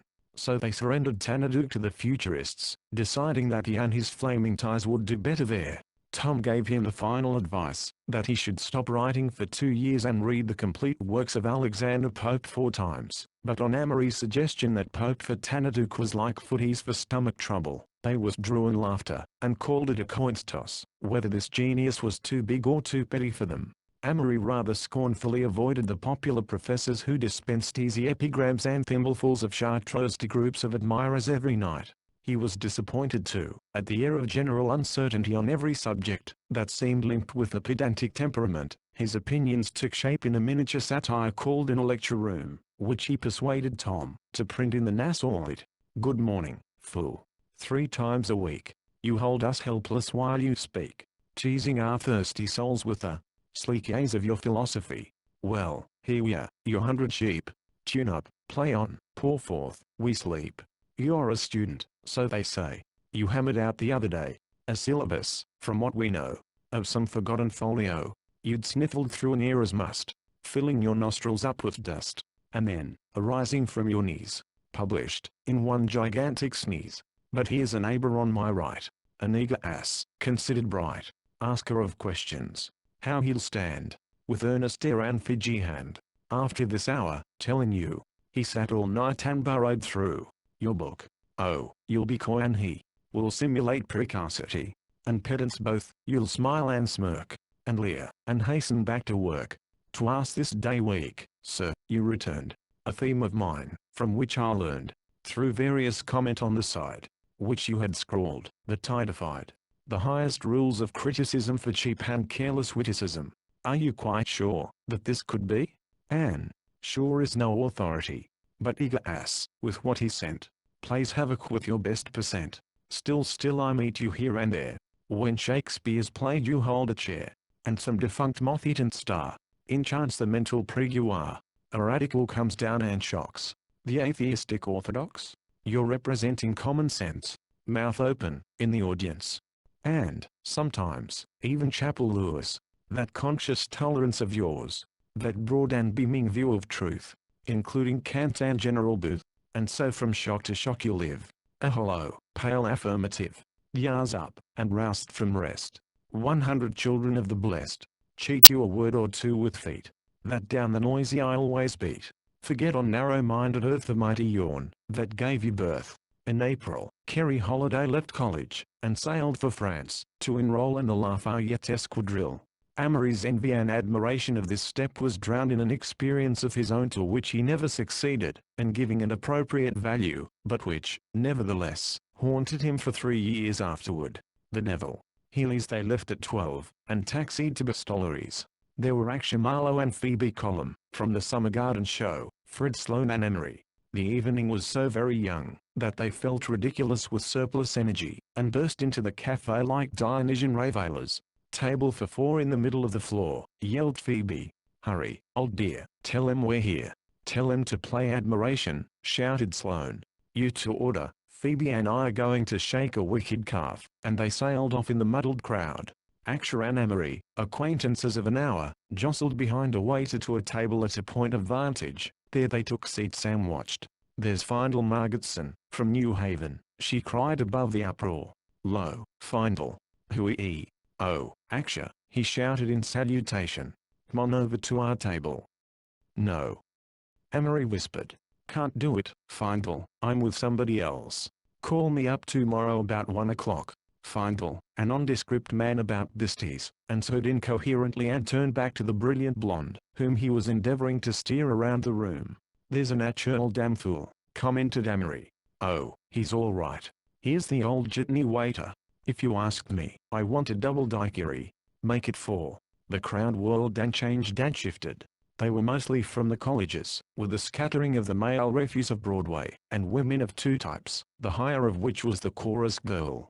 On the whole it was a typical crowd, and their party as typical as any. About 3/4 of the whole business was for effect and therefore harmless, ended at the door of the cafe, soon enough for the 5 o'clock train back to Yale or Princeton. About 1/4 continued on into the dimmer hours, and gathered strange dust from strange places. Their party was scheduled to be one of the harmless kind. Fred Sloane and Phoebe Column were old friends, Akshay and Emery new ones. But strange things are prepared even in the dead of night, and the unusual, which lurks least in the cafe, home of the prosaic and inevitable, was preparing to spoil for him the waning romance of Broadway. The way it took was so inexpressibly terrible, so unbelievable, that afterward he never thought of it as experience, but it was a scene from a misty tragedy, played far behind the veil, and that it meant something definite he knew. About 1 o'clock they moved to Maxim's, and 2 found them in Devanier's. Sloane had been drinking consecutively, and was in a state of unsteady exhilaration, but Amory was quite tiresomely sober. They had run across none of those ancient corrupt buyers of champagne who usually assisted their New York parties.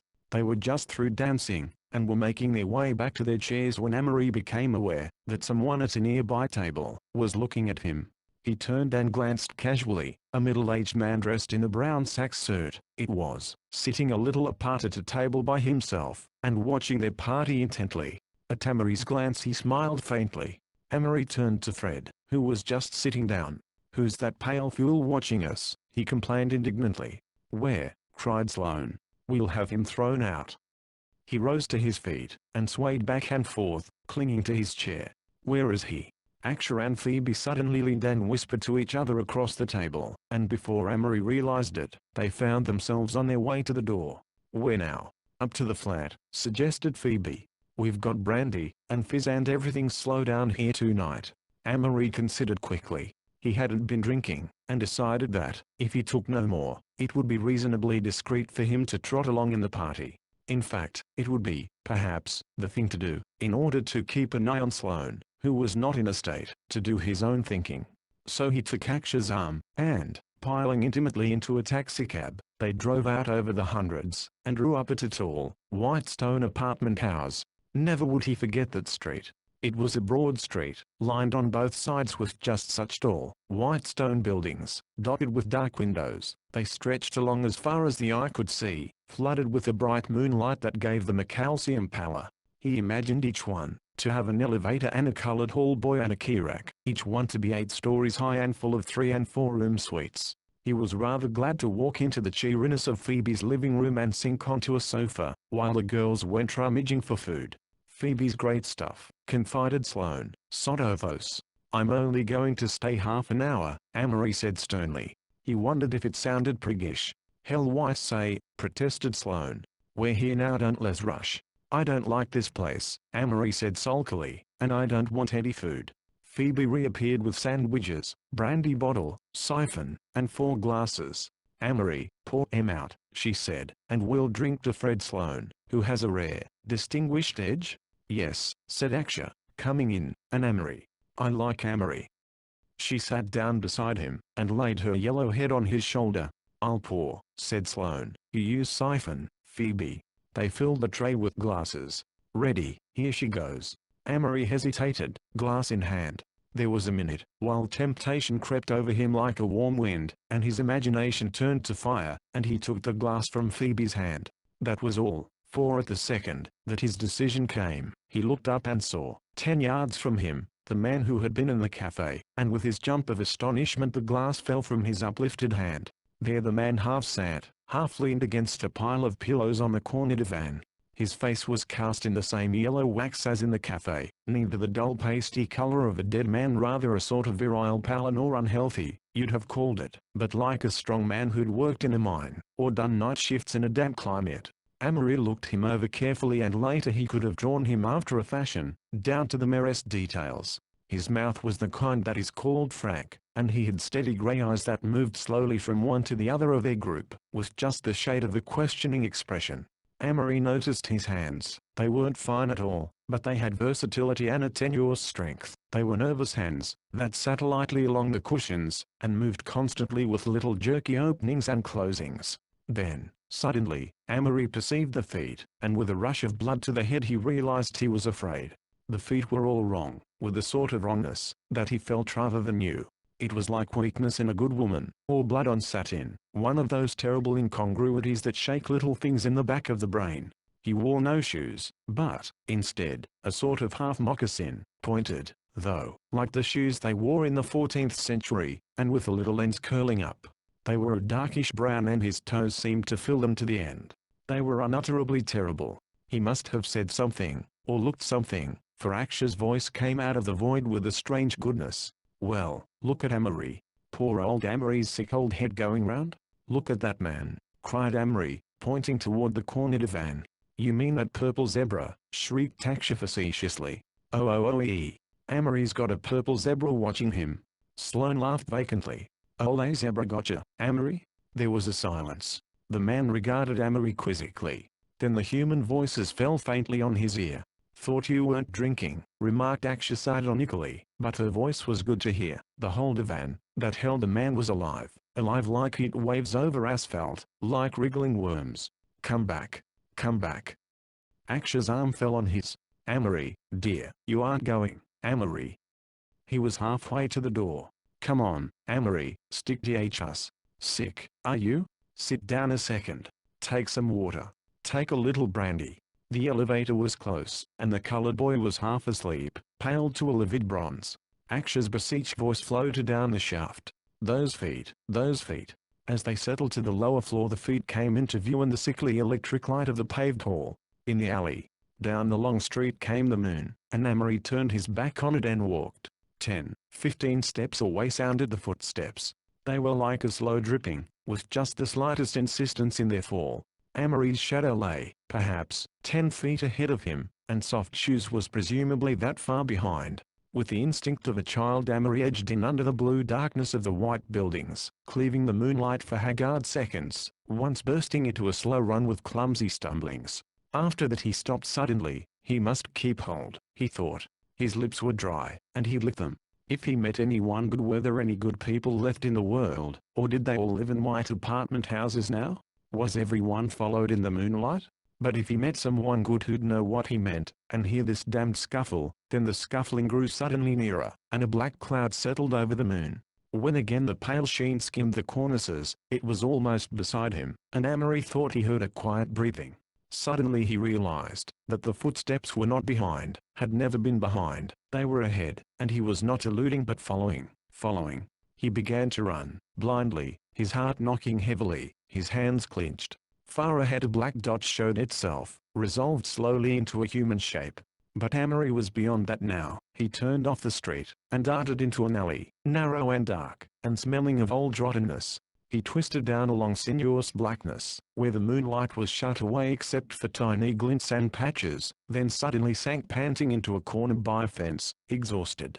The steps ahead stopped, and he could hear them shift slightly with a continuous motion, like waves around a dock. He put his face in his hands, and covered eyes and ears as well as he could. During all this time it never occurred to him that he was delirious or drunk. He had a sense of reality such as material things could never give him. His intellectual content seemed to submit passively to it, and it fitted like a glove everything that had ever preceded it in his life. It did not muddle him. It was like a problem whose answer he knew on paper, yet whose solution he was unable to grasp. He was far beyond horror. He had sunk through the thin surface of that, now moved in a region where the fear and the fear of white walls were real, living things, things he must accept. Only far inside his soul a little fire leaped and cried that something was pulling him down, trying to get him inside a door and slam it behind him. After that door was slammed there would be only footfalls and white buildings in the moonlight, and perhaps he would be one of the footfalls. During the 5 or 10 minutes he waited in the shadow of the fence, there was somehow this fire, that was as near as he could name it afterward. He remembered calling aloud, "I want someone stupid. Oh, send someone stupid." This to the black fence opposite him, in whose shadows the footsteps shuffled. He supposed stupid and good had become somehow intermingled through previous association. When he called thus it was not an act of will at all. Will had turned him away from the moving figure in the street. It was almost instinct that called, just the pile on pile of inherent tradition or some wild prayer from way over the night. Then something clanged like a low gong struck at a distance, and before his eyes a face flashed over the 2 feet, a face pale, and distorted with a sort of infinitival that twisted it like flame in the wind, but he knew for the half instant, that the gong tanged and humped, that it was the face of Dick Humbird.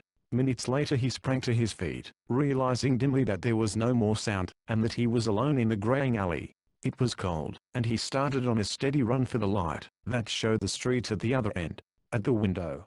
It was late morning, when he woke and found the telephone beside his bed in the hotel tolling frantically, and remembered that he had left word, to be called at 11.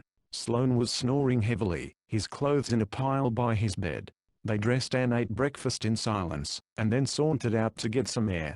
Amory's mind was working slowly, trying to assimilate what had happened, and separate from the chaotic imagery that stacked his memory the bare shreds of truth. If the morning had been cold and grey he could have grasped the reins of the past in an instant, but it was one of those days that New York gets sometimes in May, when the air on Fifth Avenue is a soft, light wine.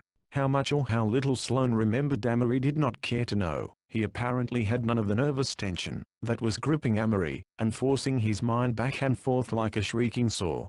Then Broadway broke upon them, and with the babel of noise and the painted faces a sudden sickness rushed over Amory. For God's sake, let's go back. Let's get off of this place. Sloane looked at him in amazement. What do you mean? This street, it's ghastly. Come on, let's get back to the avenue. Do you mean to say, said Sloane stolidly, that cause you had some sort of indigestion, that made you act like a maniac last night, you're never coming on Broadway again? Simultaneously Amory classed him with the crowd, and he seemed no longer Sloane of the debonair humor and the happy personality, but only one of the evil faces that whirled along the turbid stream. Man, he shouted so loud that the people on the corner turned and followed them with their eyes. It's filthy, and if you can't see it, you're filthy, too.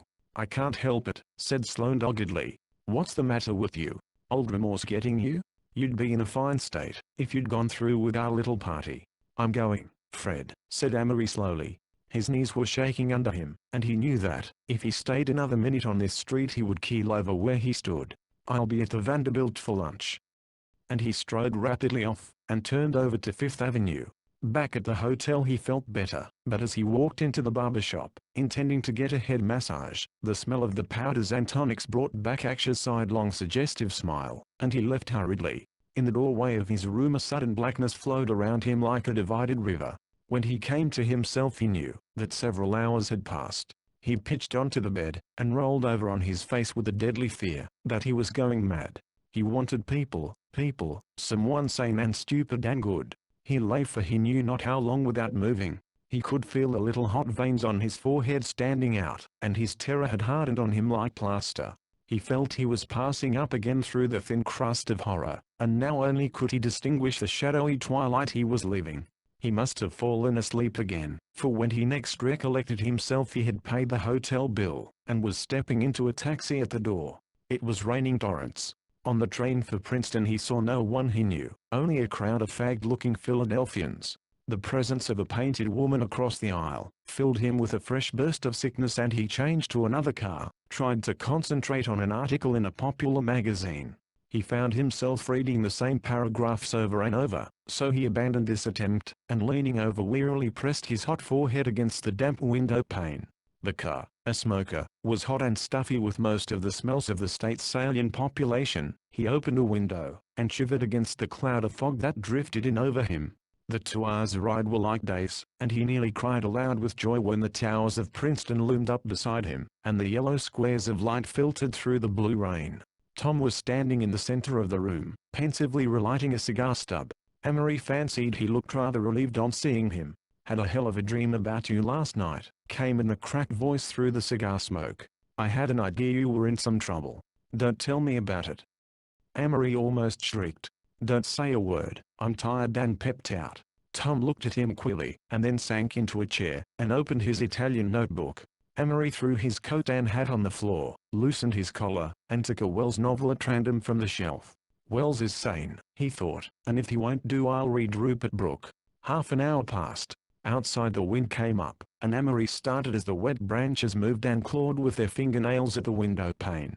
Tom was deep in his work, and inside the room only the occasional scratch of a match or the rustle of leather as they shifted in their chairs broke the stillness. Then like a zigzag of lightning came the change. Amory sat bolt upright, frozen cold in his chair. Tom was looking at him with his mouth drooping, eyes fixed. "God help us!" Amory cried. "Oh, my heavens!" shouted Tom. "Look behind!" Quick as a flash Amory whirled around. He saw nothing but the dark window pane. "It's gone now," came Tom's voice after a second in a still terror. "Something was looking at you." Trembling violently, Amory dropped into his chair again. "I've got to tell you," he said. "I've had one hell of an experience. I think I've seen a devil or something like him." "What face did you just see or no?" he added quickly. "Don't tell me." And he gave Tom the story. It was midnight when he finished, and after that, with all lights burning, 2 sleepy, shivering boys read to each other from the new Machiavelli, until dawn came up out of with a spoonful, and the Princetonian fell against the door, and the Maybirds hailed the sun on last night's rain. Chapter 4. Narcissus Off Duty. During Princeton's transition period, that is, during Amory's last 2 years there, while he saw it change and broaden and live up to its Gothic beauty by better means than night parades, certain individuals arrived who stirred it to its plethoric depths. Some of them had been freshmen, and wild freshmen, with Amory. Some were in the class below, and it was in the beginning of his last year, and around small tables at the Nassau, in that they began questioning aloud the institutions that Amory and countless others before him had questioned so long in secret.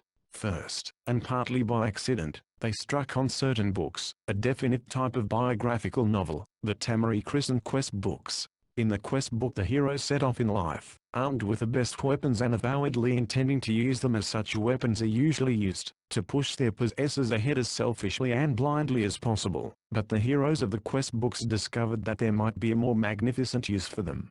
None Other Gods, Sinister Street, and The Research Magnificent were examples of such books. It was the latter of these three that gripped Bern Holiday, and made him wonder in the beginning of senior year how much it was worth. While being a diplomatic autocrat around his club on Prospect Avenue, and basking in the highlights of class office, it was distinctly through the channels of aristocracy that Bern found his way. Amory, through Kerry, had had a vague drifting acquaintance with him, but not until January of senior year did their friendship commence. "Heard the latest," said Tom, coming in late one drizzly evening with that triumphant air he always wore after a successful conversational bout. "No. Somebody flunked out? Or another ship sunk? Worse than that. About 1/3 of the junior class are going to resign from their clubs." "What? Actual fact?" "Why? Spirit of reform and all that. Bern Holiday's behind it. The club presidents are holding a meeting tonight to see if they can find a joint means of combating it." "Well, what's the idea of the thing?" "Oh, clubs injurious to Princeton democracy, cost a lot, draw social lines, take time, the regular line you get sometimes from disappointed sophomores. Woodrow thought they should be abolished and all that. But this is the real thing?" "Absolutely. I think it'll go through." "For Pete's sake, tell me more about it." "Well," began Tom, "it seems that the idea developed simultaneously in several heads. I was talking to Bern a while ago, and he claims that it's a logical result if an intelligent person thinks long enough about the social system. They had a discussion crowd and the point of abolishing the clubs was brought up by someone everybody there leaped at it. It had been in each one's mind, more or less, and it just needed a spark to bring it out. Fine. I swear I think it'll be most entertaining. How do they feel up at Cap and Gown?" "Wild, of course. Everyone's been sitting and arguing and swearing and getting mad, and getting sentimental and getting brutal. It's the same at all the clubs. I've been the rounds. They get one of the radicals in the corner and fire questions at him. How do the radicals stand up?" "Oh, moderately well. Bern's a damn good talker, and so obviously sincere, that you can't get anywhere with him. It's so evident that resigning from his club means so much more to him than preventing it does to us, that I felt futile when I argued, finally took a position that was brilliantly neutral. In fact, I believe Bern thought for a while that he'd converted me. And you say almost a third of the junior class are going to resign? Call it a fourth and be safe." Lord, who'd have thought it possible? There was a brisk knock at the door, and Bern himself came in. "Hello, Amory." "Hello, Tom." Amory rose. "Evening, Bern. Don't mind if I seem to rush. I'm going to Renwick's." Bern turned to him quickly. "You probably know what I want to talk to Tom about, and it isn't a bit private. I wish you'd stay." "I'd be glad to." Amory sat down again, and as Bern perched on a table and launched into argument with Tom, he looked at this revolutionary more carefully than he ever had before. Broad-browed and strong-shinned, with a fineness in the honest grey eyes that were like Kerry's, Bern was a man who gave an immediate impression of bigness and security. Stubborn, that was evident, but his stubbornness wore no stolidity, and when he had talked for 5 minutes Amory knew that this keen enthusiasm had in it no quality of dilettantism. The intense power Amory felt later in Bern Holiday differed from the admiration he had had for Humbird. This time it began as purely a mental interest. With other men of whom he had thought as primarily first class, he had been attracted first by their personalities, and in Bern he missed that immediate magnetism to which he usually swore allegiance. But that night Amory was struck by Bern's intense earnestness, a quality he was accustomed to associate only with a dread stupidity, and by the great enthusiasm that struck dead chords in his heart. Bern stood vaguely for a land Amory hoped he was drifting toward, and it was almost time that land was in sight. Tom and Amory and Alec had reached an impasse. Never did they seem to have new experiences in common, for Tom and Alec had been as blindly busy with their committees and boards as Amory had been blindly idling, and the things they had for dissection college, contemporary personality and the like they had hashed and rehashed for many a frugal conversational meal. That night they discussed the clubs until 12, and, in the main, they agreed with Bern.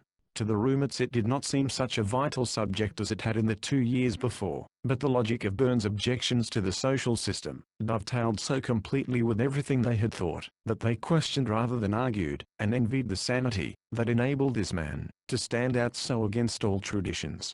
Then Amory branched off, and found that Bern was deep in other things as well. Economics had interested him, and he was turning socialist. Pacifism played in the back of his mind, and he read the masses and Lyof Tolstoy faithfully. How about religion? Amory asked him. Don't know. I'm in a muddle about a lot of things I've just discovered, that I've a mind, and I'm starting to read. Read what? Everything.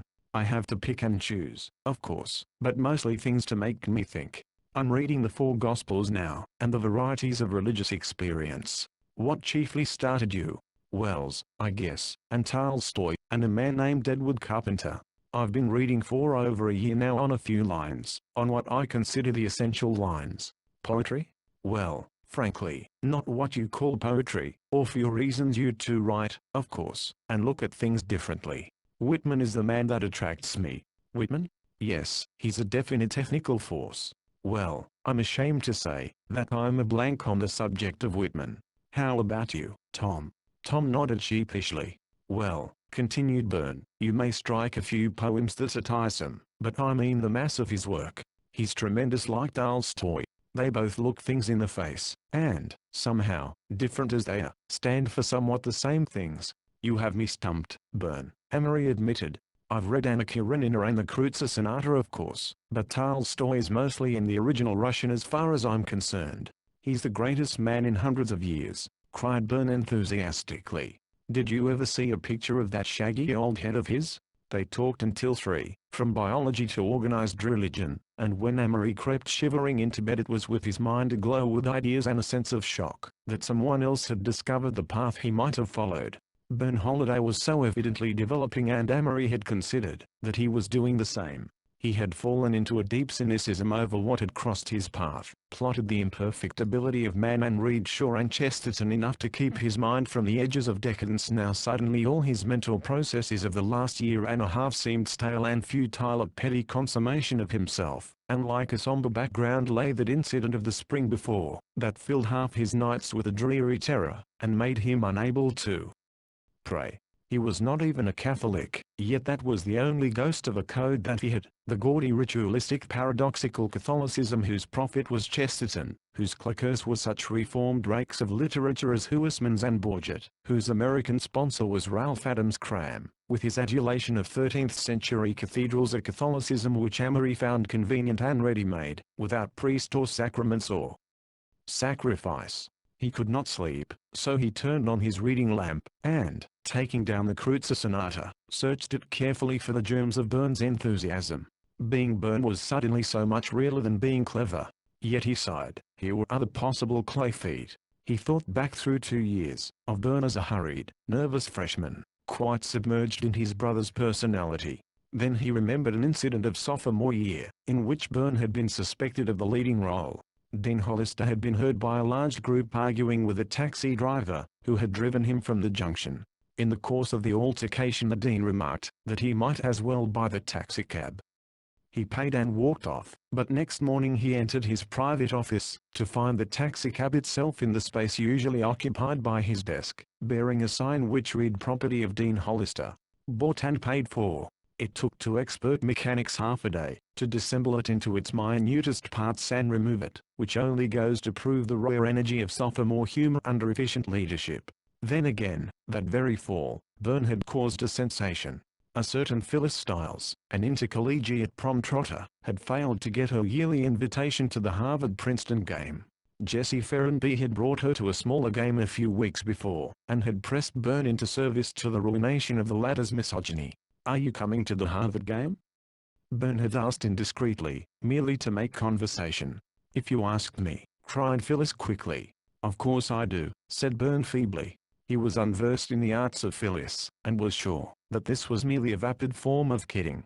Before an hour had passed he knew that he was indeed involved. Phyllis had pinned him down, and served him up, informed him the train she was arriving by, and oppressed him thoroughly. Aside from loathing Phyllis, he had particularly wanted to stag that game and entertain some Harvard friends. "She'll see," he informed a delegation who arrived in his room to josh him. "This will be the last game she ever persuades any young innocent to take her to." "But, Byrne, why did you invite her, if you didn't want her?" "Byrne, you know you're secretly mad about her. That's the real trouble." "What can you do, Byrne? What can you do against Phyllis?" But Byrne only shook his head, and muttered threats which consisted largely of the phrase, "She'll see, she'll see." The blithesome Phyllis bore her 25 summers gaily from the train, but on the platform a ghastly sight met her eyes. There were Bern and Fred Sloan arrayed to the last. Like the lurid figures on college posters. They had bought flaring suits with huge peg-top trousers and gigantic padded shoulders. On their heads were rakish college hats, pinned up in front, and sporting bright orange and black bands, while from their celluloid collars blossomed flaming orange ties. They wore black armbands with orange peas, and carried canes flying Princeton pennants, the effect completed by socks and peeping handkerchiefs in the same color motifs. On a clanking chain they led a large, angry tomcat, painted to represent a tiger. A good half of the station crowd was already staring at them, torn between horrified pity and riotous mirth, and as Phyllis, with her svelte jaw dropping, approached, the pair bent over, and emitted a college cheer in loud, far-carrying voices, thoughtfully adding the name Phyllis to the end. She was vociferously greeted and escorted enthusiastically across the campus, followed by 100 village urchins to the stifled laughter of hundreds of alumni and visitors, half of whom had no idea that this was a practical joke, but thought that Bern and Fred were two varsity sports showing their girl a collegiate time. Phyllis's feelings as she was paraded by the Harvard and Princeton stands, where sat dozens of her former devotees, can be imagined. She tried to walk a little ahead, she tried to walk a little behind, but they stayed close, that there should be no doubt whom she was with, talking in loud voices of their friends on the football team, until she could almost hear her acquaintances whispering, "Phyllis Stiles must be awfully hard up, to have to come with those two." That had been Bern, dynamically humorous, fundamentally serious. From the root, had blossomed the energy, that he was now trying to orient with progress. So the weeks passed, and March came, and the clay feet that Tamari looked for failed to appear. About 100 juniors and seniors resigned from their clubs in a final fury of righteousness, and the clubs in helplessness, turned upon Bern their finest weapon, ridicule.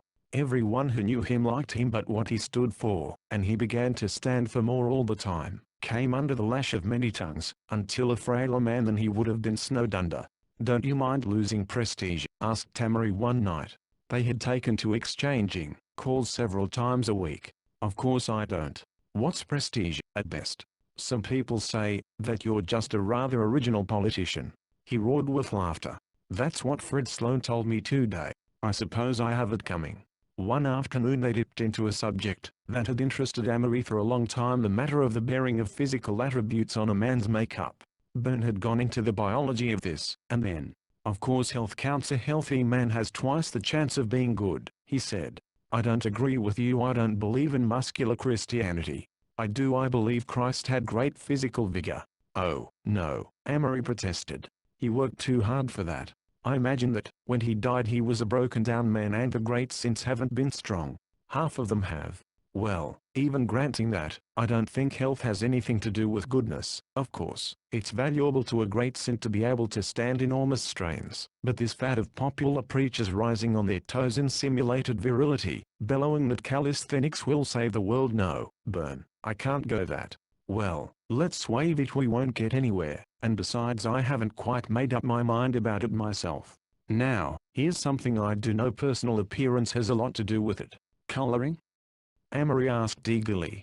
"Yes, that's what Tom and I figured," Amory agreed. "We took the yearbooks for the last 10 years, and looked at the pictures of the senior council. I know you don't think much of that august body, but it does represent success here in a general way. Well, I suppose only about 35% of every class here are blondes, are really light, yet 2/3 of every senior council are light. We looked at pictures of 10 years of them. Mind you, that means that out of every 15 light-haired men in the senior class, one is on the senior council, and of the dark-haired men it's only 1 in 50. "It's true," Bern agreed. "The light-haired man is a higher type, generally speaking. I worked the thing out with the presidents of the United States once, and found that way over half of them were light-haired. Yet think of the preponderant number of brunettes in the race." "People unconsciously admit it," said Amory. "You'll notice a blonde person is expected to talk. If a blonde girl doesn't talk we call her a doll. If a light-haired man is silent he's considered stupid. Yet the world is full of dark silent men and languorous brunettes who haven't a brain in their heads, but somehow are never accused of the dearth. And the large mouth and broad chin and rather big nose undoubtedly make the superior face." "I'm not so sure." Amory was all for classical features. "Oh, yes, I'll show you," and Bern pulled out of his desk a photographic collection of heavily bearded, shaggy celebrities: Tolstoy, Whitman, Carpenter, and others. Aren't they wonderful? Emery tried politely to appreciate them, and gave up laughingly. Burn, I think they are the ugliest looking crowd I ever came across. They look like an old man's home. Oh, Amory, look at that forehead on Emerson, look at Tolstoy's eyes. His tone was reproachful. Amory shook his head. No. Call them remarkable looking or anything you want, but ugly they certainly are.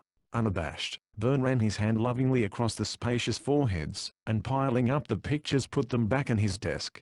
Walking at night was one of his favorite pursuits, and one night he persuaded Amory to accompany him. I hate the dark, Amory objected. I didn't used to except when I was particularly imaginative, but now, I really do. I'm a regular fool about it. That's useless, you know. Quite possibly. We'll go east, Byrne suggested, and down that string of roads through the woods. Doesn't sound very appealing to me, admitted Amory reluctantly, but let's go. They set off at a good gait, and for an hour swung along in a brisk argument until the lights of Princeton were luminous white blots behind them.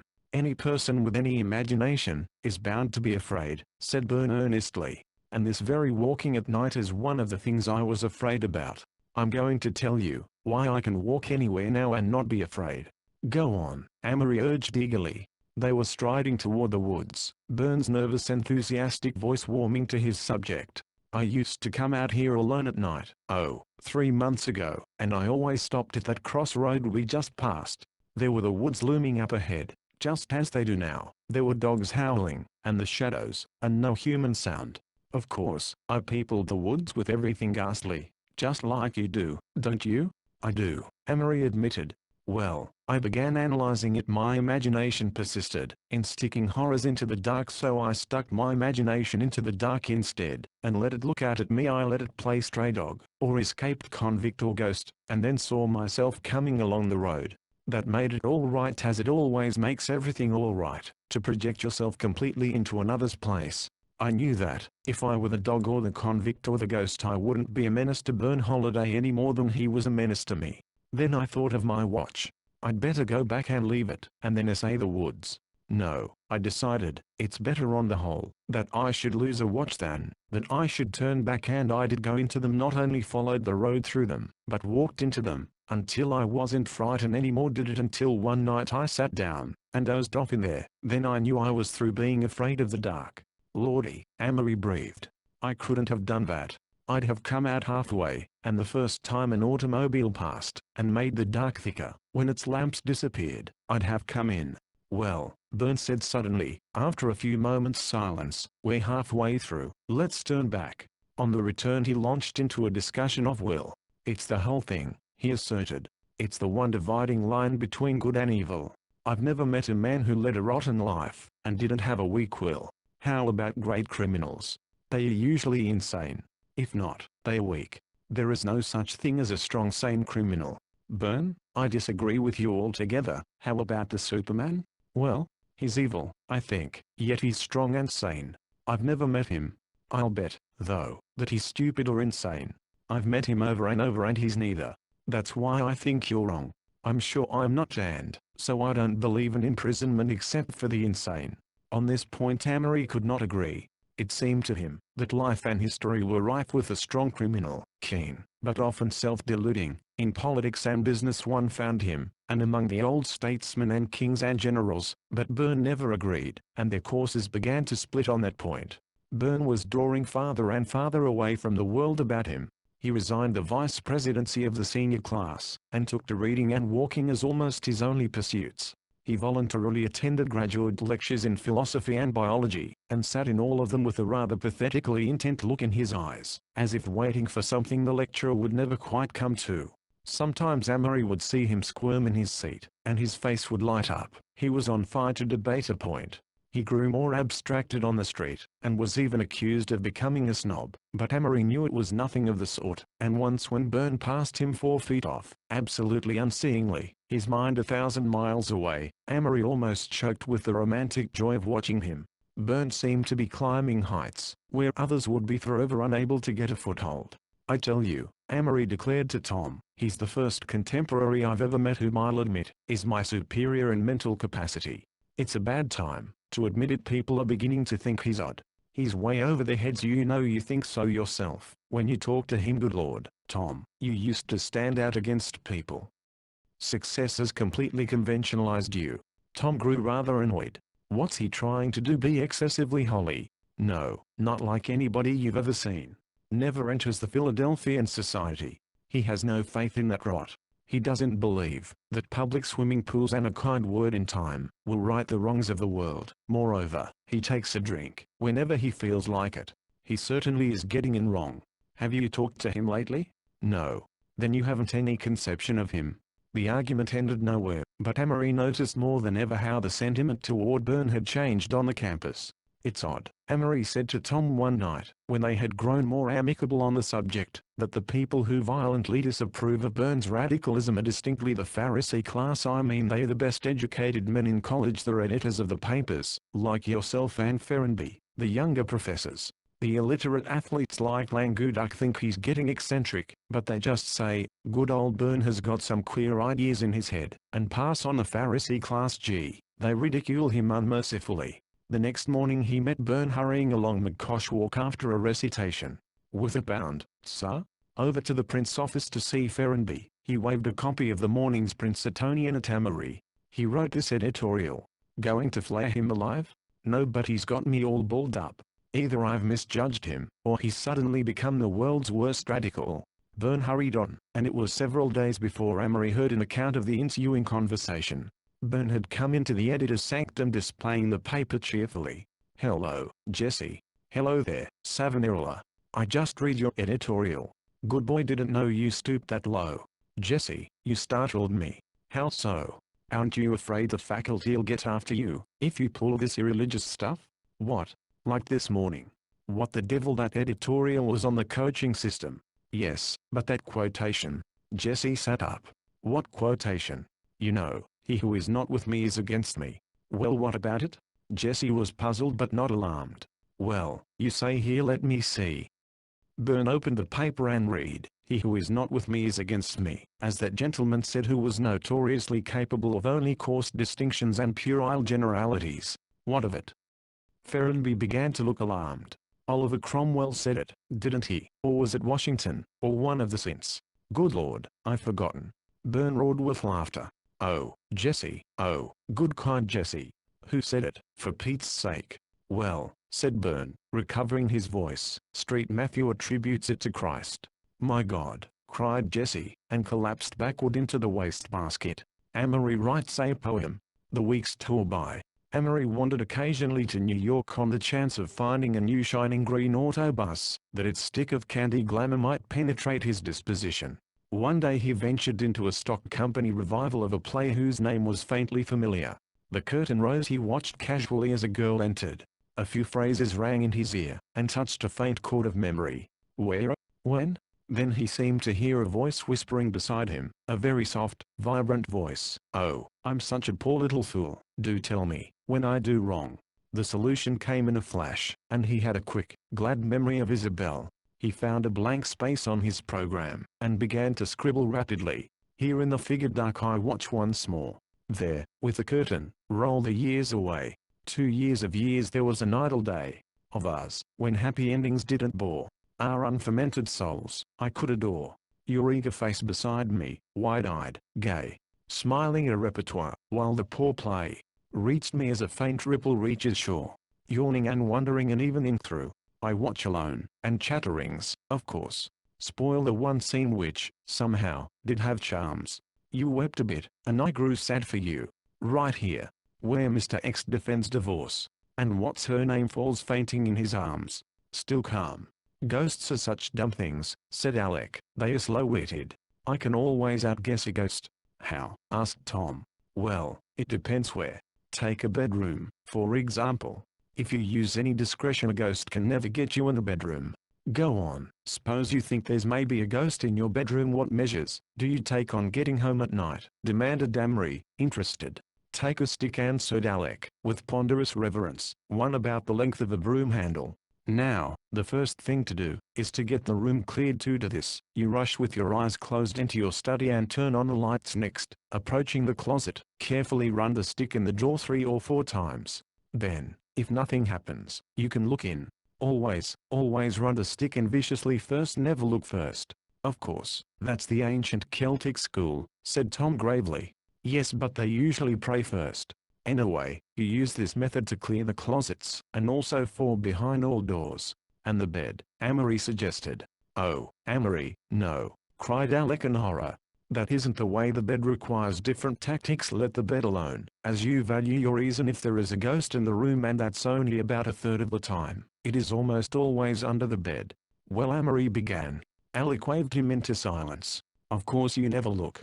You stand in the middle of the floor, and before he knows what you're going to do, make a sudden leap for the bed. Never walk near the bed. To a ghost, your ankle is your most vulnerable part. Once in bed, you're safe. He may lie around under the bed all night, but you're safe as daylight. If you still have doubts, pull the blankets over your head. Oh, that's very interesting, Tom, isn't it? Alec beamed proudly. All my ode to the Sir Oliver Lodge of the New World. Amory was enjoying college immensely again.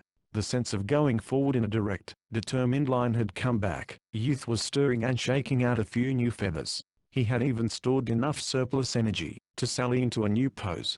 What's the idea of all this distracted stuff? Amory asked Alec one day, and then as Amory pretended to be cramped over his book in a daze. Oh, don't try to act Burn, the mystic, to me. Amory looked up innocently. What, mimicked Alec. Are you trying to read yourself into a rhapsody with Let's See the Book? He snatched it, regarded it derisively. Well, said Amory a little stiffly. The Life of Saint Teresa, read Alec aloud. Oh, my gosh. Say, Alec. What? Does it bother you? Does what bother me? My acting days and all that? Why, no, of course it doesn't bother me. Well, then, don't spoil it. If I enjoy going around telling people guilelessly that I think I'm a genius, let me do it. You're getting a reputation for being eccentric, said Alec, laughing. If that's what you mean. Amory finally prevailed, and Alec agreed to accept his face value in the presence of others, if he was allowed rest periods, when they were alone. So Amory ran it out at a great rate, bringing the most eccentric characters to dinner, wild-eyed grad students, preceptors with strange theories of God and government, to the cynical amazement of the supercilious cottage club. As February became slashed by sun, and moved cheerfully into March, Amory went several times, to spend weekends with Monsignor. Once he took Burn, with great success, for he took equal pride and delight in displaying them to each other. Monsignor took him several times to see Thornton Hancock, and once or twice to the house of a Mrs. Lawrence, a type of Rome-haunting American whom Amory liked immediately. Then one day came a letter from Monsignor, which appended an interesting P.S. Do you know, it ran, that your third cousin, Clara Page, widowed 6 months and very poor, is living in Philadelphia? I don't think you've ever met her, but I wish, as a favor to me, you'd go to see her. To my mind, she's rather a remarkable woman, and just about your age. Amory sighed and decided to go, as a favor. Clara. She was immemorial. Amory wasn't good enough for Clara of ripply golden hair, but then no man was. Her goodness was above the prosy morals of the husband-seeker, apart from the dull literature of female virtue. Sorrow lay lightly around her, and when Amory found her in Philadelphia he thought her steely blue eyes held only happiness. A latent strength, a realism, was brought to its fullest development by the facts that she was compelled to face. She was alone in the world, with 2 small children, little money, and, worst of all, a host of friends. He saw her that winter in Philadelphia entertaining a house full of men for an evening, when he knew she had not a servant in the house, except a little colored girl guarding the babies overhead.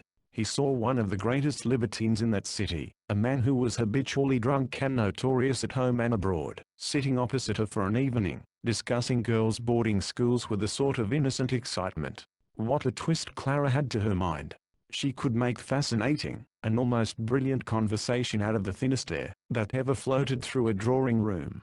The idea that the girl was poverty-stricken had appealed to Amory's sense of situation. He arrived in Philadelphia expecting to be told that 921 Ark Street was in a miserable lane of hovels. He was even disappointed when it proved to be nothing of the sort. It was an old house that had been in her husband's family for years. An elderly aunt, who objected to having it sold, had put 10 years' taxes with a lawyer, and pranced off to Honolulu, leaving Clara to struggle with a heating problem as best she could. So no wild-haired woman with a hungry baby at her breast and a sad Amelia-like look greeted him. Instead, Amory would have thought from his reception that she had not a care in the world. A calm virility and a dreamy humor, marked contrasts to her level-headedness. Into these moods she slipped sometimes as a refuge. She could do the most prosy things, though she was wise enough never to stultify herself with such household arts as knitting and embroidery, yet immediately afterward pick up a book and let her imagination rove as a formless cloud with the wind. Deepest of all in her personality was the golden radiance that she diffused around her. As an open fire in a dark room throws romance and pathos into the quiet faces at its edge, so she cast her lights and shadows around the rooms that held her, until she made of her prosy old uncle a man of quaint and meditative charm, metamorphosed the stray telegraph boy into a puck-like creature of delightful originality. At first this quality of hers somehow irritated Amory. He considered his own uniqueness sufficient, and it rather embarrassed him when she tried to read new interests into him for the benefit of what other adorers were present. He felt as if a polite but insistent stage manager were attempting to make him give a new interpretation of a part he had conned for years. But Clara talking, Clara telling a splendid tale of a hatpin and an inebriated man and herself. People tried afterward to repeat her anecdotes, but for the life of them, they could make them sound like nothing whatever. They gave her a sort of innocent attention and the best smiles. Many of them had smiled for long. There were few tears in Clara, but people smiled misty-eyed at her.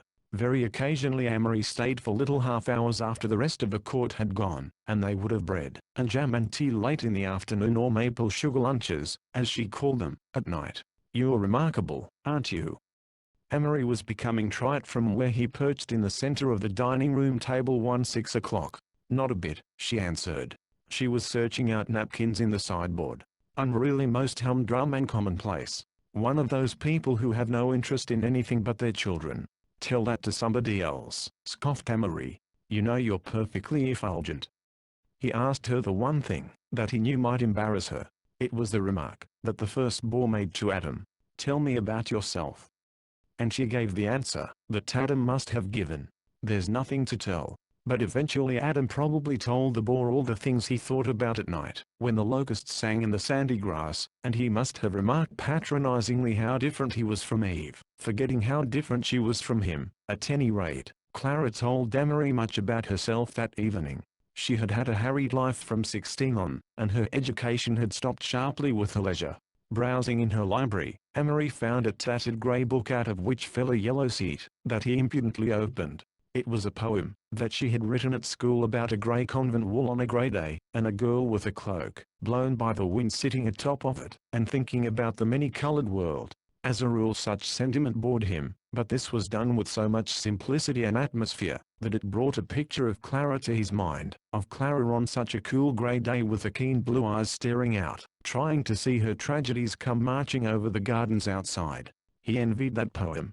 How he would have loved to have come along, and seen her on the wall, and talked nonsense or romance to her, perched above him in the air. He began to be frightfully jealous of everything about Clara, of her past, of her babies, of the men and women who flocked to drink deep of her cool kindness and rest their tight minds as at an absorbing play. "Nobody seems to bore you," he objected. "About half the world do," she admitted, "but I think that's a pretty good average, don't you?" And she turned to find something in Browning that bore on the subject. She was the only person he ever met who could look up passages and quotations to show him in the middle of the conversation, and yet not be irritating to distraction. She did it constantly, with such a serious enthusiasm, that he grew fond of watching her golden hair bent over a book, brow wrinkled ever so little at hunting her sentence. Through early March he took to going to Philadelphia for weekends. Almost always there was someone else there, and she seemed not anxious to see him alone, for many occasions presented themselves when a word from her would have given him another delicious half-hour of adoration. But he fell gradually in love and began to speculate wildly on marriage.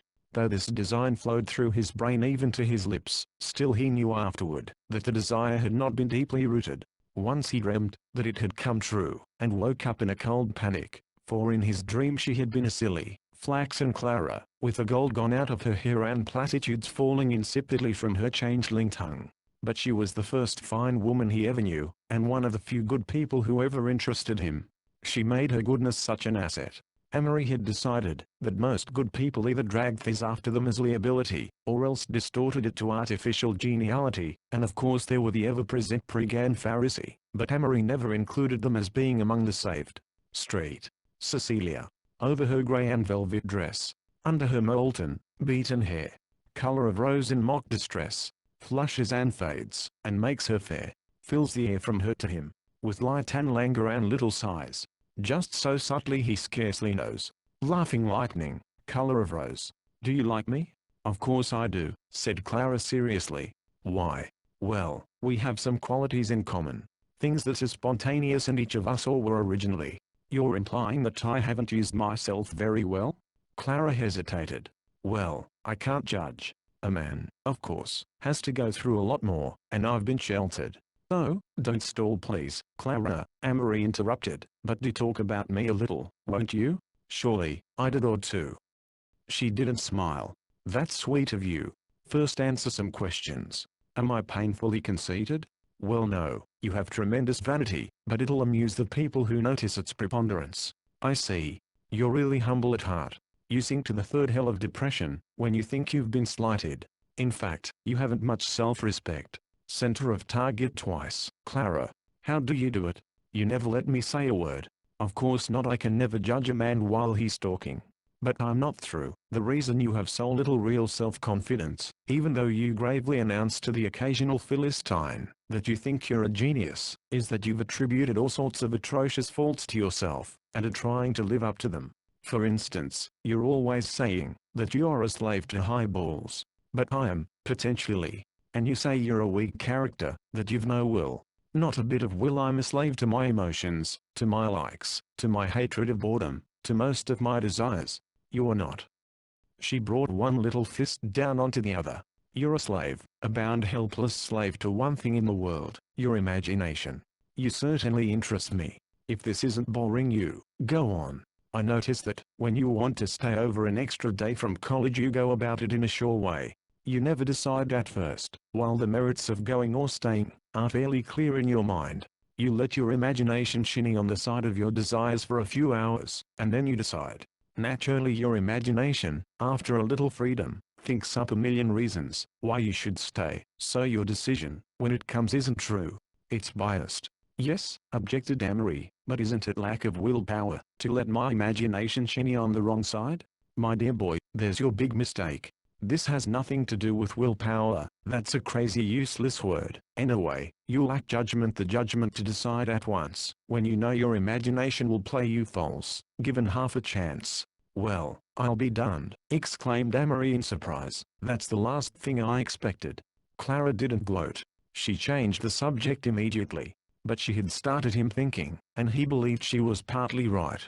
He felt like a factory owner who, after accusing a clerk of dishonesty, finds that his own son, in the office, is changing the books once a week.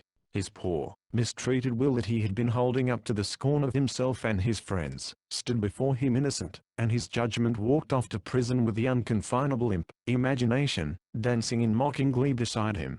Clara's was the only advice he ever asked without dictating the answer himself, except, perhaps, in his talks with Monsignor Darcy. How he loved to do any sort of thing with Clara.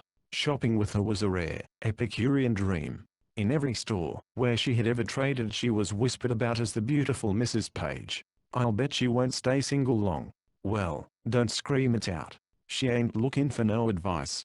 Ain't she beautiful? Enter a floor walker silent still he moves forward, smirking. Society person, ain't she? Yeah, but poor now, I guess, so they say. Gee, girls, ain't she some kid? And Clara beamed on all alike. Amory believed that tradespeople gave her discounts, sometimes to her knowledge, and sometimes without it. He knew she dressed very well, had always the best of everything in the house, and was inevitably waited upon by the head floor walker at the very least. Sometimes they would go to church together on Sunday and he would walk beside her, and revel in her cheeks moist from the soft water and the new air. She was very devout, always had been, and God knows what heights she attained, and what strength she drew down to herself when she knelt, and bent her golden hair into the stained glass light. Street Cecilia, he cried aloud one day, quite involuntarily, and the people turned and peered, and the priest paused in his sermon and Clara and Amory turned to fiery red. That was the last Sunday they had, for he spoiled it all that night. He couldn't help it. They were walking through the March twilight, where it was as warm as June, and the joy of youth filled his soul, so that he felt he must speak. "I think," he said, and his voice trembled, "that if I lost faith in you, I'd lose faith in God." She looked at him with such a startled face, that he asked her the matter. "Nothing," she said slowly, "only this: 5 men have said that to me before, and it frightens me." "Oh, Clara, is that your fate?" She did not answer. "I suppose love to you is," he began. She turned like a flash. "I have never been in love." They walked along, and he realized slowly how much she had told him. Never in love. She seemed suddenly a daughter of light alone. His entity dropped out of her plane, and he longed only to touch her dress, with almost the realization that Joseph must have had of Mary's eternal significance. But quite mechanically he heard himself saying, "And I love you." Any latent greatness that I've got is, "Oh, I can't talk, but Clara, if I come back in 2 years in a position to marry you." She shook her head. "No," she said, "I'd never marry again. I've got my 2 children and I want myself for them. I like you. I like all clever men, you more than any, but you know me well enough to know that I'd never marry a clever man." She broke off suddenly. "Amory, what? You're not in love with me? You never wanted to marry me, did you?" "It was the twilight," he said wonderingly. "I didn't feel as though I was speaking aloud. But I love you, or adore you, or worship you." There you go, running through your catalogue of emotions in 5 seconds. He smiled unwillingly. "Don't make me out such a lightweight, Clara. You are depressing sometimes." "You're not a lightweight, of all things," she said intently, taking his arm and opening wide her eyes. He could see their kindliness in the fading dusk. "A lightweight is an eternal nay. There's so much spring in the air, there's so much lazy sweetness in your heart." She dropped his arm. "You're all fine now, and I feel glorious. Give me a cigarette." "You've never seen me smoke, have you?" "Well, I do, about once a month." And then that wonderful girl and Amory raced to the corner like 2 mad children gone wild with pale blue twilight. "I'm going to the country for tomorrow," she announced, as she stood panting, safe beyond the flare of the corner lamp-post. "These days are too magnificent to miss, though perhaps I feel them more in the city." "Oh, Clara," Amory said, "what a devil you could have been, if the Lord had just bent your soul a little the other way." "Maybe," she answered, "but I think not. I'm never really wild, and never have been." That little outburst was pure spring. "And you are, too," said he. They were walking along now. "No, you're wrong again. How can a person of your own self-reputed brains be so constantly wrong about me? I'm the opposite of everything spring ever stood for.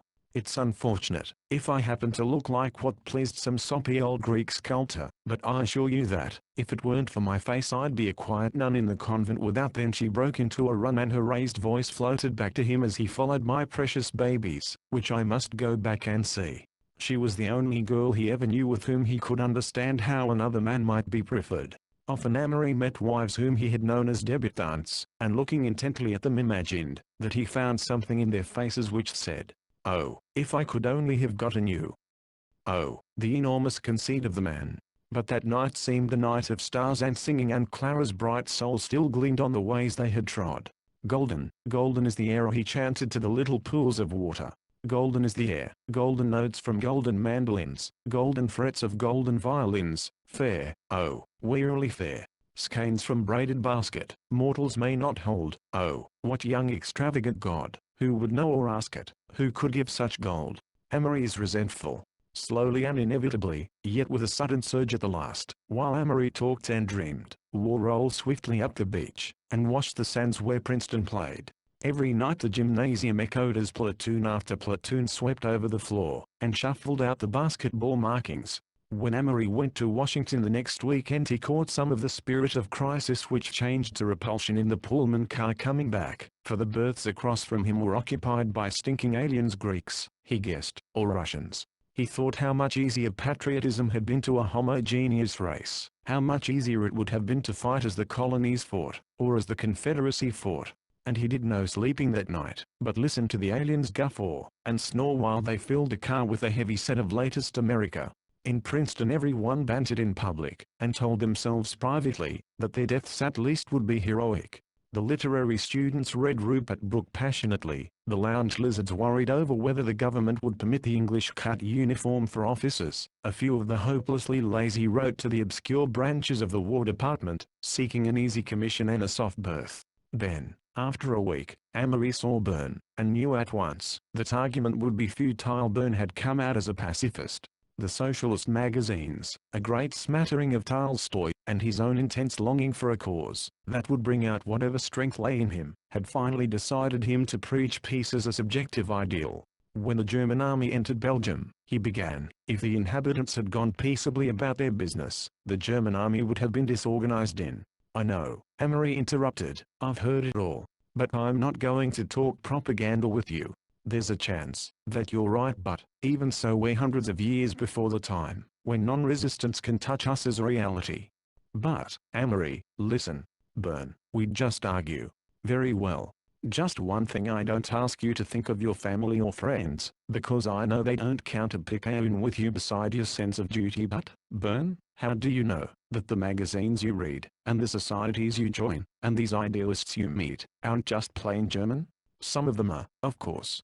How do you know they aren't all pro-German, just a lot of weak ones with German Jewish names? That's the chance, of course, he said slowly. How much or how little I'm taking this stand, because of propaganda I've heard, I don't know. Naturally I think that it's my most innermost conviction. It seems a path spread before me just now. Amory's heart sank. But think of the cheapness of it. No one's really going to martyr you for being a pacifist. It's just going to throw you in with the worst. I doubt it, he interrupted. Well, it all smells of bohemian New York to me. I know what you mean, and that's why I'm not sure I'll agitate. You're one man, Byrne, going to talk to people who won't listen with all God's given you. That's what Stephen must have thought many years ago. But he preached his sermon, and they killed him. He probably thought as he was dying, what a waste it all was. But you see, I've always felt that Stephen's death was the thing that occurred to Paul on the road to Damascus, and sent him to preach the word of Christ all over the world. Go on. That's all. This is my particular duty. Even if right now I'm just a pawn, just sacrificed. God. Amory, you don't think I like the Germans? Well, I can't say anything else. I get to the end of all the logic about non-resistance, and there, like an excluded middle, stands the huge spectre of man as he is, and always will be. And this spectre stands right beside the one logical necessity of Tolstoy's, and the other logical necessity of Nietzsche's. Amory broke off suddenly. When are you going? I'm going next week. I'll see you, of course. As he walked away, it seemed to Amory that the look in his face bore a great resemblance to that in Carey's, when he had said goodbye under Blair Arch 2 years before.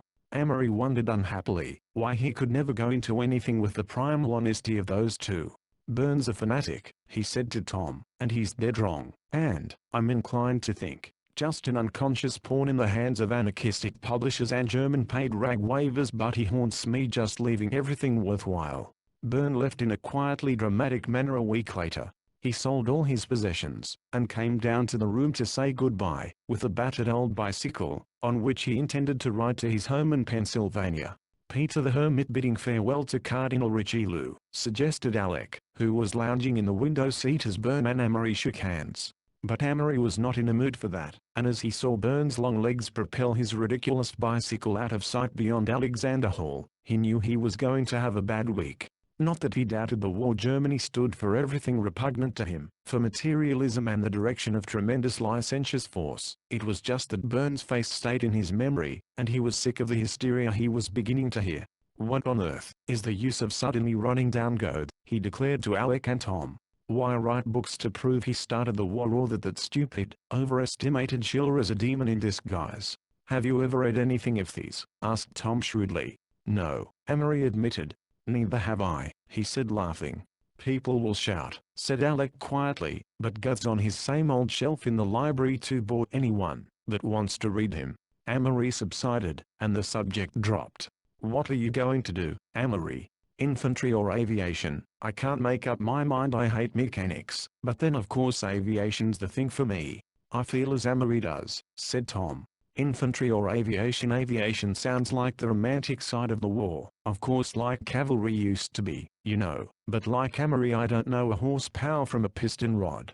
Somehow Amory's dissatisfaction with his lack of enthusiasm culminated in an attempt to put the blame for the whole war on the ancestors of his generation, all the people who cheered for Germany in 1870, all the materialists rampant, all the idolizers of German science and efficiency. So he sat one day in an English lecture, and heard Locksley Hall quoted, and fell into a brown study with contempt for Tennyson and all he stood for he took him as a representative of the Victorians. Victorians, Victorians, who never learned to weep, who sowed the bitter harvest, that your children go to reap, scribbled Amory in his notebook. The lecturer was saying something about Tennyson's solidity and 50 heads were bent to take notes. Amory turned over to a fresh page, and began scrawling again. They shuddered when they found what Mr. Darwin was about. They shuddered when the waltz came in, and Newman hurried out. But the waltz came in much earlier, he crossed that out. An entitled A Song in the Time of Order, came the professor's voice, droning far away. Time of order, good Lord. Everything crammed in the box and the Victorians sitting on the lid smiling serenely. With Browning in his Italian villa crying bravely, all's for the best. Amory scribbled again. You knelt up in the temple, and he bent to hear you pray. You thanked him for your glorious gains, reproached him for cat hay. Why could he never get more than a couplet at a time? Now he needed something to rhyme with. You would keep him straight with science, though he had gone wrong before. Well, anyway, you met your children in your home. I fixed it up, you cried. Took your 50 years of Europe, and then virtuously died. That was to a great extent Tennyson's idea, came the lecturer's voice. Swinburne's Song in the Time of Order might well have been Tennyson's title. He idealized order against chaos, against waste. At last Amory had it. He turned over another page, and scrawled vigorously for the 20 minutes that was left of the hour. Then he walked up to the desk, and deposited a page torn out of his notebook. Here's a poem to the Victorians, sir, he said coldly. The professor picked it up curiously, while Amory backed rapidly through the door. Here is what he had written. Songs in the time of order. You left for us to sing. Proofs with excluded middles. Answers to life in rhyme. Keys of the prison warder. And ancient bells to ring. Time was the end of riddles. We were the end of time. Here were domestic oceans. And a sky that we might reach. Guns and a guarded border. Gauntlets but not to fling. Thousands of old emotions. And a platitude for each. Songs in the time of order. And tongues that we might sing. The end of many things. Early April slipped by in a haze of long evenings on the club veranda with the graphophone playing Poor Butterfly inside, for Poor Butterfly had been the song of that last year. The war seemed scarcely to touch them, and it might have been one of the senior springs of the past, except for the drilling every other afternoon. Yet Amory realized poignantly that this was the last spring under the old regime. This is the great protest against the Superman, said Amory. I suppose so, Alec agreed. He's absolutely irreconcilable with any utopia. As long as he occurs, there's trouble and all the latent evil that makes a crowd list and sway when he talks. And of course all that he is a gifted man without a moral sense. That's all. I think the worst thing to contemplate is this: it's all happened before. How soon will it happen again? 50 years after Waterloo, Napoleon was as much a hero to English school children as Wellington. How do we know our grandchildren won't idolize von Hindenburg the same way? What brings it about? Time, damn it, and the historian. If we could only learn to look on evil as evil, whether it's clothed in filth or monotony or magnificence. God, haven't we raked the universe over the coals for 4 years? Then the night came that was to be the last. Tom and Amory, bound in the morning for different training camps, paced the shadowy walks as usual, and seemed still to see around them the faces of the men they knew. The grass is full of ghosts tonight. The whole campus is alive with them. They paused by little, and watched the moon rise, to make silver of the slate roof of Dodd and blue the rustling trees. You know, whispered Tom, what we feel now is the sense of all the gorgeous youth that has rioted through here in 200 years. A last burst of singing flooded up from blur-arched broken voices for some long parting. And what we leave here is more than this class, it's the whole heritage of youth. We're just one generation. We're breaking all the links that seem to bind us here to top-booted and high-stocked generations.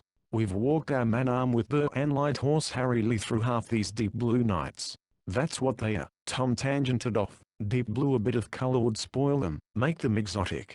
Spires, against a sky that's a promise of dawn, and blue light on the slate roofs. It hurts, rather. Goodbye, Aaron Burke. Amory called toward deserted Nassau Hall. You and I knew strange corners of life. His voice echoed in the stillness. The torches are out, whispered Tom. Ah, Miss Alina. The long shadows are building minarets on the stadium. For an instant the voices of freshman year surged around them, and then they looked at each other with faint tears in their eyes. Damn. Damn.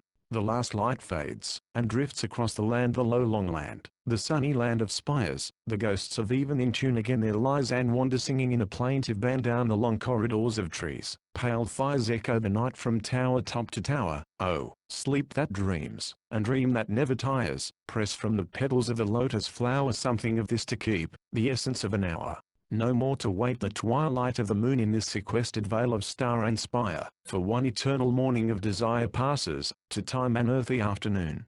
Here, Heraclitus, did you find in fire, and shifting things the prophecy you hurled down the dead years? This midnight my desire will see, shadowed among the embers, furled in flame, the splendor and the sadness of the world. Interlude. May, 1917 to February, 1919. A letter dated January, 1918, written by Monsignor Darcy to Amory, who is a second lieutenant in the 171st Infantry, Port of Embarkation, Camp Mills, Long Island. My dear boy, all you need tell me of yourself is, that you still are. For the rest I merely search back in a restive memory, a thermometer that records only fevers, and match you with what I was at your age. But men will chatter anew, and I will still shout our futilities to each other across the stage until the last silly curtain falls plump upon our bobbing heads. But you are starting the spluttering magic lantern show of life with much the same array of slides as I had, so I need to write you, if only to shriek the colossal stupidity of people. This is the end of one thing. For better or worse you will never again be quite the Amory Blaine that I knew. Never again will we meet as we have met, because your generation is growing hard, much harder than mine ever grew, nourished as they were on the stuff of the 90s. Amory, lately are Ereticious, and there in the divine irony of the Agamemnon I find the only answer to this bitter age all the world tumbled about our ears, and the closest parallel age is back in that hopeless resignation. There are times, when I think of the men out there as Roman legionaries, miles from their corrupt city, stemming back the hordes a little more menacing, after all, than the corrupt city, another blind blow at the race, furies that we passed with ovations years ago, over whose corpses we bleated triumphantly all through the Victorian era, and afterward an out-and-out materialistic world and the Catholic Church. I wonder where you'll fit in. Of one thing I'm sure, Celtic you'll live, and Celtic you'll die. So if you don't use heaven as a continual referendum for your ideas you'll find earth a continual recall to your ambitions. Amory, I've discovered suddenly, that I'm an old man. Like all old men, I've had dreams sometimes, and I'm going to tell you of them. I've enjoyed imagining that you were my son, that perhaps when I was young I went into a state of coma and begat you, and when I came to, had no recollection of it. It's the paternal instinct. Amory celibacy goes deeper than the flesh. Sometimes I think that the explanation of our deep resemblance is some common ancestor, and I find that the only blood that the Darcys and the O'Haras have in common is that of the O'Donohues. Stephen was his name, I think. When the lightning strikes one of us it strikes both. You had hardly arrived at the port of embarkation, when I got my papers to start for Rome, and I am waiting every moment, to be told where to take ship. Even before you get this letter I shall be on the ocean, then will come your turn. You went to war as a gentleman should, just as you went to school and college, because it was the thing to do. It's better to leave the blustering and tremulous heroism to the middle classes, they do it so much better. Do you remember that weekend last March, when you brought Burn Holiday from Princeton to see me? What a magnificent boy he is. It gave me a frightful shock afterward, when you wrote that he thought me splendid. How could he be so deceived? Splendid is the one thing that neither you nor I are. We are many other things. We are extraordinary, we're clever, we could be said, I suppose, to be brilliant. We can attract people, we can make atmosphere, we can almost lose our Celtic souls in Celtic subtleties, we can almost always have our own way, but splendid rather not. I am going to Rome with a wonderful dossier and letters of introduction that cover every capital in Europe, and there will be no small stir when I get there. How I wish you were with me. This sounds like a rather cynical paragraph, not at all the sort of thing that a middle-aged clergyman should write to a youth about to depart for the war. The only excuse is that the middle-aged clergyman is talking to himself. There are deep things in us, and you know what they are as well as I do. We have great faith, though yours at present is uncrystallized. We have a terrible honesty that all our sophistry cannot destroy, and, above all, a childlike simplicity that keeps us from ever being really malicious. I have written a keen for you which follows. I am sorry your cheeks are not up to the description I have written of them, but you will smoke, and read all night. At any rate here it is. A lament for a foster son, and he going to the war against the king of foreign. Ochone. He is gone from me the son of my mind, and he in his golden youth like Angus Oge, Angus of the bright birds, and his mind strong and subtle like the mind of Cuchulainn. Mutheme. A weirus through. His brow is as white as the milk of the cows of Meve, and his cheeks like the cherries of the tree, and it bending down to Mary and she feeding the Son of God. Aviliavrone. His hair is like the golden collar of the kings at Tara, and his eyes like the four Gracies of Aaron, and they swept with the mists of rain. Mavrone go good io. He to be in the joyful and red battle, amongst the chieftains and they doing great deeds of valor. His life to go from him, it is the cords of my own soul would be loosed. Of which dearlish, my heart is in the heart of my son, and my life is in his life surely. A man can be twice young, in the life of his sons only. Jayaduvadharalanav, may the Son of God be above him and beneath him, before him and behind him. May the King of the element cast a mist over the eyes of the King of foreign. May the Queen of the Graces lead him by the hand the way he can go through the midst of his enemies and they not seeing him. May Patrick of the Gale and Column of the churches and the 5,000 saints of Erin be better than a shield to him. And he got into the fight. Ochone. Amory I feel, somehow, that this is all, one or both of us is not going to last at this war. I've been trying to tell you how much this reincarnation of myself in you has meant in the last few years. Curiously like we are, curiously unlike. Goodbye, dear boy, and God be with you. Theodosy. Embarking at night, Amory moved forward on the deck, until he found a stool under an electric light. He searched in his pocket for notebook and pencil, and then began to write, slowly, laboriously. We leave tonight. Silent, we filled the still, deserted street. A column of dim grey, and ghosts rose startled at the muffled beat. Along the moonless way, the shadowy shipyards echoed to the feet that turned from night and day. And so we linger on the windless decks, see on the spectre shore, shades of 1,000 days, poor grey-ribbed wrecks. Oh, shall we then deplore those futile years? See how the sea is white, the clouds have broken, and the heavens burn to hollow highways, paved with gravelled light. The churning of the waves about the stern rises to one voluminous nocturne. We leave tonight. A letter from Amory, headed Brest, March 11, 1919, to Lieutenant T. P. Villiers, Camp Gordon, Gar. Dear Baudelaire, we meet in Manhattan on the 30th of this very MO. We then proceed to take a very sporty apartment, you and I and Alec, who is at me elbow as I write. I don't know what I'm going to do, but I have a vague dream of going into politics. Why is it that the pick of the young Englishmen from Oxford and Cambridge go into politics, and in the USA we leave it to the muckers raised in the ward, educated in the assembly, and sent to Congress, fat-paunched bundles of corruption, devoid of both ideas and ideals as the debaters used to say. Even 40 years ago we had good men in politics, but we are brought up to pile up a million, and show what we're made of. Sometimes I wish I'd been an Englishman. American life is so damn dumb and stupid and healthy. Since poor Beatrice died I'll probably have a little money, but very darn little. I can forgive Mother almost everything, except the fact that in a sudden burst of religiosity toward the end, she left half of what remained to be spent in stained glass windows and seminary endowments. Mr. Barton, my lawyer, writes me that my thousands are mostly in street railways, and that the said street RRS are losing money, because of the 5-cent fares.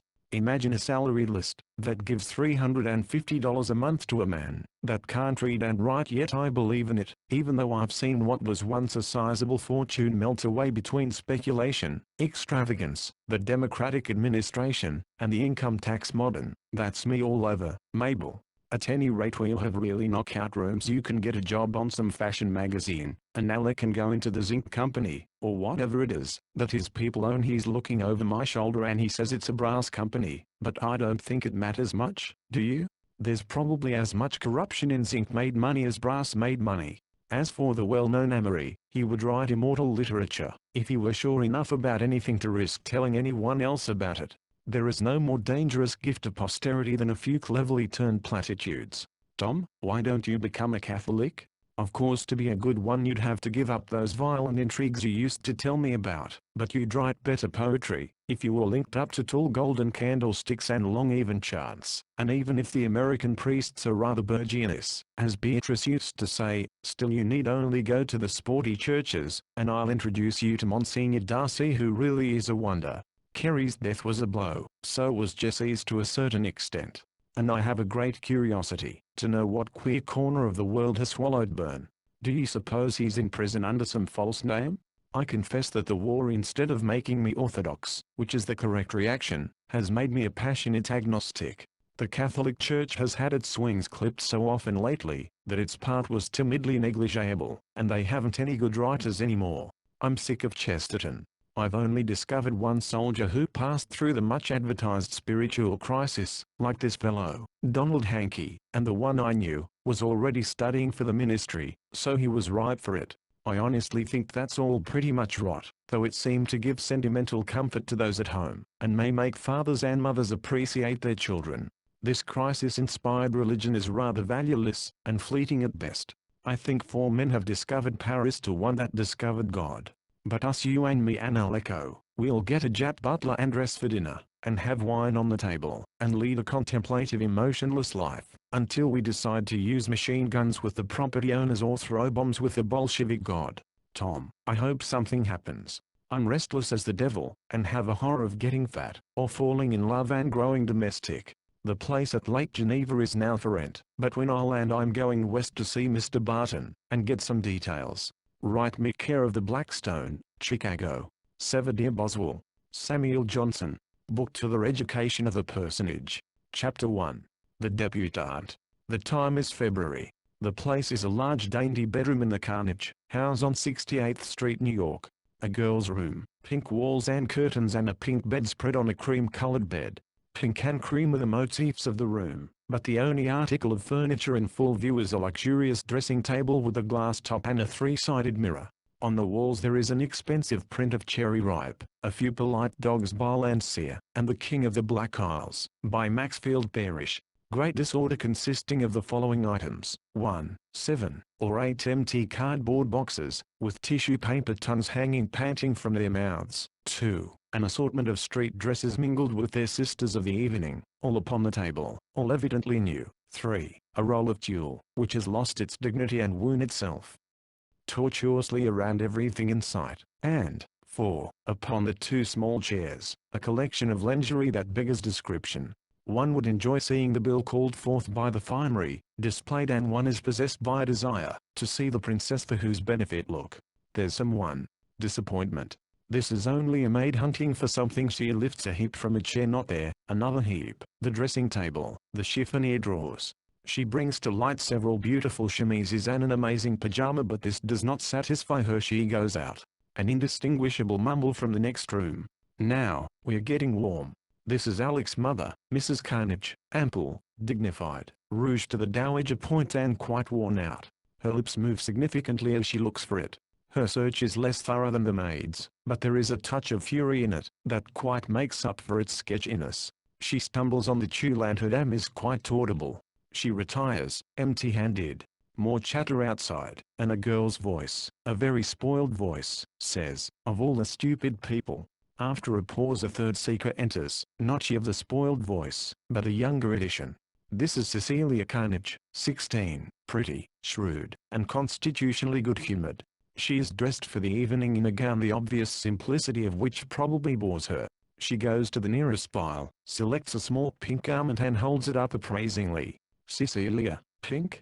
Rosalind, outside, yes. Cecilia, very snappy? Rosalind, yes. Cecilia, I've got it. She sees herself in the mirror of the dressing table, and commences to shimmy enthusiastically. Rosalind, outside, what are you doing, trying it on? Cecilia ceases and goes out carrying the garment at the right shoulder. From the other door, enters Alec Carnegie. He looks around quickly, and in a huge voice shouts, "Mama!" There is a chorus of protest from next door, and encouraged he starts toward it, but is repelled by another chorus. "Alec, so that's where you all are. Amory Blaine is here." Cecilia, Quickly, take him downstairs. Alec, oh, he is downstairs. Mrs. Carnage, well, you can show him where his room is. Tell him I'm sorry, that I can't meet him now. Alec, he's heard a lot about you all. I wish you'd hurry. Father's telling him all about the war and he's restless. He's sort of temperamental. This last suffices to draw Cecilia into the room. Cecilia, seating herself high upon lingerie, how do you mean temperamental? You used to say that about him in letters. Alec, oh, he writes stuff. Cecilia, does he play the piano? Alec, don't think so. Cecilia, speculatively, drink? Alec, yes, nothing queer about him. Cecilia, money? Alec, good Lord, ask him. He used to have a lot, and he's got some income now. Mrs. Carnage appears. Mrs. Carnage, Alec, of course we're glad to have any friend of yours. Alec, you certainly ought to meet Amory. Mrs. Carnage, of course, I want to. But I think it's so childish of you to leave a perfectly good home, to go and live with 2 other boys in some impossible apartment. I hope it isn't in order, that you can all drink as much as you want. She pauses. He'll be a little neglected tonight. This is Rosalind's week, you see. When a girl comes out, she needs all the attention. Rosalind, outside, well, then, prove it by coming here and hooking me. Mrs. Carnage goes. Alec, Rosalind hasn't changed a bit. Cecilia, in lower tone, she's awfully spoiled. Alec, she'll meet her match tonight. Cecilia, who am I? Amory Blaine? Alec nods. Cecilia, well, Rosalind has still to meet the man she can't outdistance. Honestly, Alec, she treats men terribly. She abuses them, and cuts them, and breaks dates with them, and yawns in their faces and they come back for more. Alec, they love it. Cecilia, they hate it. She's a sort of vampire, I think, and she can make girls do what she wants, usually only she hates girls. Alec, personality runs in our family. Cecilia, resignedly, I guess it ran out, before it got to me. Alec, does Rosalind behave herself? Cecilia, not particularly well. Oh, she's average, smokes sometimes, drinks punch, frequently kisto. Yes, common knowledge, one of the effects of the war, you know. Emerges Mrs. Carnage. Mrs. Carnage, Rosalind's almost finished, so I can go down and meet your friend. Alec and his mother go out. Rosalind, outside. Oh, mother. Cecilia, mother's gone down. And now Rosalind enters. Rosalind is utterly Rosalind. She is one of those girls who need never make the slightest effort to have men fall in love with them. 2 types of men seldom do. Dull men are usually afraid of her cleverness and intellectual men are usually afraid of her beauty. All others are hers by natural prerogative. If Rosalind could be spoiled, the process would have been complete by this time, and as a matter of fact, her disposition is not all it should be. She wants what she wants, when she wants it, and she is prone to make everyone around her pretty miserable, when she doesn't get it, but in the true sense she is not spoiled. Her fresh enthusiasm, her will to grow and learn, her endless faith in the inexhaustibility of romance, her courage and fundamental honesty, these things are not spoiled. There are long periods when she cordially loathes her whole family. She is quite unprincipled, her philosophy is carpe diem for herself, and laissez-faire for others. She loves shocking stories, she has that coarse streak that usually goes with natures that are both fine and big. She wants people to like her, but if they do not, it never worries her or changes her. She is by no means a model character. The education of all beautiful women is the knowledge of men. Rosalind had been disappointed in man after man as individuals, but she had great faith in man as a sex. Women she detested. They represented qualities that she felt and despised in herself: incipient meanness, conceit, cowardice, and petty dishonesty. She once told a roomful of her mother's friends that the only excuse for women was the necessity for a disturbing element among men. She danced exceptionally well, drew cleverly but hastily, and had a startling facility with words, which she used only in love letters. But all criticism of Rosalind ends in her beauty. There was that shade of glorious yellow hair, the desire to imitate which supports the dye industry. There was the eternal kissable mouth, small, slightly sensual, and utterly disturbing. There were gray eyes and an unimpeachable skin with 2 spots of vanishing color. She was slender and athletic, without underdevelopment, and it was a delight to watch her move about a room, walk along a street, swing a golf club, or turn a cartwheel. A last qualification: her vivid, instant personality escaped that conscious theatrical quality that Tamory had found in Isabel. Monsignor Darcy would have been quite up a tree, whether to call her a personality or a personage. She was perhaps the delicious, inexpressible, once-in-a-century blend. On the night of her debut she is, for all her strange stray wisdom, quite like a happy little girl. Her mother's maid has just done her hair, but she has decided impatiently that she can do a better job herself. She is too nervous just now to stay in one place. To that we owe her presence in this littered room. She is going to speak. Isabel's alto tones had been like a violin, but if you could hear Rosalind, you would say her voice was musical as a waterfall. Rosalind, honestly, there are only two costumes in the world that I really enjoy being in: combing her hair at the dressing table. One's a hoop skirt with pantaloons, the other's a one-piece bathing suit. I'm quite charming in both of them. Cecilia, glad you're coming out?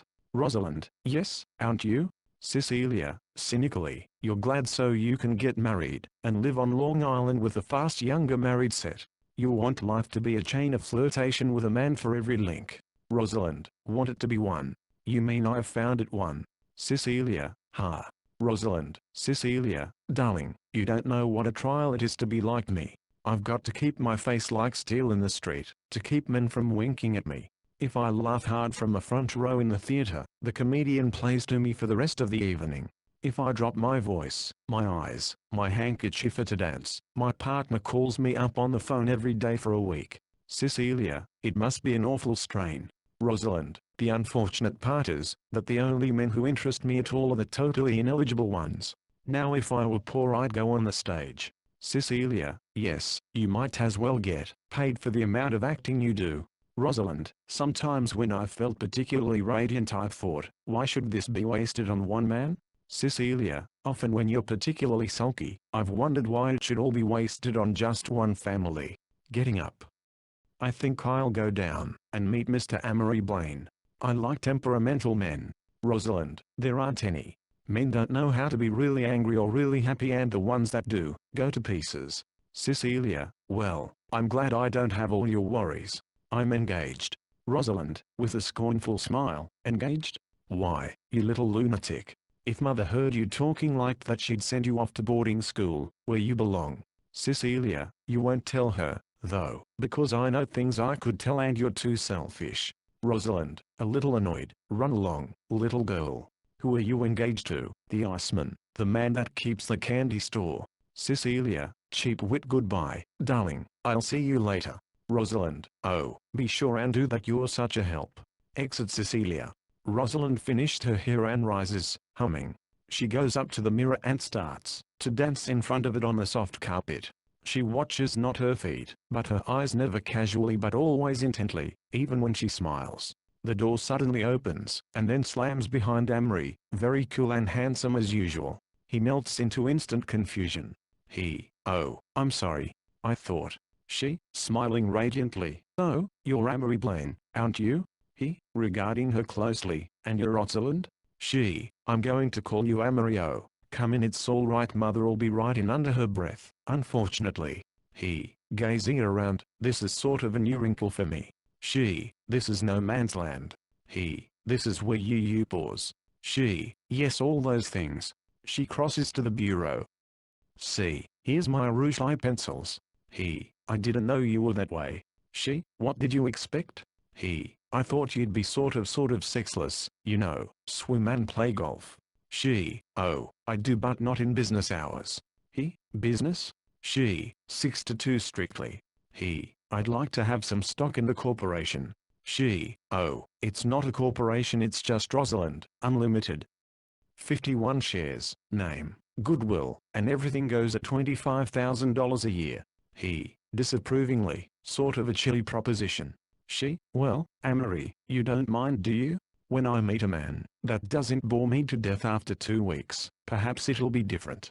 He, odd, you have the same point of view on men that I have on women. She, I'm not really feminine, you know, in my mind. He, interested, go on. She, no, you go on, you've made me talk about myself. That's against the rules. He, rules? She, my own rules, but you, oh, Amory, I hear you're brilliant. The family expects so much of you. He, how encouraging. She, Alex said you'd taught him to think. Did you? I didn't believe anyone could. He, no. I'm really quite dull. He evidently doesn't intend this to be taken seriously. She, liar. He, I'm religious, I'm literary. I've even written poems. She, vers libre splendid. She declaims. The trees are green. The birds are singing in the trees. The girl sips her poison.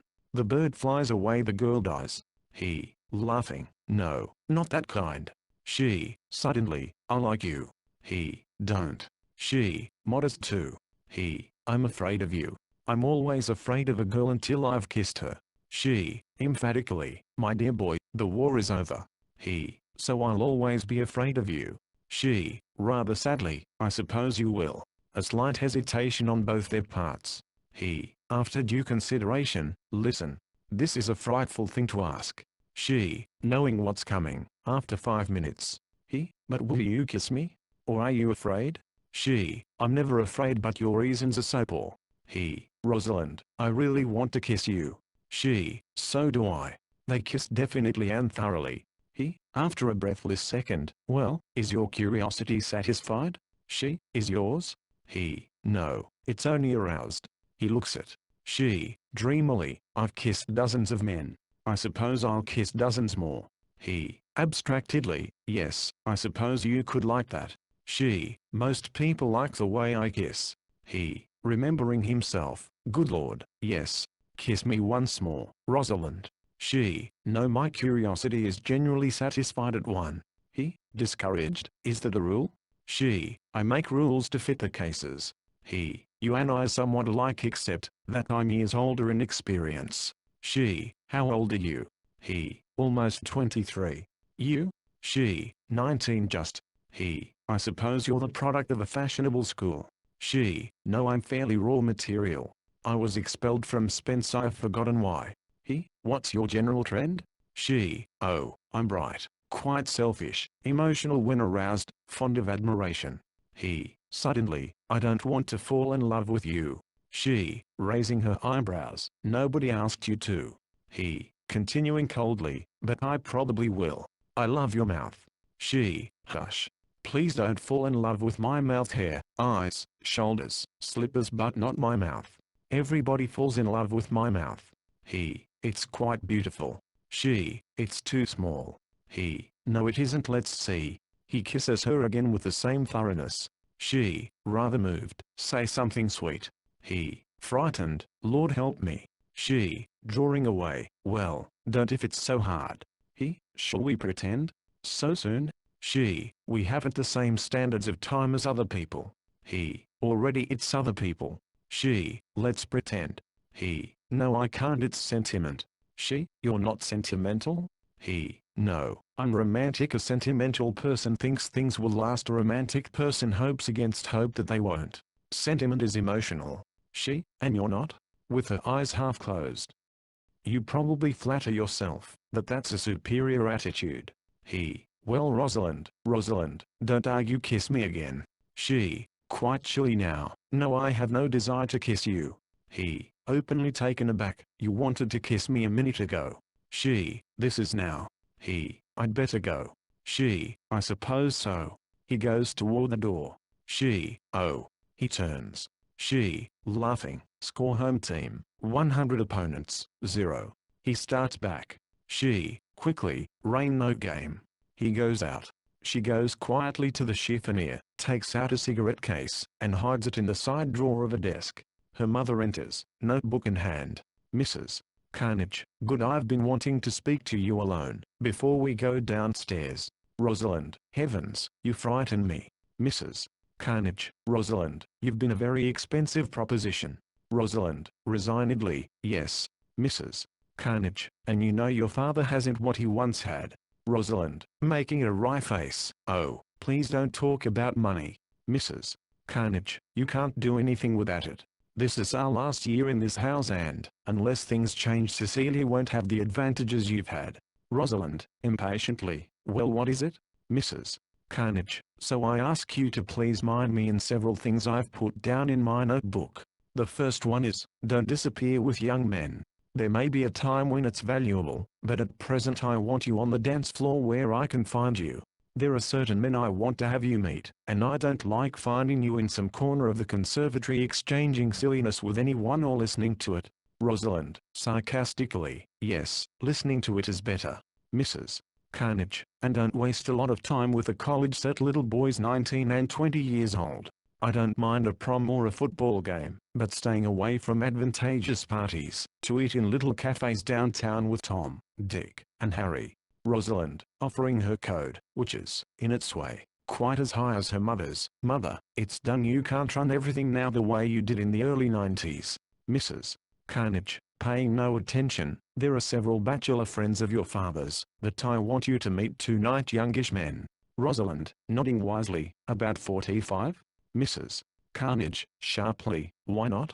Rosalind, oh, quite all right, they know life, and are so adorably tired looking, shakes her head, but they will dance.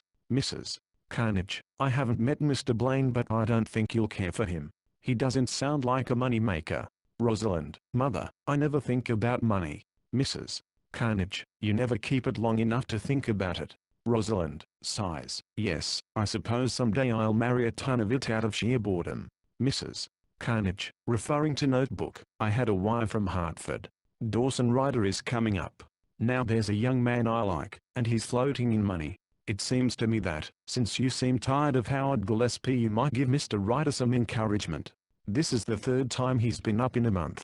Rosalind, how did you know I was tired of Howard Gillespie? Mrs. Carnage, the poor boy looks so miserable every time he comes. Rosalind, that was one of those romantic pre-battle affairs. They are all wrong. Mrs. Carnage, Hersey said, at any rate, make us proud of you tonight. Rosalind, don't you think I'm beautiful? Mrs. Carnage, you know you are. From downstairs is heard the moan of a violin being tuned, the roll of a drum. Mrs. Carnage turns quickly to her daughter. Mrs. Carnage, come. Rosalind, 1 minute. Her mother leaves. Rosalind goes to the glass, where she gazes at herself with great satisfaction. She kisses her hand and touches her mirrored mouth with it. Then she turns out the lights and leaves the room. Silence for a moment. A few chords from the piano, the discreet patter of faint drums, the rustle of new silk, all blend on the staircase outside, and drift in through the partly opened door. Bundled figures pass in the lighted hall. The laughter heard below becomes doubled and multiplied.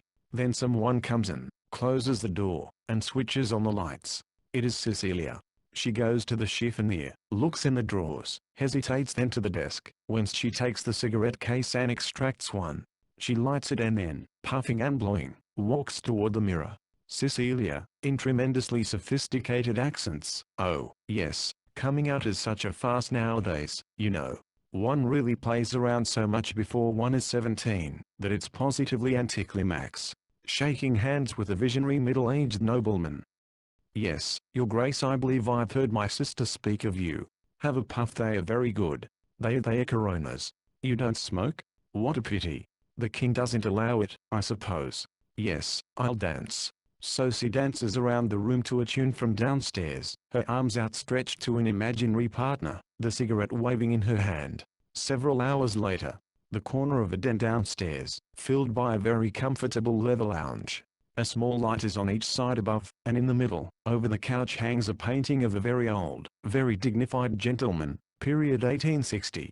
Outside the music is heard in a foxtrot. Rosalind is seated on the lounge, and on her left is Howard Gillespie, a vapid youth of about 24. He is obviously very unhappy, and she is quite bored. Gillespie, feebly, what do you mean I've changed? I feel the same toward you. Rosalind, but you don't look the same to me. Gillespie, 3 weeks ago you used to say that you liked me, because I was so blasé, so indifferent. I still am. Rosalind, but not about me. I used to like you, because you had brown eyes and thin legs. Gillespie, helplessly, they are still thin and brown. You're a vampire, that's all.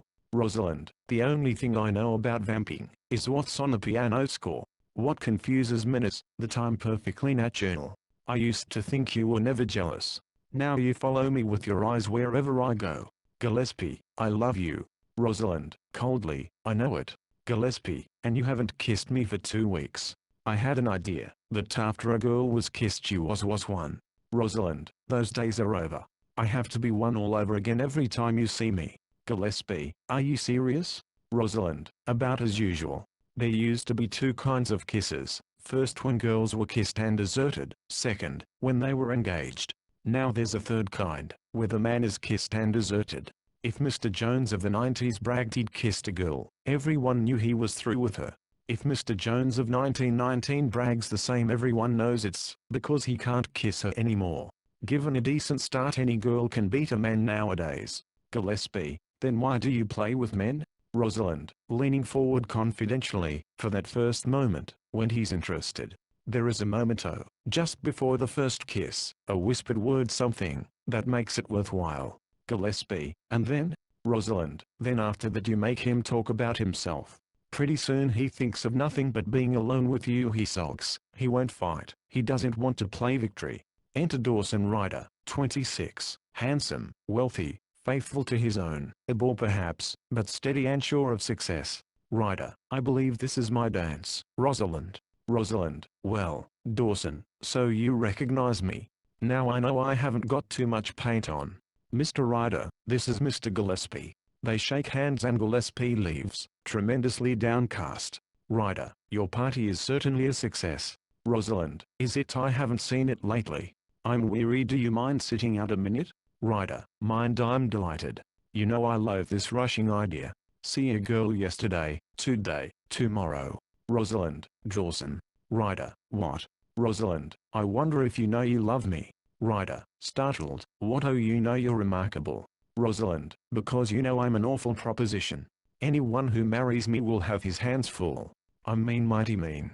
Ryder, oh, I wouldn't say that. Rosalind, oh, yes, I am, especially to the people nearest to me. She rises. Come, let's go. I've changed my mind and I want to dance. Mother is probably having a fit. Exeunt. Enter Alec and Cecilia. Cecilia, just my luck to get my own brother for an intermission. Alec, gloomily, I'll go if you want me to. Cecilia, good heavens, no, with whom would I begin the next dance? Sighs. There's no color in a dance, since the French officers went back. Alec, thoughtfully, I don't want Amory to fall in love with Rosalind. Cecilia, why? I had an idea that was just what you did want. Alec, I did, but since seeing these girls I don't know.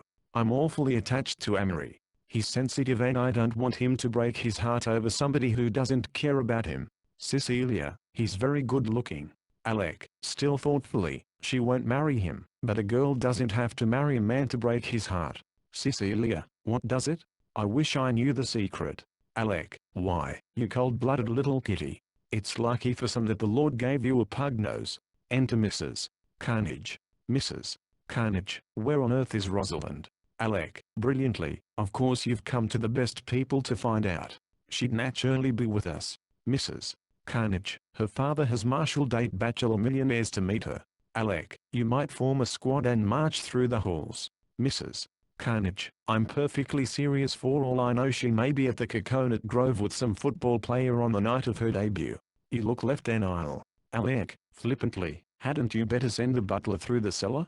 Mrs. Carnage, perfectly serious. Oh, you don't think she'd be there? Cecilia, he's only joking. Mother. Alec, mother had a picture of her tapping a keg of beer with some high hurdler. Mrs. Carnage, let's look right away. They go out. Rosalind comes in with Gillespie. Gillespie, Rosalind, once more I ask you, don't you care a blessed thing about me? Amory walks in briskly. Amory, my dance. Rosalind, Mr. Gillespie, this is Mr. Blaine. Gillespie, I've met Mr. Blaine.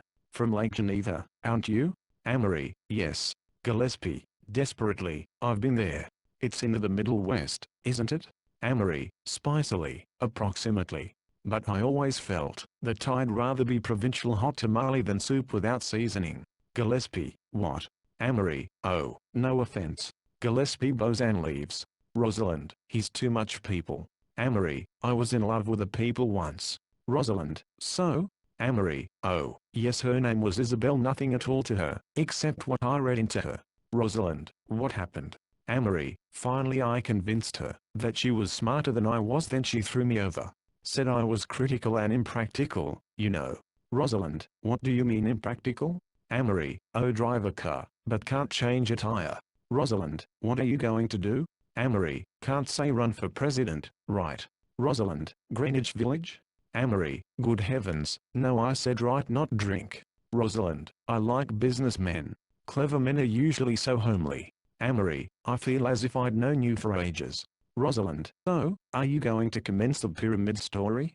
Amory, no, I was going to make it French. I was Louis XIV, and you were one of my changing his tone. Suppose we fell in love. Rosalind, I've suggested pretending. Amory, if we did it would be very big. Rosalind, why? Amory, because selfish people are in a way terribly capable of great loves. Rosalind, turning her lips up, pretend. Very deliberately they kiss. Amory, I can't say sweet things. But you're beautiful. Rosalind, not that. Amory, what then? Rosalind, sadly, oh, nothing, only I want sentiment, real sentiment, and I never find it. Amory, I never find anything else in the world and I loathe it. Rosalind, it's so hard to find a male to gratify one's artistic taste. Someone has opened a door and the music of a waltz surges into the room. Rosalind rises. Rosalind, listen, they are playing Kiss Me Again. He looks at her.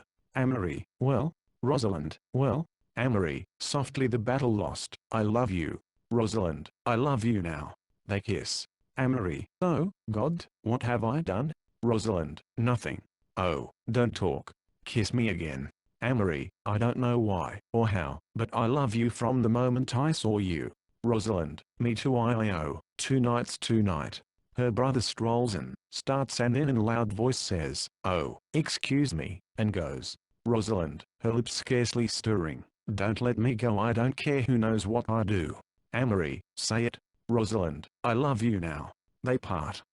Oh, I'm very youthful, thank God, and rather beautiful, thank God, and happy, thank God, thank God. She pauses and then, in an odd burst of prophecy, adds, poor Amory. He kisses her again. Kiss met. Within 2 weeks Amory and Rosalind were deeply and passionately in love. The critical qualities which had spoiled for each of them a dozen romances were dulled by the great wave of emotion that washed over them. It may be an insane love affair, she told her anxious mother, but it's not inane. The wave swept Amory into an advertising agency early in March, where he alternated between astonishing bursts of rather exceptional work and wild dreams of becoming suddenly rich, and touring Italy with Rosalind. They were together constantly, for lunch, for dinner, and nearly every evening, always in a sort of breathless hush, as if they feared that any minute the spell would break, and drop them out of this paradise of rose and flame. But the spell became a trance, seemed to increase from day to day. They began to talk of marrying in July and June. All life was transmitted into terms of their love, all experience, all desires, all ambitions, were nullified. Their senses of humor crawled into corners to sleep. Their former love affairs seemed faintly laughable and scarcely regretted juvenilia. For the second time in his life Amory had had a complete bouleversement, and was hurrying into line with his generation. A little interlude. Amory wandered slowly up the avenue and thought of the night as inevitably his, the pageantry and carnival of rich dusk and dim streets. It seemed that he had closed the book of fading harmonies at last, and stepped into the sensuous vibrant walks of life. Everywhere these countless lights, this promise of a night of streets and singing. He moved in a half-dream through the crowd, as if expecting to meet Rosalind hurrying toward him with eager feet from every corner. How the unforgettable faces of dusk would blend to her, the myriad footsteps, 1,000 overtures, would blend to her footsteps, and there would be more drunkenness than wine in the softness of her eyes on his. Even his dreams now were faint violins drifting like summer sounds upon the summer air. The room was in darkness except for the faint glow of Tom's cigarette where he lounged by the open window. As the door shut behind him, Amory stood a moment with his back against it. Hello, Benvenuto Blaine. How went the advertising business today? Amory sprawled on a couch. I loathed it as usual. The momentary vision of the bustling agency was displaced quickly by another picture. My God. She's wonderful. Tom sighed. I can't tell you, repeated Amory, just how wonderful she is. I don't want you to know. I don't want anyone to know. Another sigh came from the window, quite a resigned sigh. She's life and hope and happiness, my whole world now. He felt the quiver of a tear on his eyelid. Oh, golly, Tom. Bittersweet. Sit like we do, she whispered. He sat in the big chair, and held out his arms, so that she could nestle inside them. I knew you'd come tonight, she said softly, like summer, just when I needed you most, darling, darling. His lips moved lazily over her face. You taste so good, he sighed. How do you mean, lover? Oh, just sweet, just sweet. He held her closer. Amory, she whispered, when you're ready for me I'll marry you. We won't have much at first. Don't, she cried. It hurts when you reproach yourself for what you can't give me. I've got your precious self and that's enough for me. Tell me. You know, don't you? Oh, you know. Yes, but I want to hear you say it. I love you, Amory, with all my heart. Always, will you? All my life. Oh, Amory. What? I want to belong to you. I want your people to be my people. I want to have your babies. But I haven't any people. Don't laugh at me, Amory. Just kiss me. I'll do what you want, he said. No, I'll do what you want. We're you not me. Oh, you're so much a part, so much all of me. He closed his eyes. I'm so happy that I'm frightened. Wouldn't it be awful if this was the high point? She looked at him dreamily. Beauty and love pass, I know. Oh, there's sadness too. I suppose all great happiness is a little sad. Beauty means the scent of roses, and then the death of roses. Beauty means the agony of sacrifice and the end of agony. And, Amory, we're beautiful, I know. I'm sure God loves us. He loves you. You're his most precious possession. I'm not his, I'm yours. Amory, I belong to you. For the first time I regret all the other kisses. Now I know how much a kiss can mean. Then they would smoke, and he would tell her about his day at the office and where they might live. Sometimes, when he was particularly loquacious, she went to sleep in his arms. But he loved that Rosalind, all Rosalinds, as he had never in the world loved anyone else. Intangibly fleeting, unrememberable hours. Aquatic incident.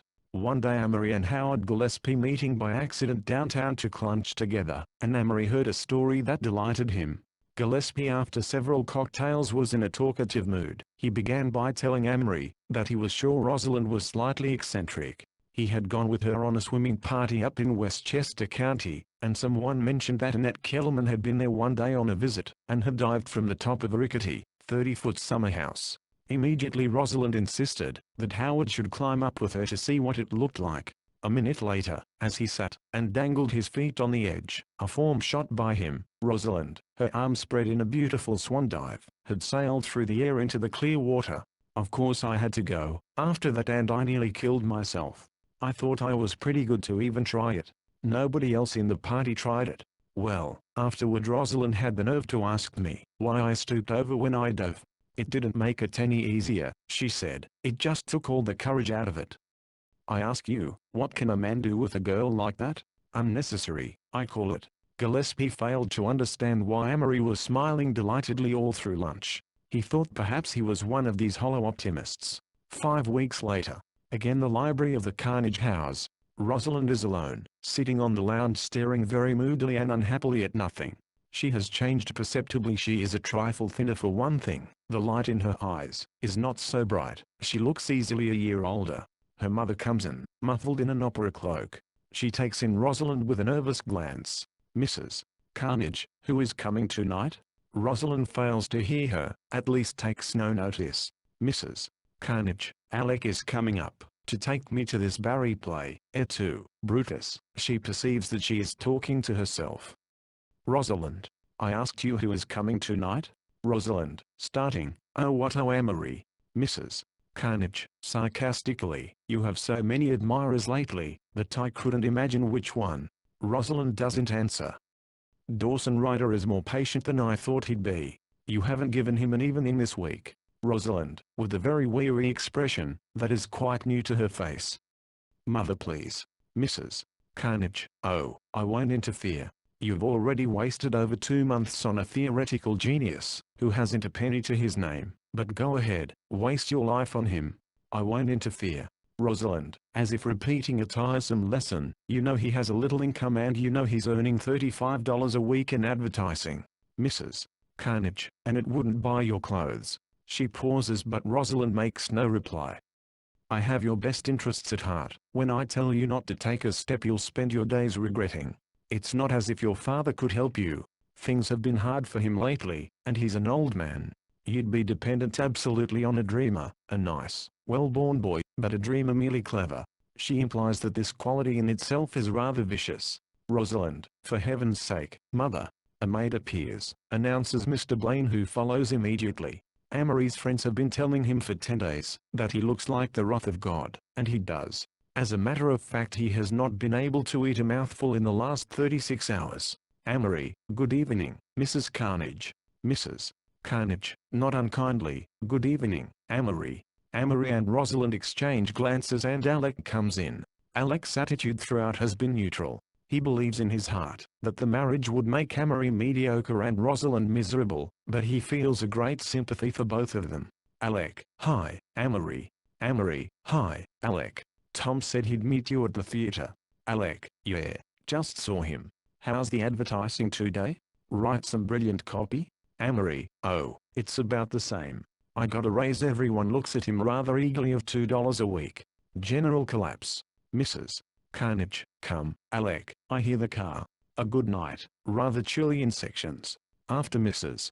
Carnage and Alec go out, there is a pause. Rosalind still stares moodily at the fireplace.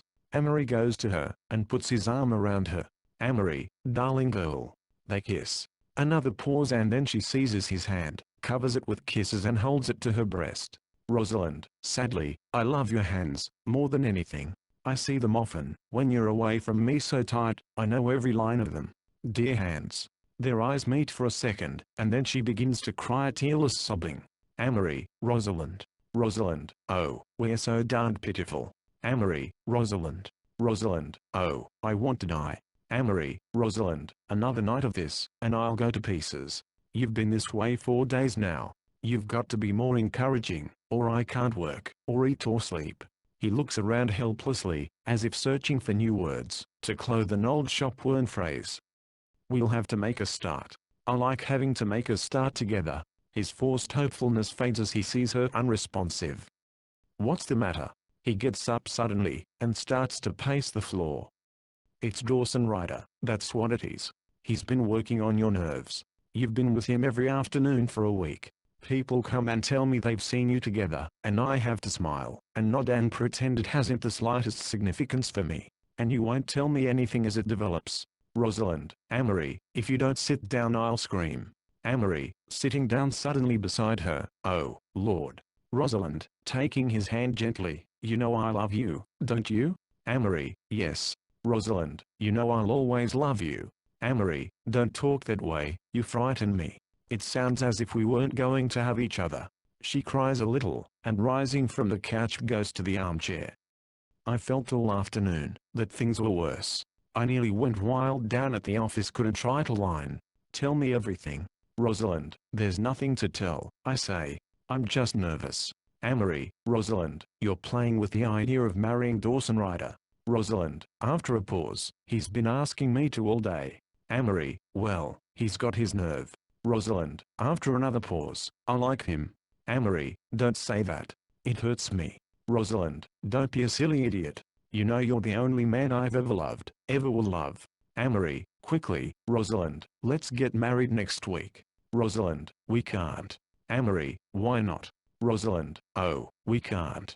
I'd be your squaw in some horrible place. Amory, we'll have $275 a month all told. Rosalind, darling, I don't even do my own hair, usually. Amory, I'll do it for you. Rosalind, between laugh and a sob, thanks. Amory, Rosalind, you can't be thinking of marrying someone else. Tell me. You leave me in the dark. I can help you fight it out, if you'll only tell me. Rosalind, it's just us. We're pitiful, that's all. The very qualities I love you for are the ones that will always make you a failure. Amory, grimly, go on. Rosalind, oh, it is Dawson Ryder. He's so reliable, I almost feel that he'd be a background. Amory, you don't love him. Rosalind, I know, but I respect him, and he's a good man and a strong one. Amory, grudgingly, yes, he's that. Rosalind, well, here's one little thing. There was a little poor boy we met in Rye Tuesday afternoon and, oh, Dawson took him on his lap, and talked to him, and promised him an Indian suit, and next day he remembered and bought it, and, oh, it was so sweet, and I couldn't help thinking he'd be so nice too to our children, take care of them, and I wouldn't have to worry. Amory, in despair, Rosalind. Rosalind. Rosalind, with a faint roguishness, don't look so consciously suffering. Amory, what power we have of hurting each other. Rosalind, commencing to sob again. It's been so perfect you, and I saw like a dream, that I'd longed for, and never thought I'd find. The first real unselfishness I've ever felt in my life. And I can't see it fade out in a colorless atmosphere. Amory, it won't. Rosalind, I'd rather keep it as a beautiful memory tucked away in my heart. Amory, yes, women can do that but not men. I'd remember always, not the beauty of it while it lasted, but just the bitterness, the long bitterness. Rosalind, don't. Amory, all the years never to see you, never to kiss you, just to gate shut and bar you don't dare be my wife. Rosalind, no I'm taking the hardest course, the strongest course. Marrying you would be a failure and I never fail if you don't stop walking up and down I'll scream. Again he sinks despairingly onto the lounge. Amory, come over here and kiss me. Rosalind, no. Amory, don't you want to kiss me? Rosalind, tonight I want you to love me calmly and coolly. Amory, the beginning of the end. Rosalind, with a burst of insight. Amory, you're young. I'm young. People excuse us now for our poses and vanities, for treating people like Sancho, and yet getting away with it. They excuse us now. But you've got a lot of knocks coming to you, Amory, and you're afraid to take them with me. Rosalind, no, not that. There was a poem I read somewhere you will say hello Wheeler Wilcox and laugh but listen. For this is wisdom to love and live.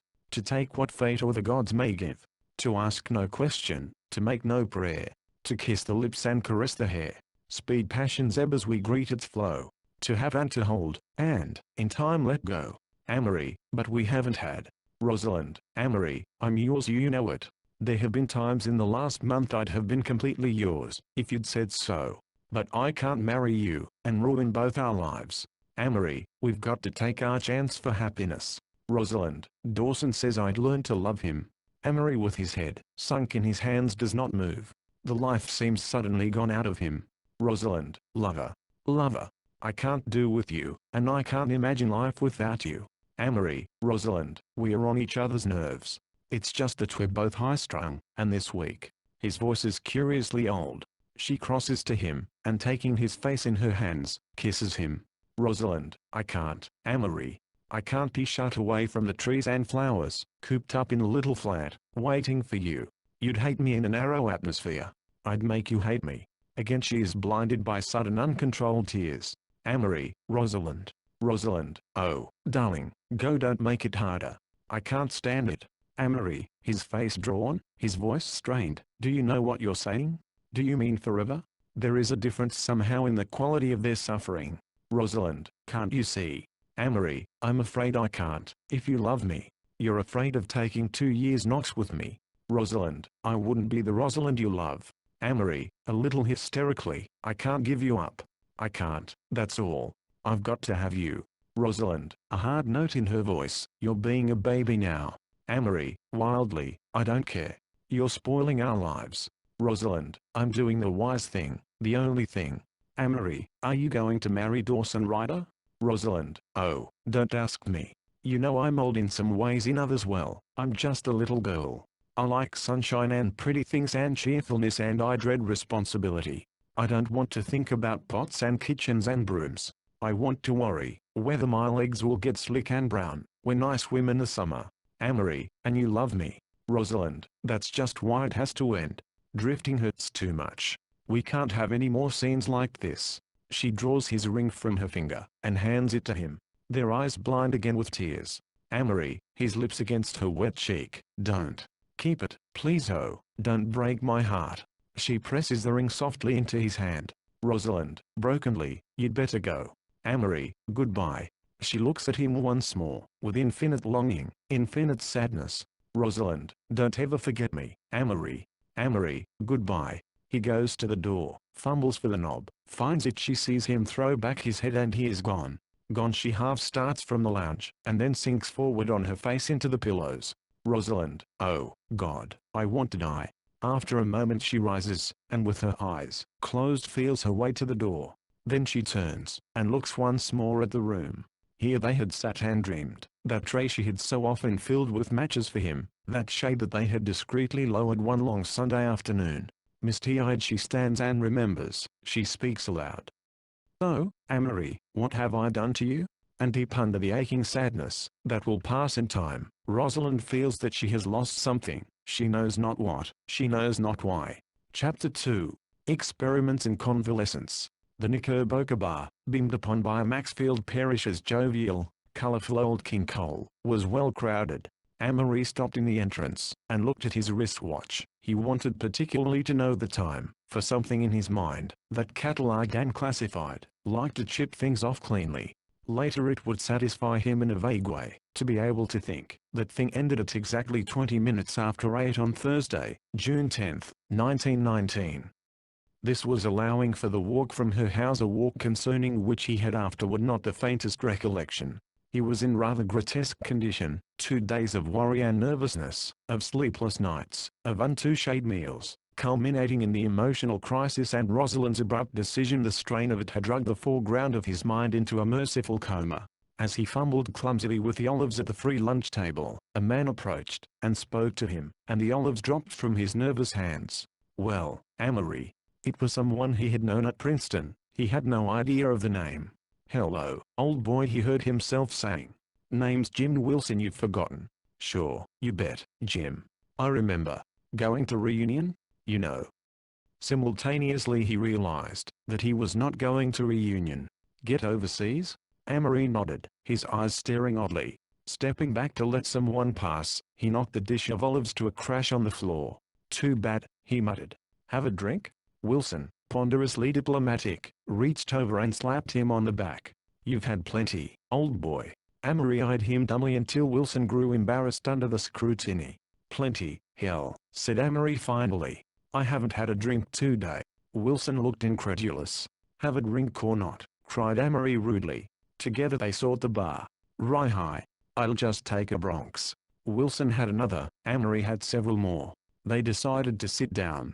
At 10 o'clock Wilson was displaced by Carling, class of 15. Amory, his head spinning gorgeously, layer upon layer of soft satisfaction setting over the bruised spots of his spirit, was discoursing volubly on the war. "A mental loss," he insisted with owl-like wisdom. 2 years my life spent in intellectual vacuity. Low's idealism, God be fiscal animal." He shook his fist expressively at old King Cole. "God be Prussian about everything, women specially. Yous be straight about women college. Now don't give a damn." He expressed his lack of principle by sweeping a seltzer bottle with a broad gesture to noisy extinction on the floor, but this did not interrupt his speech. "Seek pleasure where find it, for tomorrow die. That's philosophy for me now on." Carling yawned, but Amory, waxing brilliant, continued. "You swanned about things people satisfied compromise, 50-50 attitude on life. Now don't wonder." He became so emphatic in impressing on Carling the fact that he didn't wonder, that he lost the thread of his discourse, and concluded by announcing to the bar at large that he was a fiscal animal. "What are you celebrating, Amory?" Amory leaned forward confidentially. "Celebrating blow my life. Great moment, blow my life. Can't tell you about it." He heard Carling addressing a remark to the bartender. "Give him a Bromo seltzer." Amory shook his head indignantly. "None of that stuff." "But listen, Amory, you're making yourself sick. You're white as a ghost." Amory considered the question. He tried to look at himself in the mirror, but even by squinting up one eye could only see as far as the row of bottles behind the bar. "Like some solid. We go get some salad." He settled his coat with an attempt at nonchalance, but letting go of the bar was too much for him, and he slumped against a chair. "We'll go over to Shanley's," suggested Carling, offering an elbow. With this assistance Amory managed to get his legs in motion enough to propel him across 42nd Street. Shanley's was very dim. He was conscious that he was talking in loud voice, very succinctly and convincingly, he thought, about a desire to crush people under his heel. He consumed 3 club sandwiches, devouring each as though it were no larger than a chocolate drop. Then Rosalind began popping into his mind again, and he found his lips forming her name over and over. Next he was sleepy, and he had a hazy listless sense of people in dress suits, probably waiters, gathering around the table. He was in a room, and Carling was saying something about a knot in his shoelace. "Nemean," he managed to articulate drowsily. "Sleeping M. Still alcoholic." He awoke laughing, and his eyes lazily roamed his surroundings, evidently a bedroom and bath in a good hotel. His head was whirring, and picture after picture was forming and blurring and melting before his eyes. But beyond the desire to laugh, he had no entirely conscious reaction. He reached for the phone beside his bed. "Hello, what hotel is this? Knickerbocker? All right, send up 2 rye highballs." He lay for a moment, and wondered idly whether they'd send up a bottle or just 2 of those little glass containers. Then, with an effort, he struggled out of bed, and ambled into the bathroom. When he emerged, rubbing himself lazily with a towel, he found the barboy with the drinks, and had a sudden desire to kid him. On reflection he decided that this would be undignified, so he waved him away. As the new alcohol tumbled into his stomach and warmed him, the isolated pictures began slowly to form a cinema reel of the day before. Again he saw Rosalind curled weeping among the pillows. Again he felt her tears against his cheek. Her words began ringing in his ears. "Don't ever forget me, Amory, don't ever forget me." "Hell," he faltered aloud, and then he choked and collapsed on the bed in a shaken spasm of grief. After a minute he opened his eyes, and regarded the ceiling. "Damned fool," he exclaimed in disgust, and with a voluminous sorrows, and approached the bottle. After another glass he gave way loosely to the luxury of tears. Purposely he called up into his mind little incidents of the vanished spring, phrased to himself emotions that would make him react even more strongly to sorrow. "We were so happy," he intoned dramatically, "so very happy."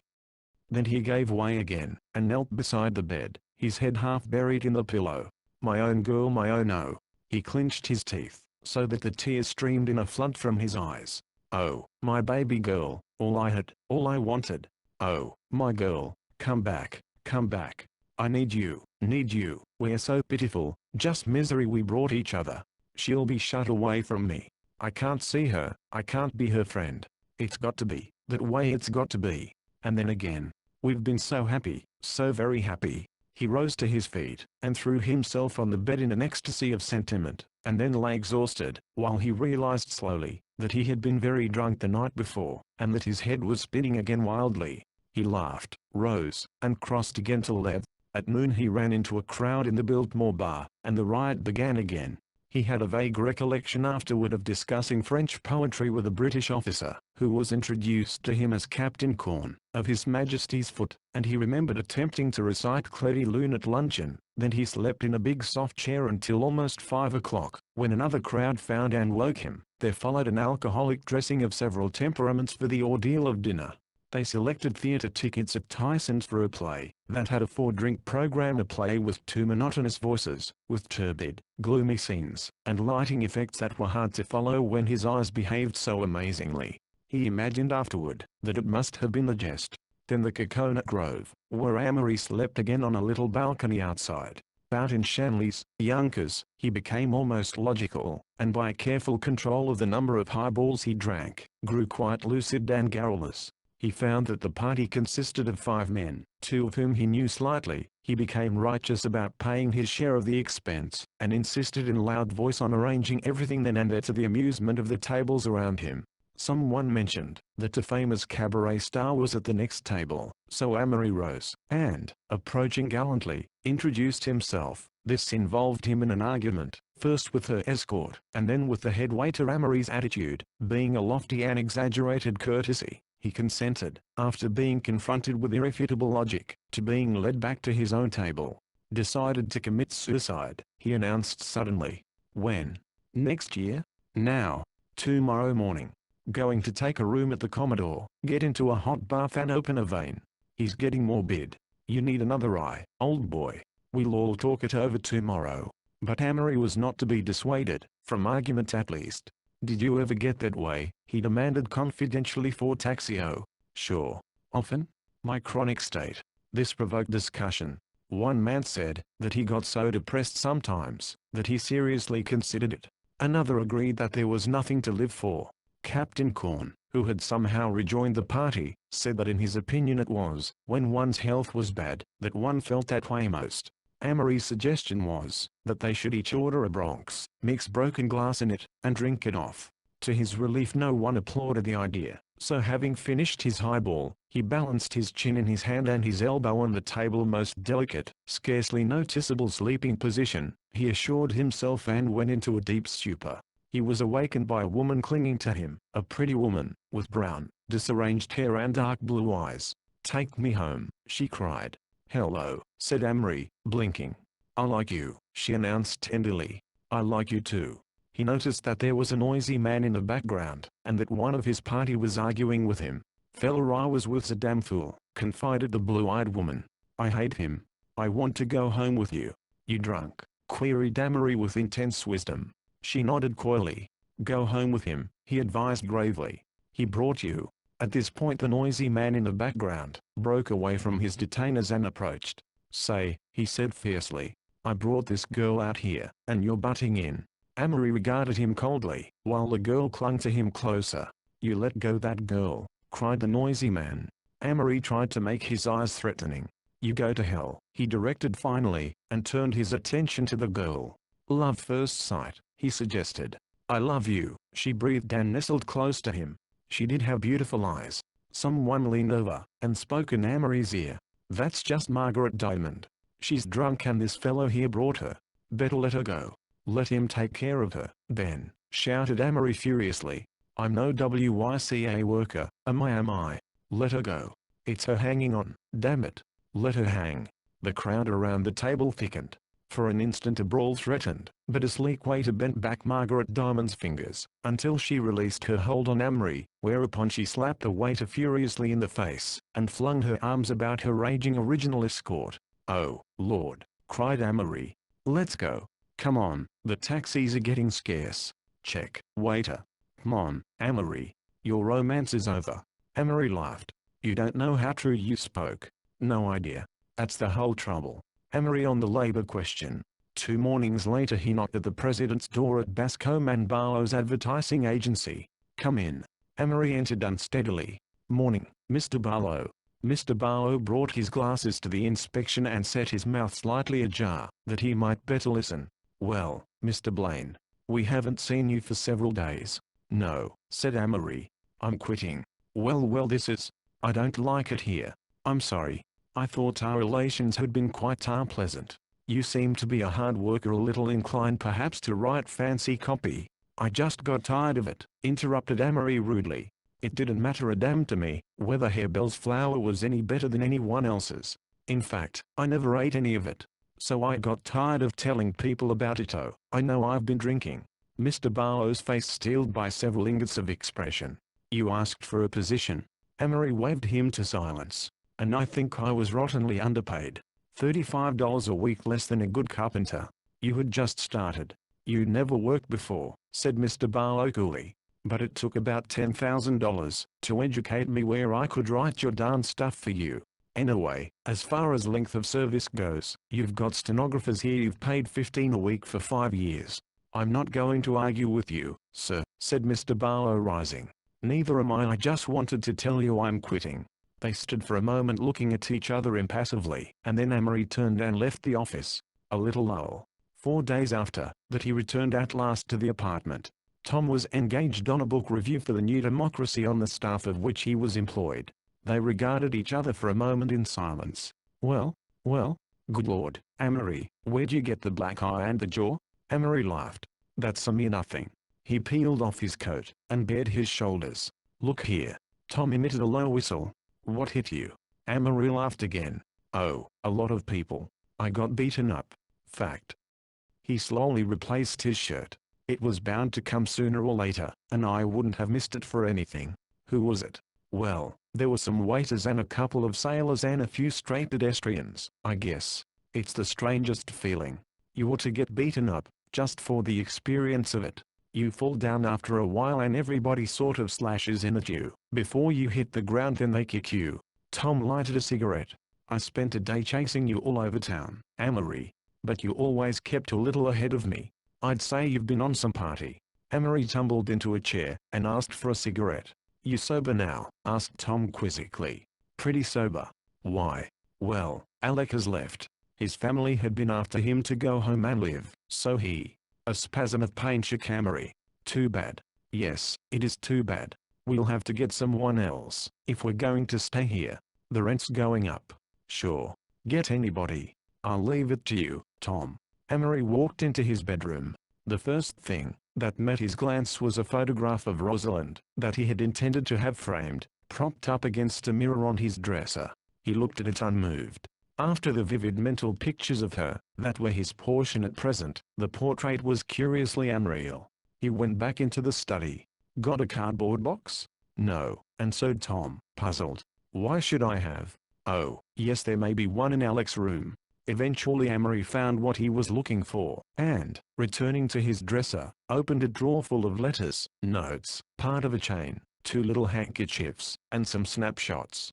As he transferred them carefully to the box, his mind wandered to some place in a book where the hero, after preserving for a year a cake of his lost love's soap, finally washed his hands with it. He laughed and began to hum. After You've Gone ceased abruptly. The string broke twice, and then he managed to secure it, dropped the package into the bottom of his trunk, and having slammed the lid returned to the study. Going out? Tom's voice held an undertone of anxiety. Where? Couldn't say, old kid. Let's have dinner together. Sorry. I told Suki Brett I'd eat with him. Oh. Bye-bye. Amory crossed the street, and had a highball. Then he walked to Washington Square, and found a top seat on a bus. He disembarked at 43rd Street, and strolled to the Biltmore bar. Hi, Amory. What'll you have? Yo-ho. Waiter. Temperature normal.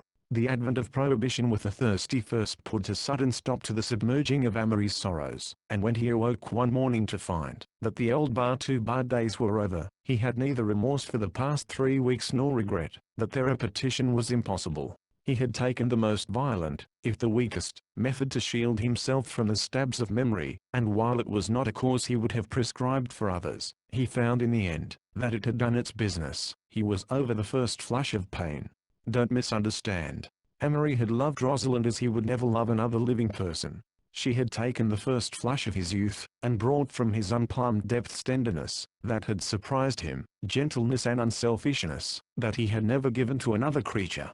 He had later love affairs, but of a different sort. In those he went back to that, perhaps, more typical frame of mind, in which the girl became the mirror of a mood in him.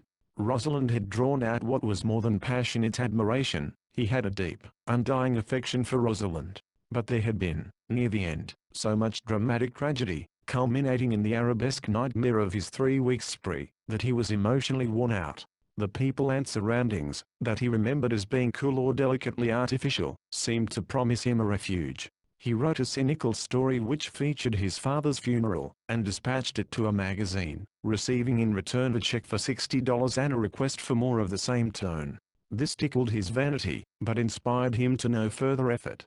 He read enormously. He was puzzled and depressed by a portrait of the artist as a young man, intensely interested by Joan and Peter and the Undying Fire, and rather surprised by his discovery through a critic named Mencken of several excellent American novels, Vanover and the Brute, The Damnation of Theron Ware, and Jenny Jerhut.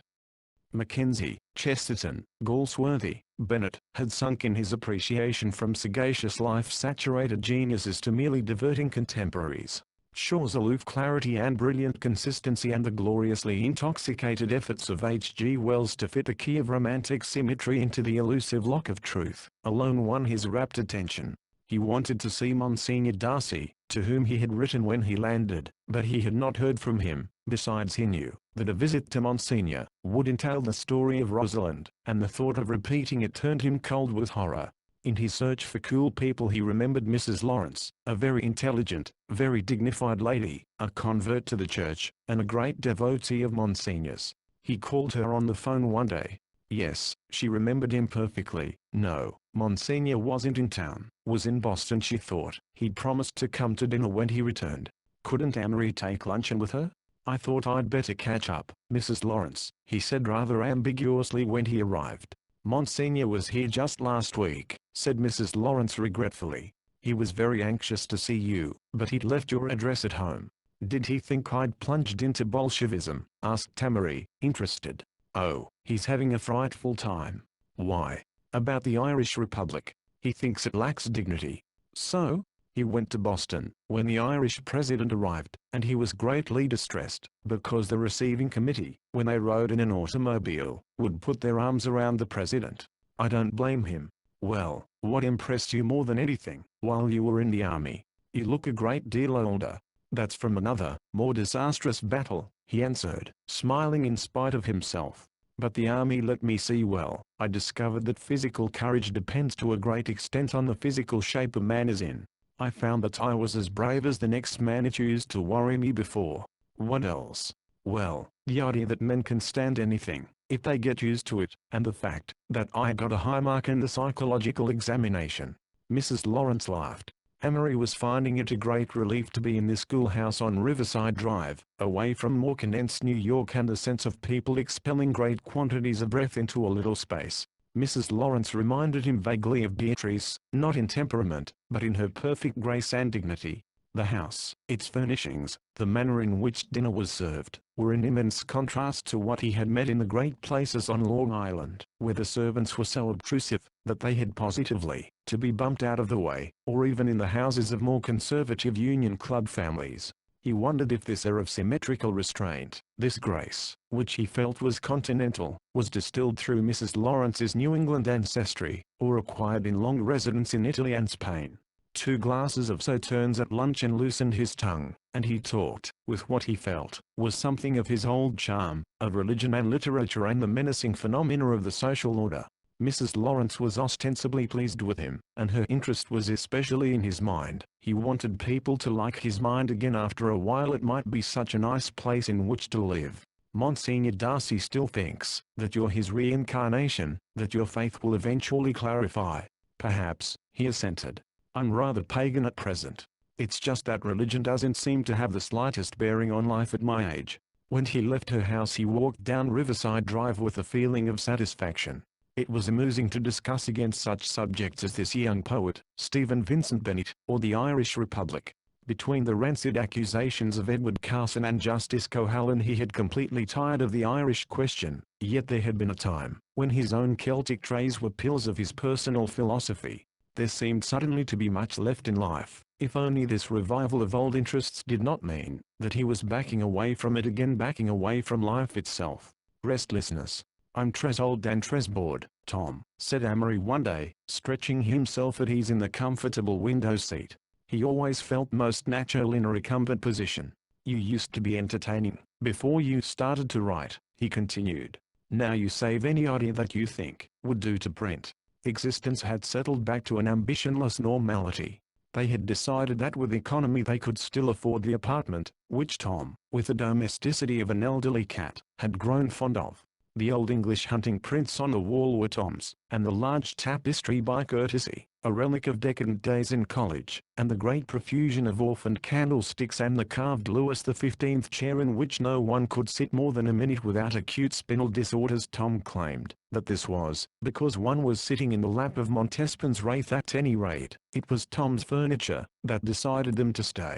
They went out very little, to an occasional play, or to dinner at the Ritz or the Princeton Club. With Prohibition the great rendezvous had received their death wounds. No longer could one wander to the Biltmore Bar at 12 or 5 and find congenial spirits, and both Tom and Amory had outgrown a passion for dancing with Midwestern or New Jersey debbies at the Club de Vind, surnamed the Club de Gink or the Plaza Rose Room. Besides, even that required several cocktails to come down to the intellectual level of the women present, as Amory had once put it to a horrified matron.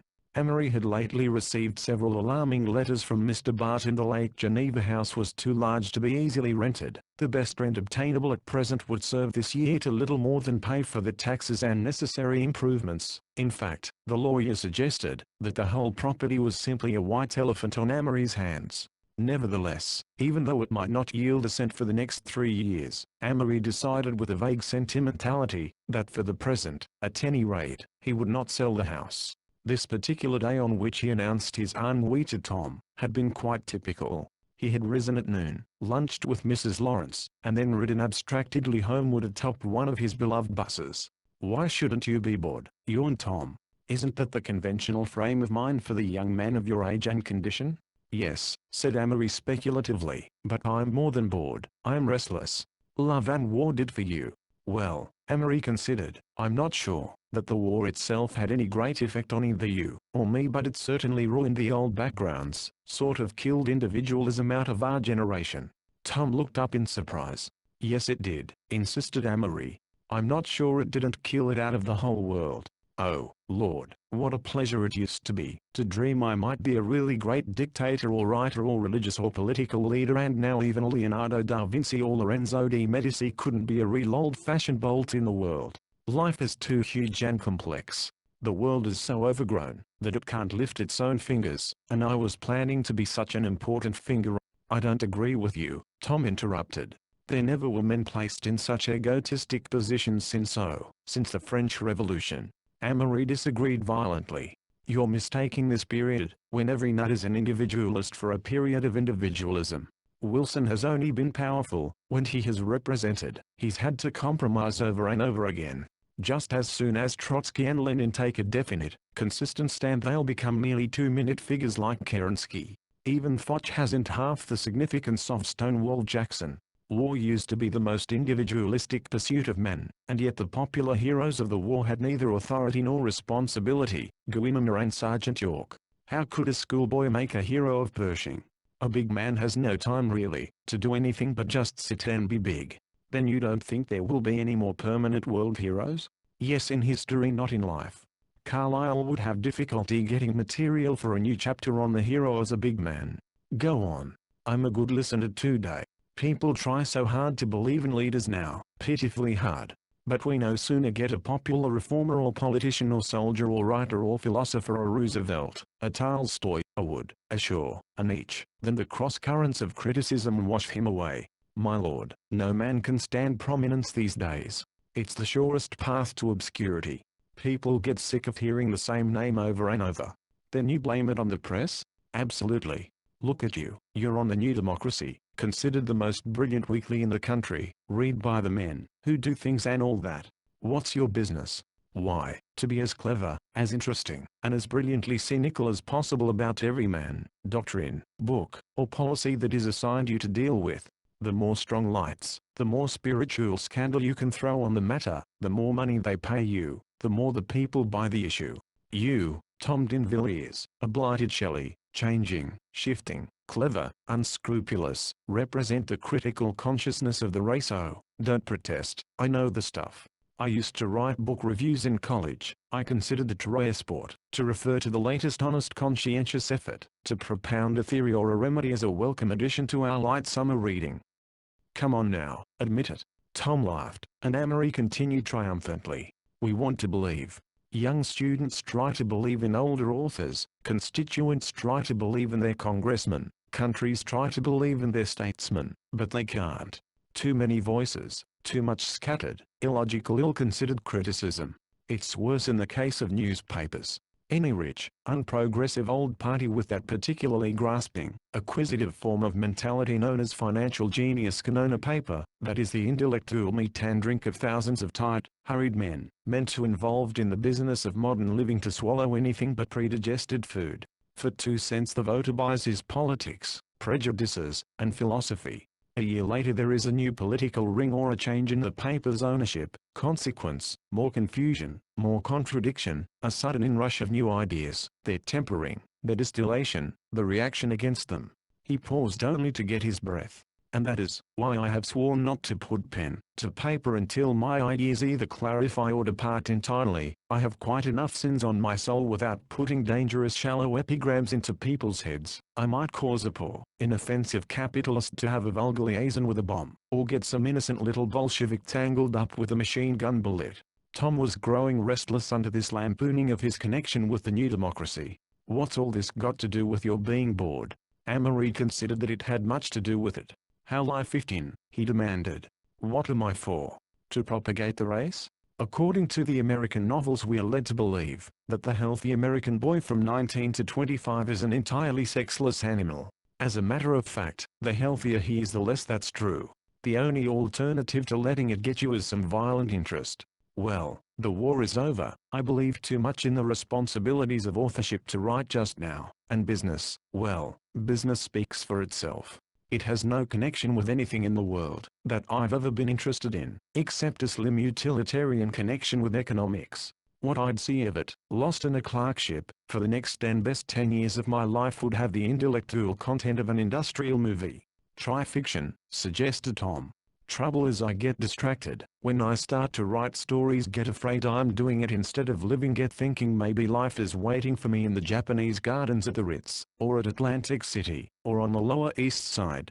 Anyway, he continued, I haven't the vital urge. I wanted to be a regular human being, but the girl couldn't see it that way. You'll find another. God. Banish the thought. Why don't you tell me that, if the girl had been worth having, she'd have waited for you? No, sir, the girl really worth having won't wait for anybody. If I thought there'd be another, I'd lose my remaining faith in human nature. Maybe I'll play, but Rosalind was the only girl in the wide world that could have held me. Well, yawned Tom, I've played confidant a good hour by the clock. Still, I'm glad to see you're beginning to have violent views again on something. Agreed Amory reluctantly. Yet when I see a happy family it makes me sick at my stomach. Happy families try to make people feel that way, said Tom cynically. Tom the censor. There were days when Amory listened. These were when Tom breathed in smoke, indulged in the slaughter of American literature. Words failed him. $50,000 a year, he would cry. My God. Look at them. Look at them. Edna Ferber, Gouverneur Morris, Fannie Hurst, Mary Roberts Rinehart, not producing among them one story or novel that will last 10 years. This man Cobb, I don't think he's either clever or amusing, and what's more, I don't think very many people do, except the editors. He's just groggy with advertising. And oh, Harold Bell, right, oh, Zane Grey. They try. No, they don't even try. Some of them can write, but they won't sit down and do one honest novel. Most of them can't write, I'll admit. I believe Rupert Hughes tries to give a real comprehensive picture of American life, but his style and perspective are barbarous. Ernest Poole and Dorothy Canfield try, but they are hindered by their absolute lack of any sense of humor. But at least they crowd their work instead of spreading it thin. Every author ought to write every book, as if he were going to be beheaded the day he finished it. Is that double entente? Don't slow me up. Now there's a few of them that seem to have some cultural background, some intelligence and a good deal of literary felicity, but they just simply won't write honestly. They'd all claim there was no public for good stuff. Then why the devil is it that Wells, Conrad, Galsworthy, Shaw, Bennett, and the rest depend on America for over half their sales? How does little Tommy like the poets? Tom was overcome. He dropped his arms until they swung loosely beside the chair and emitted faint grunts. I'm writing a satire on him now, calling it Boston Bards and Hearst Reviewers. Let's hear it, said Amory eagerly. I've only got the last few lines done. That's very modern. Let's hear 'em, if they're funny. Tom produced a folded paper from his pocket and read aloud, pausing at intervals, so that Amory could see that it was free verse. So, Walter Arensberg, Alfred Krimborg, Carl Sandburg, Louis Untermeyer, Eunice Stevens, Clara Schanefeld, James Oppenheim, Maxwell Bodenheim, Richard Glenser, Sharmil Iris, Conrad Aiken. I place your names here, so that you may live, if only as names. Send your smoke-colored names, in the juvenilia, of my collected editions. Amory roared. You win the Iron Pansy. I'll buy you a meal on the arrogance of the last two lines. Amory did not entirely agree with Tom's sweeping damnation of American novelists and poets. He enjoyed both Vachel Lindsay and Booth Tarkington, and admired the conscientious, if slender, artistry of Edgar Lee Masters. What I hate is this idiotic drivel about I am God, I'm man, I ride the winds, I look through the smoke, I'm the life sense. It's ghastly. And I wish American novelists would give up trying to make business romantically interesting. Nobody wants to read about it, unless it's crooked business. If it was an entertaining subject they'd buy The Life of James J. Hill, and not one of these long office tragedies that harp along on the significance of smoke and gloom, said Tom. That's another favorite, though I'll admit the Russians have the monopoly. Our specialty is stories about little girls who break their spines and get adopted by grouchy old men because they smile so much. You'd think we were a race of cheerful cripples, and that the common end of the Russian peasant was suicide. 6 o'clock, said Amory, glancing at his wristwatch. I'll buy you a great big dinner on the strength of the juvenilia of your collected editions. Looking backward, July sweltered out with the last hot week, and Amory in another surge of unrest realized that it was just 5 months since he and Rosalind had met. Yet it was already hard for him to visualize the heart-whole boy who had stepped off the transport, passionately desiring the adventure of life. One night while the heat, overpowering and enervating, poured into the windows of his room, he struggled for several hours in a vague effort to immortalize the poignancy of that time. The February streets, wind-washed by night, blow full of strange, half-intermittent damps, bearing on wasted walks in shining sight. Wet snow plashed into gleams under the lamps, like golden oil, from some divine machine, in an hour of Thor and stars. Strange damps full of the eyes of many men, crowded with life, born in upon a lull. Oh, I was young, for I could turn again to you, most finite and most beautiful, and taste the stuff of half-remembered dreams, sweet and new on your mouth. There was a tanging in the midnight air, silence was dead and sound not yet awoken, life cracked like ice one brilliant note. And there, radiant and pale, you stood, and spring had broken. The icicles were short upon the roofs and the changeling city swooned. Our thoughts were frosty mist along the eaves, our two ghosts kissed, high on the long, mazed wires, eerie half-laughter echoes. Here and leaves only a fatuous sigh for young desires. Regret has followed after things she loved, leaving the great husk. Another ending. In mid-August came a letter from Monsignor Darcy, who had evidently just stumbled on his address. My dear boy, your last letter was quite enough to make me worry about you. It was not a bit like yourself. Reading between the lines, I should imagine that your engagement to this girl is making you rather unhappy, and I see you have lost all the feeling of romance that you had before the war. You make a great mistake if you think you can be romantic without religion. Sometimes I think that with both of us the secret of success, when we find it, is the mystical element in us. Something flows into us that enlarges our personalities, and when it ebbs out our personalities shrink. I should call your last two letters rather shriveled. Beware of losing yourself in the personality of another being, man or woman.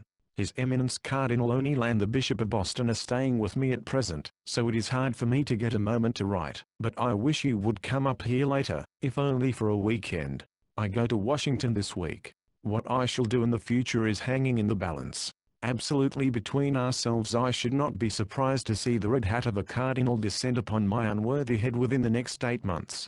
In any event, I should like to have a house in New York or Washington, where you could drop in for weekends. Amory, I'm very glad we're both alive. This war could easily have been the end of a brilliant family. But in regard to matrimony, you are now at the most dangerous period of your life. You might marry in haste, and repent at leisure, but I think you won't. From what you write me about the present calamitous state of your finances, what you want is naturally impossible. However, if I judge you by the means I usually choose, I should say that there will be something of an emotional crisis within the next year. Do write me. I feel annoyingly out of date on you. With greatest affection, Thea Darcy. Within a week after the receipt of this letter, their little household fell precipitously to pieces. The immediate cause was the serious, and probably chronic illness of Tom's mother. So they stored the furniture, gave instructions to sublet, and shook hands gloomily in the Pennsylvania station. Amory and Tom seemed always to be saying goodbye. Feeling very much alone, Amory yielded to an impulse and set off southward, intending to join Monsignor in Washington. They missed connections by 2 hours, and, deciding to spend a few days with an ancient, remembered uncle, Amory journeyed up through the luxuriant fields of Maryland into Ramley County. But instead of 2 days his stay lasted from mid-August nearly through September, for in Maryland he met Eleanor. Chapter 3. Young Irony. For years afterward, when Amory thought of Eleanor, he seemed still to hear the wind sobbing around him, and sending little chills into the places beside his heart. The night when they rode up the slope, and watched the cold moon float through the clouds, he lost a further part of him, that nothing could restore, and when he lost it, he lost also the power of regretting it. Eleanor was, say, the last time that evil crept close to Amory under the mask of beauty, the last weird mystery, that held him with wild fascination, and pounded his soul to flakes. With her his imagination ran riot, and that is why they rode to the highest hill, and watched an evil moon ride high, for they knew then, that they could see the devil in each other. But Eleanor, did Amory dream her? Afterward their ghosts played, yet both of them hoped from their souls never to meet. Was it the infinite sadness of her eyes that drew him, or the mirror of himself, that he found in the gorgeous clarity of her mind? She will have no other adventure like Amory, and if she reads this she will say, and Amory will have no other adventure like me. Nor will she sigh, any more than he would sigh. Eleanor tried to put it on paper once. The fading things we only know, we'll have forgotten. Put away. desires that melted with the snow, and dreams begotten. This today, the sudden dawns we laughed to greet, that all could see, that none could share, will be but dawns, and if we meet, we shall not care. Dear, not one tear will rise for this, a little while hence, no regret, will stir for a remembered kiss, not even silence, when we've met, will give old ghosts or waste to roam, or stir the surface of the sea. If grey shapes drift beneath the foam, we shall not see. They quarrelled dangerously, because Amory maintained that sea and sea couldn't possibly be used as a rhyme. And then Eleanor had part of another verse that she couldn't find a beginning for. But wisdom passes, still the years will feed us wisdom. Age will go back to the old. For all our tears, we shall not know. Eleanor hated Maryland passionately. She belonged to the oldest of the old families of Ramley County, and lived in a big gloomy house with her grandfather. She had been born and brought up in France. I see I am starting wrong. Let me begin again. Amory was bored, as he usually was in the country. He used to go for far walks by himself and wander along reciting Ulalume to the cornfields, and congratulating Poe for drinking himself to death in that atmosphere of smiling complacency. One afternoon he had strolled for several miles along a road that was new to him, and then through a wood on bad advice from a colored woman, losing himself entirely. A passing storm decided to break out, and to his great impatience the sky grew black as pitch and the rain began to splatter down through the trees, become suddenly furtive and ghostly. Thunder rolled with menacing crashes up the valley, and scattered through the woods in intermittent batteries. He stumbled blindly on, hunting for a way out, and finally, through webs of twisted branches, caught sight of a rift in the trees where the unbroken lightning showed open country. He rushed to the edge of the woods, and then hesitated, whether or not to cross the fields, and try to reach the shelter of the little house marked by a light far down the valley. It was only 5:30, but he could see scarcely 10 steps before him, except when the lightning made everything vivid and grotesque for great sweeps around. Suddenly a strange sound fell on his ears. It was a song, in a low husky voice, a girl's voice, and whoever was singing was very close to him. A year before he might have laughed, or trembled, but in his restless mood he only stood, and listened while the words sank into his consciousness. Les Anglets longs, des violins, de l'automne, blessed mon cœur, d'une langue monotone. The lightning split the sky, but the song went on without a quaver. The girl was evidently in the field and the voice seemed to come vaguely from a haystack about 20 feet in front of him. Then it ceased and began again in a weird chant that soared, and hung and fell, and blended with the rain. Tout suffocant, et blimquand, sonliur, gemmy sardines, des jaws anchines, et jeplure. Who the devil is there in Ramley County, muttered Amory aloud, who would deliver Verlaine in an extemporaneous tune to a soaking haystack. Somebody's there, cried the voice unalarmed. Who are you, Manfred, St. Christopher, or Queen Victoria? I'm Don Juan. Amory shouted on impulse, raising his voice above the noise of the rain and the wind. A delighted shriek came from the haystack. I know who you are, you're the blond boy, that like Ulalume. I recognize your voice. How do I get up? He cried from the foot of the haystack, whither he had arrived, dripping wet. A head appeared over the edge. It was so dark that Amory could just make out a patch of damp hair and 2 eyes that gleamed like a cat's. Run back, came the voice, and jump and I'll catch your hand. No, not there, on the other side. He followed directions, and as he sprawled up the side, knee-deep in hay, a small white hand reached out, gripped his, and helped him onto the top. Here you are, Juan, cried she of the damp hair. Do you mind if I drop it, Don? You've got a thumb like mine, he exclaimed, and you're holding my hand, which is dangerous without seeing my face. He dropped it quickly. As if in answer to his prayers, came a flash of lightning, and he looked eagerly at her who stood beside him on the soggy haystack, 10 feet above the ground. But she had covered her face and he saw nothing but a slender figure, dark, damp, bobbed hair, and the small white hands with the thumbs that bent back like his. Sit down, she suggested politely, as the dark closed in on them. If you'll sit opposite me in this hollow you can have half of the raincoat, which I was using as a waterproof tent until you so rudely interrupted me. I was asked, Amory said joyfully. You asked me, you know you did. Don Juan always manages that, she said, laughing, but I shan't call you that anymore, because you've got reddish hair. Instead you can recite Ulalume, and I'll be Psyche, your soul. Amory flushed, happily invisible under the curtain of wind and rain. They were sitting opposite each other in a slight hollow in the hay with the raincoat spread over most of them, and the rain doing for the rest. Amory was trying desperately to see Psyche, but the lightning refused to flash again, and he waited impatiently. Good Lord, supposing she wasn't beautiful, supposing she was 40 and pedantic, heavens. Suppose, only suppose, she was mad. But he knew the last was unworthy. Here had Providence sent a girl to amuse him, just as it sent Benvenuto Cellini men to murder, and he was wondering if she was mad, just because she exactly filled his mood. I'm not, she said. Not what? Not mad. I didn't think you were mad when I first saw you, so it isn't fair that you should think so of me. How on earth? As long as they knew each other, Eleanor and Amory could be on a subject, and stop talking with a definite thought of it in their heads, yet 10 minutes later speak aloud and find that their minds had followed the same channels, and led them each to a parallel idea, an idea that others would have found absolutely unconnected with the first. Tell me, he demanded, leaning forward eagerly, how do you know about Ullalum? How did you know the color of my hair? What's your name? What were you doing here? Tell me all at once. Suddenly the lightning flashed in with a leap of overreaching light, and he saw Eleanor, and looked for the first time into those eyes of hers. Oh, she was magnificent, pale skin, the color of marble in starlight, slender brows, and eyes that glittered green as emeralds in the blinding glare. She was a witch, of perhaps 19, he judged, alert and dreamy, and with a telltale white line over her upper lip that was a weakness and a delight. He sank back with a gasp against the wall of hay.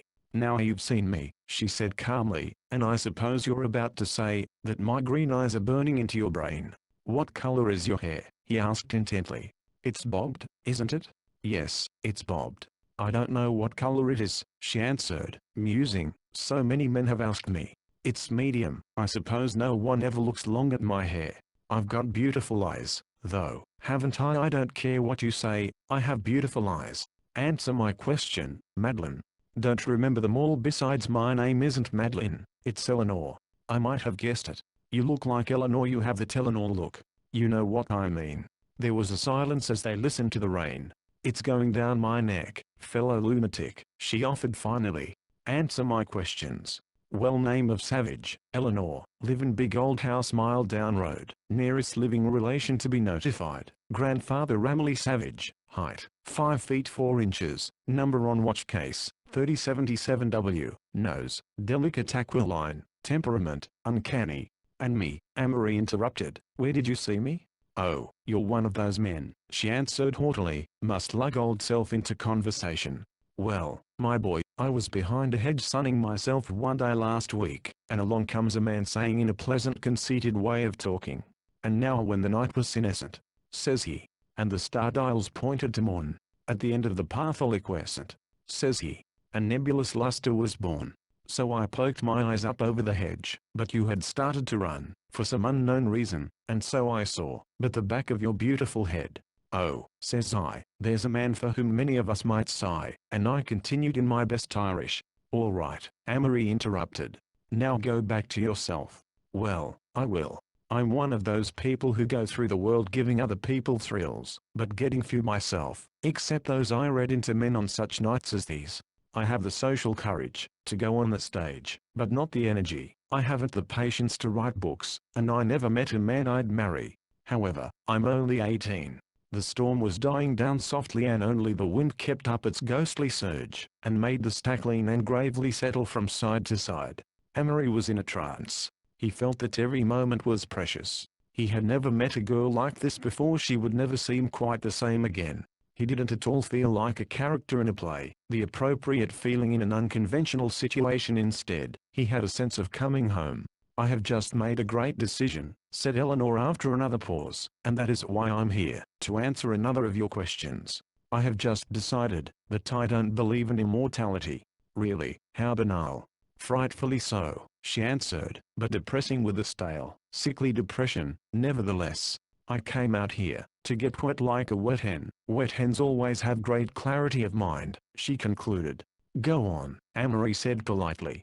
Well, I'm not afraid of the dark, so I put on my slicker and rubber boots and came out. You see, I was always afraid, before, to say I didn't believe in God because the lightning might strike me, but here I am and it hasn't, of course. But the main point is, that this time I wasn't any more afraid of it than I had been. when I was a Christian Scientist, like I was last year. So now I know I'm a materialist, and I was fraternizing with the hay when you came out and stood by the woods, scared to death. Why, you little wretch, cried Amory indignantly. Scared of what? Yourself, she shouted, and he jumped. She clapped her hands and laughed. See, conscience skillet like me. Eleanor Savage, materialist, no jumping, no starting, come early. But I have to have a soul, he objected. I can't be rational and I won't be molecular.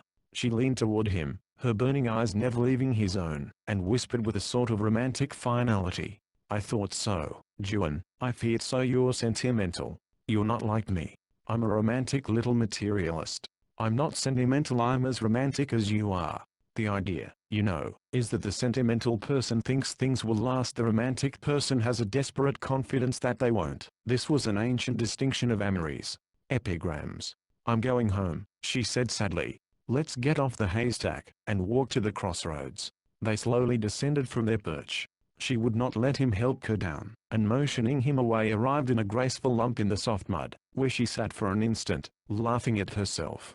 Then she jumped to her feet, and slipped her hand into his, and they tiptoed across the fields, jumping and swinging from dry spot to dry spot. A transcendent delight seemed to sparkle in every pool of water, for the moon had risen, and the storm had scurried away into western Maryland. When Eleanor's arm touched his, he felt his hands grow cold with deadly fear, lest he should lose the shadow brush with which his imagination was painting wonders of her. He watched her from the corners of his eyes as ever he did. When he walked with her she was a feast and a folly, and he wished it had been his destiny, to sit forever on a haystack, and see life through her green eyes. His paganism soared at night, and when she faded out like a grey ghost down the road, a deep singing came out of the fields, and filled his way homeward. All night the summer moths flitted in and out of Amory's window. All night large looming sounds swayed in mystic reverie through the silver grain, and he lay awake in the clear darkness. September. Amory selected a blade of grass, and nibbled at it scientifically.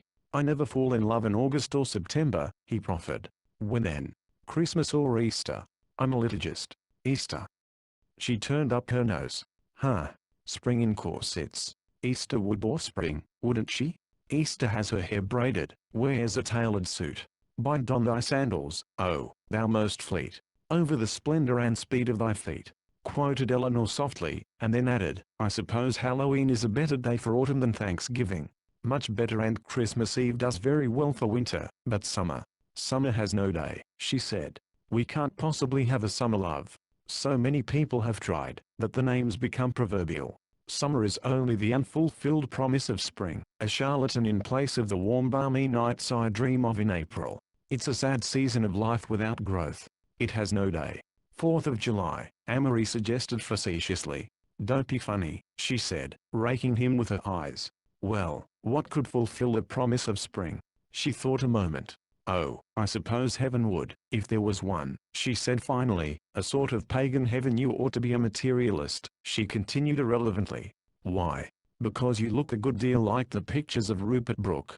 To some extent Amory tried to play Rupert Brooke, as long as he knew Eleanor. What he said, his attitude toward life, toward her, toward himself, were all reflexes of the dead Englishman's literary moods.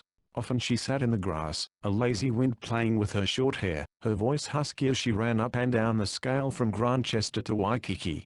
There was something most passionate in Eleanor's reading aloud. They seemed nearer, not only mentally, but physically, when they read, than when she was in his arms, and this was often, for they fell half into love almost from the first. Yet was Amory capable of love now? He could, as always, run through the emotions in a half hour, but even while they reveled in their imaginations, he knew that neither of them could care as he had cared once before. I suppose that was why they turned to Brooke, and Swinburne, and Shelley. Their chance was to make everything fine, and finished and rich and imaginative. They must bend tiny golden tentacles from his imagination to hers, that would take the place of the great, deep love that was never so near, yet never so much of a dream. One poem they read over and over, Swinburne's Triumph of Time, and 4 lines of it rang in his memory afterward on warm nights, when he saw the fireflies among dusky tree trunks, and heard the low drone of many frogs. Then Eleanor seemed to come out of the night, and stand by him, and he heard her throaty voice, with its tone of a fleecy-headed drum, repeating, Is it worth a tear? Is it worth an hour? to think of things that are well outworn, a fruitless husk and fugitive flower, the dream foregone, and the deed forborne? They were formally introduced 2 days later, and his aunt told him her history. The Ramilleys were two, old Mr. Ramilly and his granddaughter, Eleanor. She had lived in France with a restless mother whom Amory imagined to have been very like his own, on whose death she had come to America, to live in Maryland. She had gone to Baltimore first to stay with a bachelor uncle, and there she insisted on being a debutante at the age of 17. She had a wild winter, and arrived in the country in March, having quarreled frantically with all her Baltimore relatives, and shot them into fiery protest. A rather fast crowd had come out, who drank cocktails in limousines, and were promiscuously condescending and patronizing toward older people, and Eleanor, with an esprit that hinted strongly of the boulevards, led many innocents still redolent of St. Timothy's and Farmington, into paths of bohemian naughtiness. When the story came to her uncle, a forgetful cavalier of a more hypocritical era, there was a scene, from which Eleanor emerged, subdued but rebellious and indignant, to seek haven with her grandfather who hovered in the country on the near side of senility.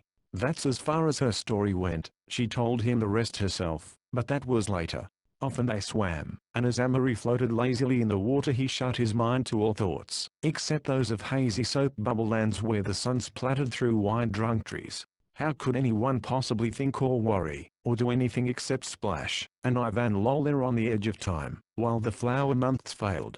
Let the days move over. Sadness and memory and pain recurred outside, and here, once more, before he went on to meet them, he wanted to drift and be young. There were days when Amory resented that life had changed from an even progress along a road stretching ever in sight, with the scenery merging and blending, into a succession of quick, unrelated scenes. 2 years of sweat and blood, that sudden absurd instinct for paternity, that Rosalind had stirred, the half-sensual half-neurotic quality of this autumn with Eleanor. He felt that it would take all time, more than he could ever spare, to glue these strange cumbersome pictures into the scrapbook of his life. It was all like a banquet, where he sat for this half hour of his youth, and tried to enjoy brilliant Epicurean courses. Dimly he promised himself a time, where all should be welded together. For months it seemed, that he had alternated between being borne along a stream of love or fascination, or left in an eddy, and in the eddies he had not desired to think, rather to be picked up on a wave's top, and swept along again. The despairing, dying autumn and our love, how well they harmonize, said Eleanor sadly one day as they lay dripping by the water. The Indian summer of our hearts. He ceased. Tell me, she said finally, was she light or dark? Light. Was she more beautiful than I am? I don't know, said Amory shortly. One night they walked, while the moon rose, and poured a great burden of glory over the garden, until it seemed fairyland with Amory and Eleanor, dim phantasmal shapes, expressing eternal beauty in curious elf-in-love moods. Then they turned out of the moonlight into the trellised darkness of a vine-hung pagoda, where there were scents so plaintive as to be nearly musical. Light a match, she whispered. I want to see you. Scratch. Flare. The night and the scarred trees were like scenery in a play, and to be there with Eleanor, shadowy and unreal, seemed somehow oddly familiar. Amory thought how it was only the past that ever seemed strange and unbelievable. The match went out. It's black as pitch. We're just voices now, murmured Eleanor, little lonesome voices. Light another.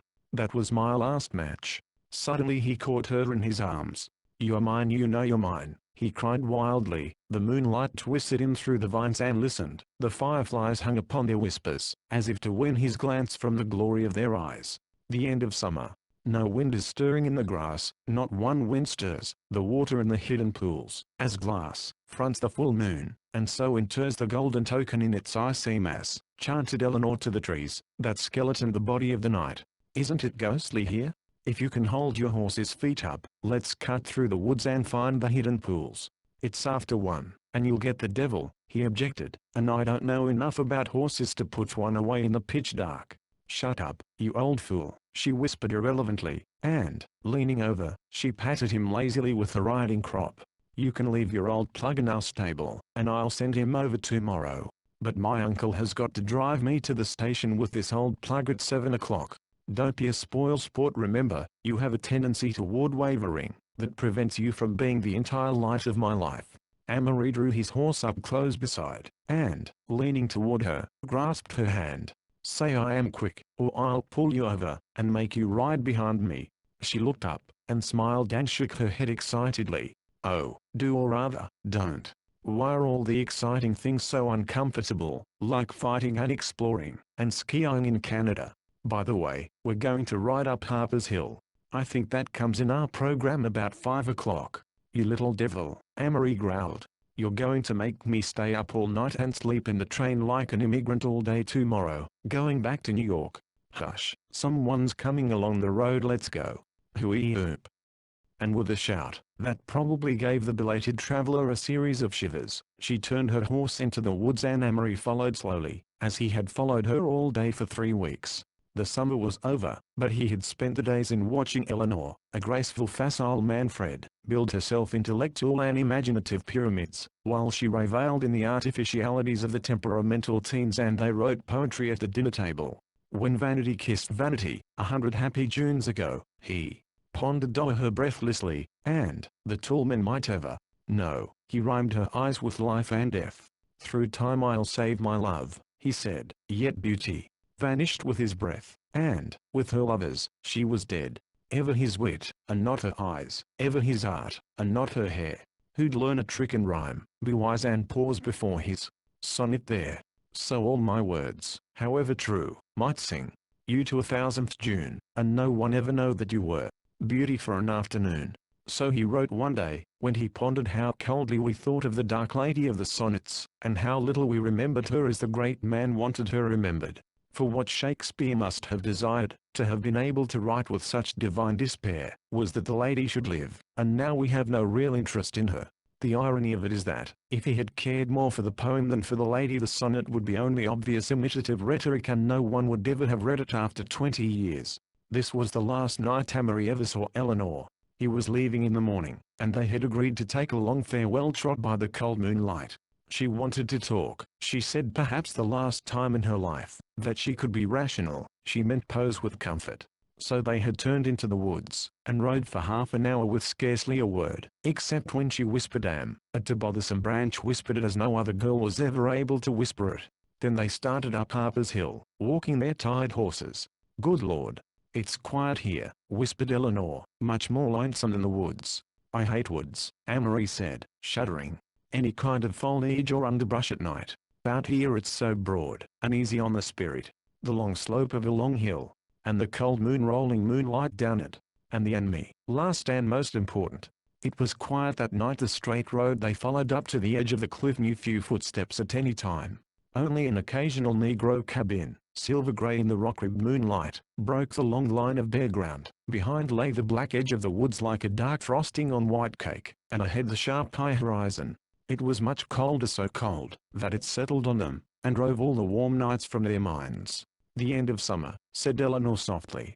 Listen to the beat of our horses' hoofs, thump thump thump thump.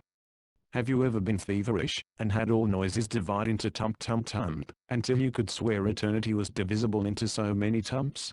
That's the way I feel old horses go tump tump. I guess that's the only thing that separates horses and clocks from us. Human beings can't go tump tump tump without going crazy. The breeze freshened, and Eleanor pulled her cape around her and shivered. Are you very cold? Asked Amory. No, I'm thinking about myself, my black old inside self, the real one, with a fundamental honesty that keeps me from being absolutely wicked, by making me realize my own sins. They were riding up close by the cliff and Amory gazed over. Where the fall met the ground 100 feet below, a black stream made a sharp line, broken by tiny glints in the swift water. Rotten rotten old world, broke out Eleanor suddenly, and the wretchedest thing of all is me-oh, why am I a girl? Why am I not a stupid? Look at you, you're stupider than I am, not much, but some, and you can lope about and get bored, and then lope somewhere else, and you can play around with girls without being involved in meshes of sentiment, and you can do anything, and be justified, and here am I with the brains to do everything, yet tied to the sinking ship of future matrimony. If I were born 100 years from now, well and good, but now what's in store for me? I have to marry, that goes without saying. Who?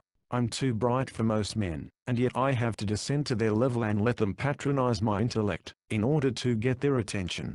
Every year that I don't marry I've got less chance for a first-class man. At the best I can have my choice from 1 or 2 cities, and, of course, I have to marry into a dinner coat.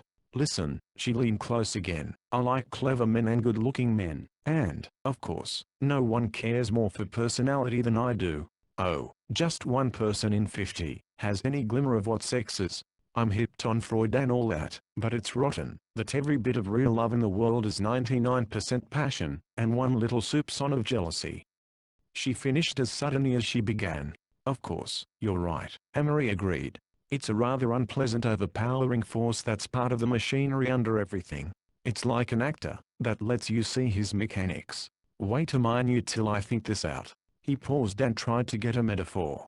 They had turned the cliff, and were riding along the road about 50 feet to the left. You see, everyone's got to have some cloak to throw around it. The mediocre intellects, Plato's second class, use the remnants of romantic chivalry diluted with Victorian sentiment, and we who consider ourselves the intellectuals cover it up by pretending that it's another side of us, has nothing to do with our shining brains. We pretend that the fact that we realize it is really absolving us from being a prey to it. But the truth is that sex is right in the middle of our purest abstractions, so close that it obscures vision. I can kiss you now and will. He leaned toward her in his saddle, but she drew away. I can't kiss you now, I'm more sensitive. You're more stupid then, he declared rather impatiently. Intellect is no protection from sex any more than convention is. What is? She fired up. The Catholic Church or the maxims of Confucius? Amory looked up, rather taken aback. That's your panacea, isn't it? She cried. Oh, you're just an old hypocrite too. Thousands of scowling priests keeping the degenerate Italians and illiterate Irish repentant with gabble about the 6th and 9th commandments. It's just all cloaks, sentiment and spiritual rouge and panaceas. I'll tell you, there is no God, not even a definite abstract goodness, so it's all got to be worked out for the individual by the individual here in high white foreheads like mine, and you're too much the prig to admit it. She let go her reins and shook her little fists at the stars. If there's a God, let him strike me, strike me. Talking about God again after the manner of atheists, Amory said sharply. His materialism, always a thin cloak, was torn to shreds by Eleanor's blasphemy. She knew it, and it angered him, that she knew it. And like most intellectuals who don't find faith convenient, he continued coldly, like Napoleon and Oscar Wilde and the rest of your type, you'll yell loudly for a priest on your deathbed. Eleanor drew her horse up sharply, and he ran in beside her. Will I? She said in a queer voice that scared him. Will I? Watch. I'm going over the cliff. And before he could interfere, she had turned, and was riding breakneck for the end of the plateau. He wheeled and started after her, his body like ice, his nerves in a vast clangor. There was no chance of stopping her. The moon was under a cloud and her horse would step blindly over. Then some 10 feet from the edge of the cliff she gave a sudden shriek, and flung herself sideways, plunged from her horse, and, rolling over twice, landed in a pile of brush 5 feet from the edge. The horse went over with a frantic whinny. In a minute he was by Eleanor's side, and saw that her eyes were open. Eleanor, he cried. She did not answer, but her lips moved, and her eyes filled with sudden tears. Eleanor, are you hurt? No, I don't think so, she said faintly, and then began weeping. My horse dead? Good God, yes. Oh, she wailed. I thought I was going over. I didn't know. He helped her gently to her feet, and boosted her onto his saddle. So they started homeward, Amory walking and she bent forward on the pommel, sobbing bitterly. I've got a crazy streak, she faltered. Twice before I've done things like that. When I was 11, mother went mad, stark raving crazy. We were in Vienna. All the way back she talked haltingly about herself, and Amory's love waned slowly with the moon. At her door they started from habit to kiss goodnight, but she could not run into his arms, nor were they stretched to meet her as in the week before. For a minute they stood there, hating each other with a bitter sadness. But as Amory had loved himself in Eleanor, so now what he hated was only a mirror. Their poses were strewn about the pale dawn like broken glass.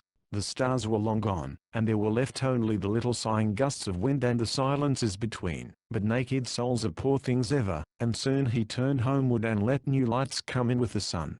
A poem that Eleanor sent Amory several years later. Here, earthborn, over the lilt of the water, lisping its music, and bearing a burden of light, bosoming day as a laughing and radiant daughter. Here we may whisper unheard, unafraid of the night. Walking alone, was it splendor, or what, we were bound with? Deep in the time, when summer lets down her hair, shadows we loved, and the patterns they covered the ground with, tapestries, mystical, faint in the breathless air. That was the day, and the night for another story. Pale as a dream, and shadowed with penciled trees. Ghosts of the stars came by who had sought for glory. Whispered to us of peace in the plaintive breeze. Whispered of old dead faiths, that the day had shattered. Youth the penny, that bought delight of the moon. That was the urge that we knew, and the language that mattered. That was the debt, that we paid to the usurer June. Here, deepest of dreams, by the waters that bring not anything back of the past, that we need not know. What if the light is but sun and the little streams sing not? We're together, it seems. I have loved you so. What did the last night hold, with the summer over, drawing us back to the home in the changing glade? What leered out of the dark and the ghostly clover? God, till you stirred in your sleep, and were wild, afraid. Well, we have passed, we are chronicle now to the eerie, curious metal from meteors, that failed in the sky. Earthborn Attilas is stretched by the water, quite weary, close to this ununderstandable changeling that sigh. Fear is an echo we trace to security's daughter. Now we're faces and voices, unless, too soon, whispering half-love over the lilt of the water. Youth the penny, that bought delight of the moon. A poem Amory sent to Eleanor, and which he called Summer Storm. Faint winds, and a song fading and leaves falling. Faint winds, and far away a fading laughter. And the rain, and over the fields a voice calling. Our grey-blown cloud scurries and lifts above, slides on the sun and flutters there to waft her. Sisters on, the shadow of a dove, falls on the coat, the trees are filled with wings. And down the valley through the crying trees, the body of the darker storm flies, brings, with its new air the breath of sunken seas, and slender tenuous thunder. But I wait for the mists, and for the blacker rain, heavier winds that stir the veil of fate, happier winds that pile her hair. Again, they teach me, strew the heavy air, upon me, winds that I know, and storm. There was a summer every rain was rare, there was a season every wind was warm, and now you pass me in the mist, your hair, rain blown about you, damp lips curved once more, in that wild irony, that gay despair, that made you old, when we have met before. Wraith like you drift on out before the rain, across the fields, blown with the stemless flowers, with your old hopes, dead leaves and loves again, dim as a dream and one with all old hours. Whispers will creep into the growing dark, tumult will die over the trees. Now night, tears from her wetted breast the splattered blouse of day, glides down the dreaming hills, tear bright, to cover with her hair the eerie green. Love for the dusk, love for the glistening after. Quiet the trees to their last tops, Serena. Faint winds, and far away a fading laughter. Chapter 4. The Supercilious Sacrifice. Atlantic City. Amory paced the boardwalk at day's end, lulled by the everlasting surge of changing waves, smelling the half-mournful odor of the salt breeze. The sea, he thought, had treasured its memories deeper than the faithless land. It seemed still to whisper of Norse galleys ploughing the water world under raven-figured flags, of the British dreadnoughts, grey bulwarks of civilization steaming up through the fog of one dark July into the North Sea. Well, Amory Blaine. Amory looked down into the street below. A low racing car had drawn to a stop and a familiar cheerful face protruded from the driver's seat. "Come on down, Goofer," cried Alec. Amory called a greeting, and descending a flight of wooden steps approached the car. He and Alec had been meeting intermittently, but the barrier of Rosalind lay always between them. He was sorry for this. He hated to lose Alec.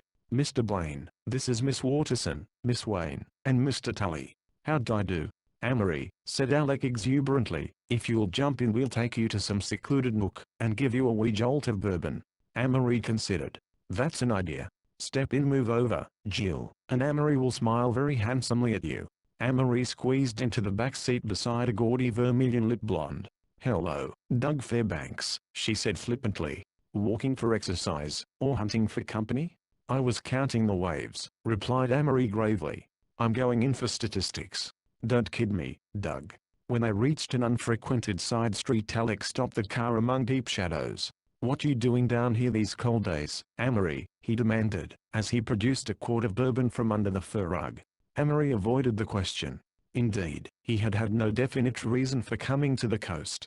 "Do you remember that party of ours, sophomore year?" he asked instead. "Do I? When we slept in the pavilions up in Asbury Park?" "Lord, Alec. It's hard to think, but Jesse and Dick and Kerry are all three dead." Alec shivered. "Don't talk about it. These dreary fall days depress me enough. Jill seemed to agree. Doug here is sorta gloomy in a ways, she commented. Tell him to drink deep, it's good and scarce these days. What I really want to ask you, Amory, is where you are. Why, New York, I suppose. I mean tonight, because if you haven't got a room, yet you'd better help me out. Glad to. You see, Tully and I have 2 rooms with bath between at the Rainier, and he's got to go back to New York. I don't want to have to move. Question is, will you occupy one of the rooms? Amory was willing, if he could get in right away. You'll find the key in the office, the rooms are in my name. Declining further locomotion or further stimulation, Amory left the car, and sauntered back along the board, walked to the hotel. He was in an eddy again, a deep lethargic gulf, without desire to work or write, love, or dissipate.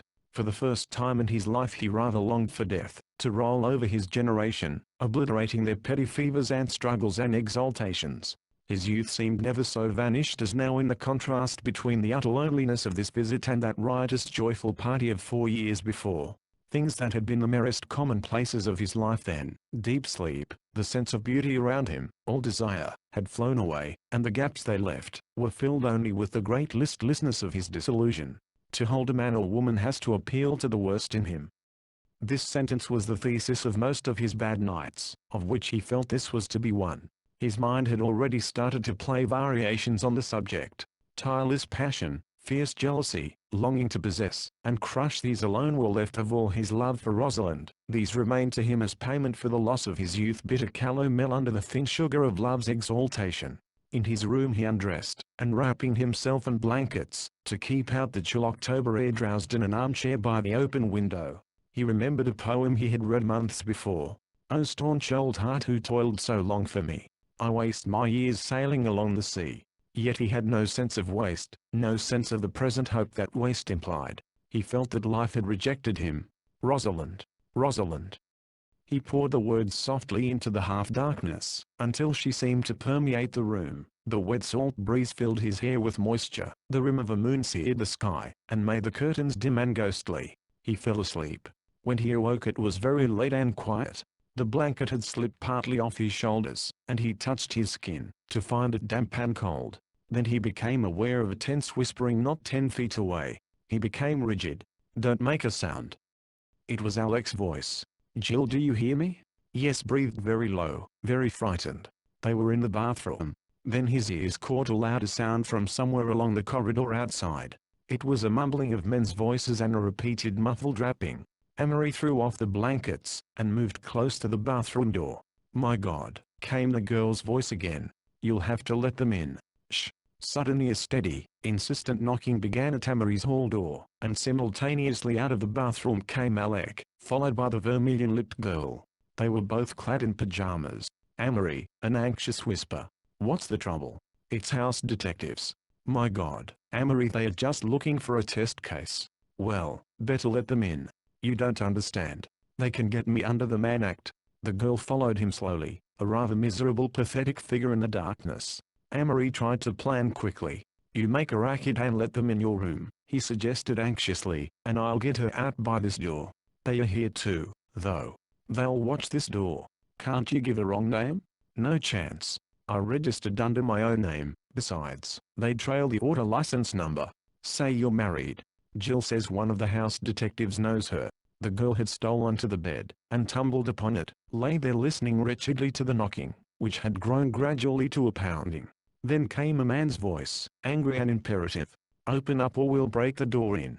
In the silence when this voice ceased, Amory realized that there were other things in the room besides people. Over and around the figure, crouched on the bed, there hung an aura, gossamer as a moonbeam, tainted as stale weak wine, yet a horror, diffusively brooding already over the 3 of them. And over by the window among the stirring curtains stood something else, featureless and indistinguishable, yet strangely familiar. Simultaneously 2 great cases presented themselves side by side to Amory. All that took place in his mind, then, occupied in actual time less than 10 seconds. The first fact, that flashed radiantly on his comprehension, was the great impersonality of sacrifice he perceived, that what we call love and hate, reward, and punishment, had no more to do with it than the date of the month. He quickly recapitulated the story of a sacrifice he had heard of in college. A man had cheated in an examination. His roommate, in a gust of sentiment, had taken the entire blame due to the shame of it. The innocent one's entire future seemed shrouded in regret and failure, capped by the ingratitude of the real culprit. He had finally taken his own life years afterward. The facts had come out. At the time the story had both puzzled and worried Amory. Now he realized the truth, that sacrifice was no purchase of freedom. It was like a great elective office. It was like an inheritance of power to certain people at certain times, an essential luxury, carrying with it not a guarantee but a responsibility, not a security, but an infinite risk. Its very momentum might drag him down to ruin. The passing of the emotional wave that made it possible might leave the one who made it high and dry forever on an island of despair. Amory knew that afterward Alec would secretly hate him for having done so much for him. All this was flung before Amory like an open scroll, while ulterior to him, and speculating upon him were those two breathless, listening forces, the gossamer aura that hung over and about the girl and that familiar thing by the window. Sacrifice by its very nature was arrogant and impersonal. Sacrifice should be eternally supercilious. Weep not for me, but for thy children. That thought Amory would be somehow the way God would talk to me. Amory felt a sudden surge of joy, and then, like a face in a motion picture, the aura over the bed faded out. The dynamic shadow by the window, that was as near as he could name it, remained for the fraction of a moment, and then the breeze seemed to lift it swiftly out of the room. He clenched his hands in quick ecstatic excitement. The 10 seconds were up. Do what I say, Alec, do what I say. Do you understand? Alec looked at him dumbly, his face a tableau of anguish. You have a family, continued Amory slowly. You have a family, and it's important that you should get out of this. Do you hear me? He repeated clearly what he had said. Do you hear me? I hear you. The voice was curiously strained. The eyes never for a second left Amory's. Alec, you're going to lie down here. If anyone comes in, you act drunk. You do what I say. If you don't, I'll probably kill you. There was another moment, while they stared at each other. Then Amory went briskly to the bureau, and, taking his pocketbook, beckoned peremptorily to the girl. He heard one word from Alec that sounded like penitentiary. Then he and Jill were in the bathroom with the door bolted behind them. You're here with me, he said sternly. You've been with me all evening. She nodded, gave a little half-cry. In a second he had the door of the other room open and 3 men entered. There was an immediate flood of electric light, and he stood there blinking. You've been playing a little too dangerous a game, young man. Amory laughed. Well? The leader of the trio nodded authoritatively at a burly man in a check suit.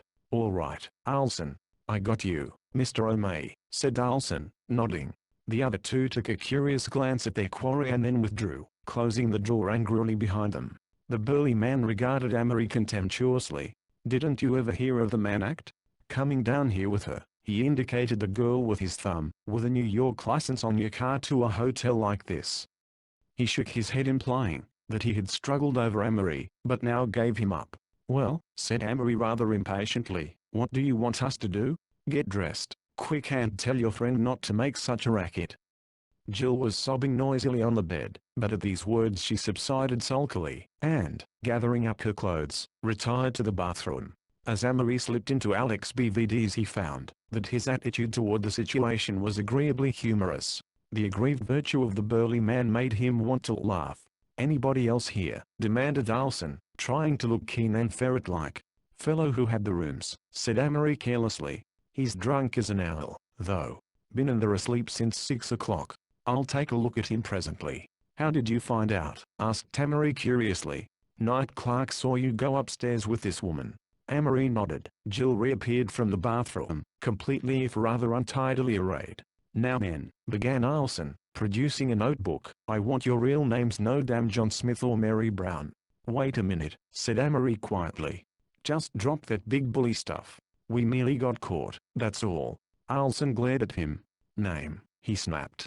Amory gave his name and New York address. And the lady? Miss Jill. Say, cried Alson indignantly. Just ease up on the nursery rhymes. What's your name? Sarah Murphy? Minnie Jackson? Oh, my God, cried the girl, cupping her tear-stained face in her hands. I don't want my mother to know. I don't want my mother to know. Come on now. Shut up, cried Amory at Alson. An instant's pause. Stella Robbins, she faltered finally. General Delivery, Rugway, New Hampshire. Alson snapped his notebook shut, and looked at them very ponderously. By rights the hotel could turn the evidence over to the police and you'd go to penitentiary, you would, for bringing a girl from one state to another for immoral purposes. He paused to let the majesty of his words sink in. But the hotel is going to let you off. It doesn't want to get in the papers, cried Jill fiercely. Let us off. Huh. A great lightness surrounded Amory. He realized that he was safe, and only then did he appreciate the full enormity of what he might have incurred. However, continued Alson, there's a protective association among the hotels. There's been too much of this stuff, and we got arrangement with the newspapers, so that you get a little free publicity. Not the name of the hotel, but just a line saying that you had a little trouble in Atlantic City. See? I see. You're jetting off like damn light, but come on, said Amory briskly. Let's get out of here. We don't need a valedictory. Alson walked through the bathroom, and took a cursory glance at Alec's still form.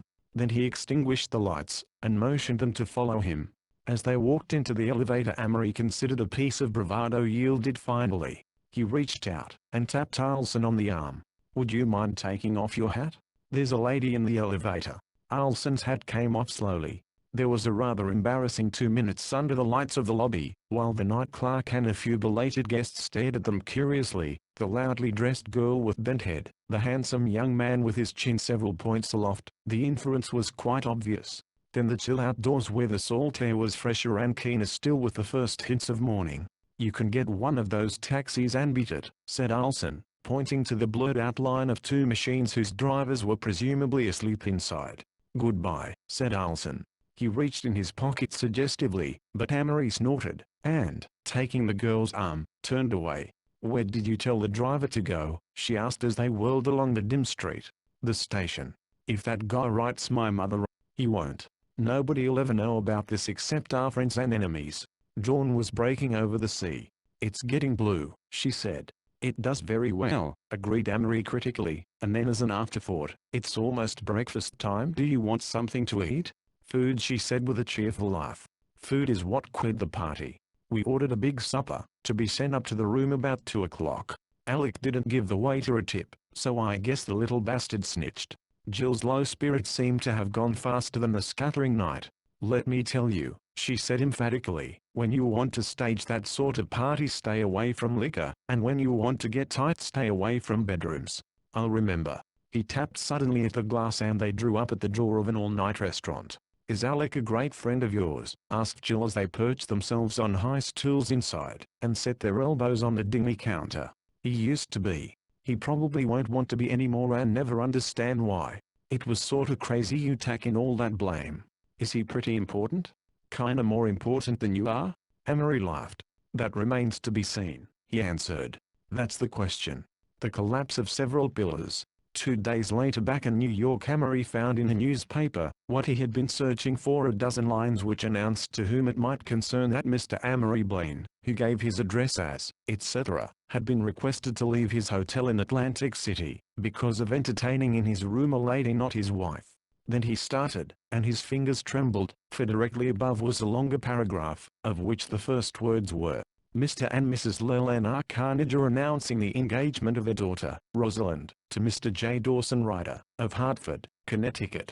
He dropped the paper, and lay down on his bed with a frightened, sinking sensation in the pit of his stomach. She was gone, definitely, finally gone. Until now he had half unconsciously cherished the hope deep in his heart, that someday she would need him, and send for him, cry that it had been a mistake, that her heart ached only for the pain she had caused him. Never again could he find even the somber luxury of wanting her, not this Rosalind, harder, older, nor any beaten, broken woman that his imagination brought to the door of his 40s. Amory had wanted her youth, the fresh radiance of her mind and body, the stuff that she was selling now once and for all. So far as he was concerned, young Rosalind was dead. A day later came a crisp terse letter from Mr. Barton in Chicago, which informed him that as 3 more streetcar companies had gone into the hands of receivers, he could expect for the present no further remittances. Last of all, on a dazed Sunday night, a telegram told him of Monsignor Darcy's sudden death in Philadelphia 5 days before. He knew then what it was that he had perceived among the curtains of the room in Atlantic City. Chapter 5. The egotist becomes a personage. A fathom deep in sleep I lie, with old desires, restrained before. to clamor lifeward with a cry, as dark flies out the graying door. And so in quest of creeds to share, I seek assertive day again. But old monotony is there, endless avenues of rain. Oh, my tie, rise again, my tie, throw off the heat of that old wine. See the new morning mass the sky, with fairy towers, line on line. Find each mirage in the high air, a symbol, not a dream again. But old monotony is there, endless avenues of rain. Under the glass portcullis of the theatre Amory stood, watching the first great drops of rain splatter down, and flatten to dark stains on the sidewalk. The air became grey and opalescent. A solitary light suddenly outlined a window over the way, then another light, then 100 more danced and glimmered into vision. Under his feet a thick, iron-studded skylight turned yellow. In the street the lamps of the taxi cabs sent out glistening sheens along the already black pavement. The unwelcome November rain had perversely stolen the day's last hour, and torn it with that ancient fence. The night. The silence of the theatre behind him ended with a curious snapping sound, followed by the heavy roaring of a rising crowd and the interlaced clatter of many voices. The matinee was over. He stood aside, edged a little into the rain, to let the throng pass. A small boy rushed out, sniffed in the damp fresh air, and turned up the collar of his coat. Came 3 or 4 couples in a great hurry. Came a further scattering of people whose eyes as they emerged glanced invariably, first at the wet street, then at the rain-filled air, finally at the dismal sky. Last a dense, strolling mass that depressed him with its heavy odor, compounded of the tobacco smell of the men and the fetid sensuousness of stale powder on women. After the thick crowd came another scattering, a stray half-dozen, a man on crutches. Finally the rattling bang of folding seats inside announced that the ushers were at work. New York seemed not so much awakening as turning over in its bed. Pallid men rushed by, pinching together their coat collars. A great swarm of tired, magpie girls from a department store crowded along with shrieks of strident laughter. 3 to an umbrella. A squad of marching policemen passed, already miraculously protected by oilskin capes. The rain gave Amory a feeling of detachment, and the numerous unpleasant aspects of city life without money occurred to him in threatening procession. There was the ghastly, stinking crush of the subway, the car cards thrusting themselves at one, leering out like dull bores who grab your arm with another story. The querulous worry as to whether someone isn't leaning on you. A man deciding not to give his seat to a woman, hating her for it. The woman hating him for not doing it. At worst a squalid phantasmagoria of breath, an old cloth on human bodies and the smells of the food men ate at best. Just people too hot or too cold, tired, worried. He pictured the rooms where these people lived, where the patterns of the blistered wallpapers were heavy reiterated sunflowers on green and yellow backgrounds, where there were tin bathtubs and gloomy hallways and verdureless unnameable spaces in back of the buildings, where even love dressed as seduction or sordid murder around the corner, illicit motherhood in the flat above. And always there was the economical stuffiness of indoor winter, and the long summers, nightmares of perspiration between sticky enveloping walls, dirty restaurants where careless, tired people helped themselves to sugar with their own used coffee spoons, leaving hard brown deposits in the bowl. It was not so bad where there were only men or else only women. It was when they were vilely herded that it all seemed so rotten. It was some shame that women gave off at having men see them tired and poor. It was some disgust that men had for women who were tired and poor.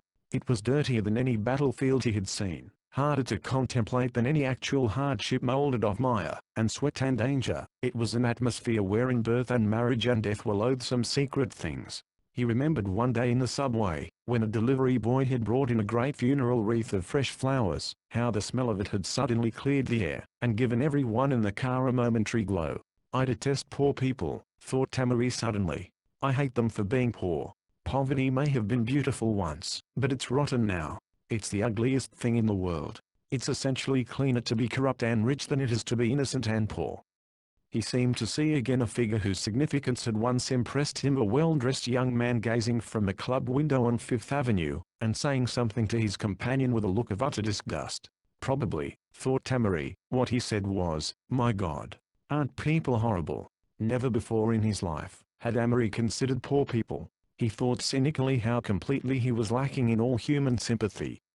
O. Henry had found in these people romance, pathos, love. Hate. Amory saw only coarseness, physical filth, and stupidity. He made no self-accusations, never any more did he reproach himself for feelings that were natural and sincere. He accepted all his reactions as a part of him, unchangeable, unmoral. This problem of poverty transformed, magnified, attached to some grander, more dignified attitude might someday even be his problem. At present it roused only his profound distaste. He walked over to Fifth Avenue, dodging the blind, black menace of umbrellas, and standing in front of Delmonico's Halden autobus. Buttoning his coat closely around him, he climbed to the roof, where he rode in solitary state through the thin persistent rain, stung into alertness by the cool moisture perpetually reborn on his cheek. Somewhere in his mind a conversation began, rather resumed its place in his attention. It was composed not of two voices, but of one, which acted alike as questioner and answerer. Question: well, what's the situation? Answer: that I have about $24 to my name. Q: you have the Lake Geneva estate. A: but I intend to keep it. Q: can you live? A: I can't imagine not being able to. People make money in books and I've found that I can always do the things that people do in books. Really they're the only things I can do. Q: be definite. A: I don't know what I'll do nor have I much curiosity. Tomorrow I'm going to leave New York for good. It's a bad town, unless you're on top of it. Q: do you want a lot of money? A: no. I am merely afraid of being poor. Q: very afraid? A: just passively afraid. Q: where are you drifting? A: don't ask me. Q: don't you care? A: rather. I don't want to commit moral suicide. Q: have you no interests left? A: none.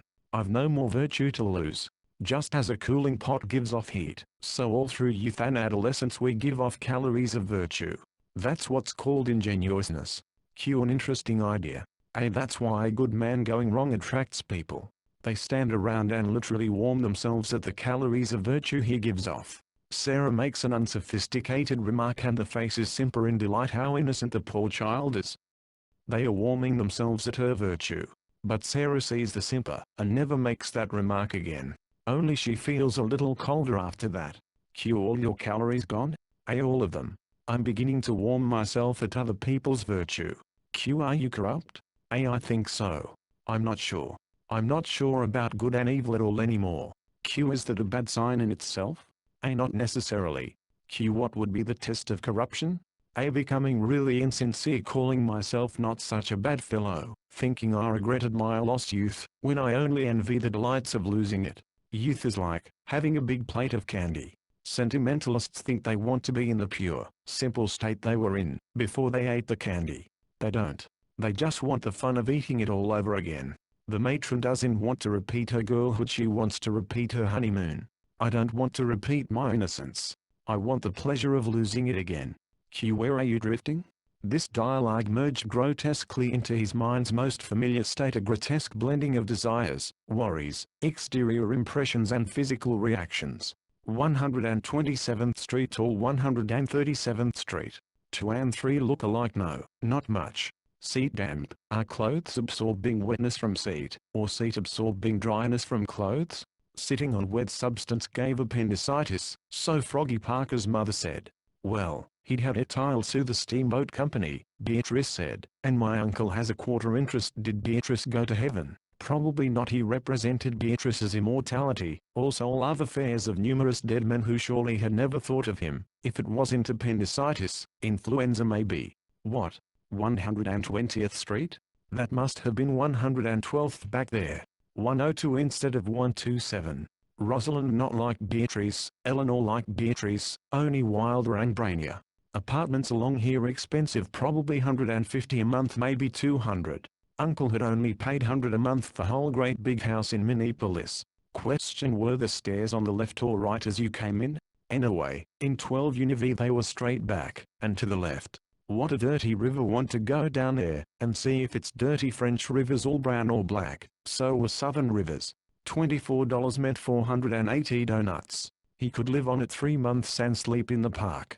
Wonder where Jill was. Jill Bain, Fane, sane. What the devil, neck hurts. Darned uncomfortable seat. No desire to sleep with Jill. What could Alec see in her? Alec had a coarse taste in women. Oh, taste the best. Isabel, Clara, Rosalind, Eleanor, were all American. Eleanor would pitch, probably southpaw. Rosalind was outfield, wonderful hitter. Clara first base, maybe. Wonder what Humbird's body looked like now. If he himself hadn't been bayonet instructor, he'd have gone up to line 3 months sooner, probably been killed. Where's the dart bell? The street numbers of Riverside Drive were obscured by the mist and dripping trees from anything but the swiftest scrutiny, but Amory had finally caught sight of 127th Street. He got off, and with no distinct destination followed a winding, descending sidewalk and came out facing the river, in particular a long pier and a partitioned litter of shipyards for miniature craft, small launches, canoes, rowboats, and catboats. He turned northward, and followed the shore, jumped a small wire fence, and found himself in a grey disorderly yard adjoining a dock. The hulls of many boats in various stages of repair were around him. He smelled sawdust and paint and the scarcely distinguishable fiat odor of the Hudson. A man approached through the heavy gloom. "Hello," said Amory. "Got a pass?" "No." "Is this private?" "This is the Hudson River Sporting and Yacht Club." "Oh, I didn't know. I'm just resting." "Well," began the man dubiously. "I'll go if you want me to." The man made non-committal noises in his throat and passed on. Amory seated himself on an overturned boat, and leaned forward thoughtfully until his chin rested in his hand. "Misfortune is liable to make me a damn bad man," he said slowly. In the drooping hours, while the rain drizzled on, Amory looked futilely back at the stream of his life, all its glitterings and dirty shallows. To begin with, he was still afraid, not physically afraid anymore, but afraid of people and prejudice and misery and monotony. Yet, deep in his bitter heart, he wondered if he was after all worse than this man or the next. He knew that he could sophisticate himself finally into saying that his own weakness was just the result of circumstances and environment, that often when he raged at himself as an egotist something would whisper ingratiatingly, "No, genius." That was one manifestation of fear, that voice which whispered that he could not be both great and good, that genius was the exact combination of those inexplicable grooves and twists in his mind, that any discipline would curb it to mediocrity. Probably more than any concrete vice, or failing, Amory despised his own personality. He loathed knowing that tomorrow and the 1,000 days after he would swell pompously at a compliment, and sulk at an ill word like a third-rate musician or a first-class actor. He was ashamed of the fact that very simple and honest people usually distrusted him, that he had been cruel, often, to those who had sunk their personalities in him, several girls, and a man here and there through college, that he had been an evil influence on people who had followed him here and there into mental adventures from which he alone rebounded unscathed. Usually, on nights like this, for there had been many lately, he could escape from this consuming introspection by thinking of children and the infinite possibilities of children. He leaned and listened, and he heard a startled baby awake in a house across the street and lend a tidy whimper to the still night. Quick as a flash he turned away, wondering with a touch of panic whether something in the brooding despair of his mood had made a darkness in its tiny soul. He shivered. What if someday the balance was overturned, and he became a thing that frightened children, and crept into rooms in the dark, approached dim communion with those phantoms who whispered shadowy secrets to the mat of that dark continent upon the moon? Amory smiled a bit. "You're too much wrapped up in yourself," he heard someone say, and again. "Get out and do some real work. Stop worrying." He fancied a possible future comment of his own. "Yes, I was perhaps an egotist in youth, but I soon found it made me morbid to think too much about myself." Suddenly he felt an overwhelming desire to let himself go to the devil, not to go violently as a gentleman should, but to sink safely and sensuously out of sight. He pictured himself in an adobe house in Mexico, half reclining on a rug-covered couch, his slender artistic fingers closed on a cigarette, while he listened to guitars strumming melancholy undertones to an age-old dirge of Castile, and an olive-skinned carmine-lipped girl caressed his hair. Here he might live a strange litany, delivered from right and wrong, and from the hound of heaven, and from every god, except the exotic Mexican one who was pretty slack himself, and rather addicted to oriental scents, delivered from success and hope and poverty into that long chute of indulgence which led, after all, only to the artificial lake of death. There were so many places where one might deteriorate pleasantly, Port said, Shanghai, parts of Turkestan, Constantinople, the South Seas, all lands of sad, haunting music and many odors, where lust could be a mode and expression of life, where the shades of night skies and sunsets would seem to reflect only moods of passion, the colors of lips and poppies. Still weeding. Once he had been miraculously able to scent evil as a horse detects a broken bridge at night, but the man with the queer feet in Phoebe's room had diminished to the aura over Jill. His instinct perceived the fetidness of poverty, but no longer ferreted out the deeper evils in pride and sensuality. There were no more wise men, there were no more heroes. Burne Holiday was sunk from sight, as though he had never lived. Monsignor was dead. Amory had grown up to 1,000 books, 1,000 lies. He had listened eagerly to people who pretended to know, who knew nothing. The mystical reveries of sense that had once filled him with awe in the still hours of night, now vaguely repelled him. The Byrons and Brooks who had defied life from mountain tops were in the end but flâneurs and poseurs, at best mistaking the shadow of courage for the substance of wisdom. The pageantry of his disillusion took shape in a world-old procession of prophets, Athenians, martyrs, saints, scientists, Don Juans, Jesuits, Puritans, Fausts, poets, pacifists. Like costumed alumni at a college reunion, they streamed before him as their dreams, personalities, and creeds had in turn thrown colored lights on his soul. Each had tried to express the glory of life and the tremendous significance of men. Each had boasted of synchronizing what had gone before into his own rickety generalities. Each had depended after all on the set stage and the convention of the theater, which is that man in his hunger for faith will feed his mind with the nearest and most convenient food. Women of whom he had expected so much, whose beauty he had hoped to transmute into modes of art, whose unfathomable instincts, marvelously incoherent and inarticulate, he had thought to perpetuate in terms of experience, had become merely consecrations to their own posterity. Isabel, Clara, Rosalind, Eleanor, were all removed by their very beauty, around which men had swarmed, from the possibility of contributing anything but a cigarette and a page of puzzled words to write. Amory based his loss of faith in help from others on several sweeping syllogisms.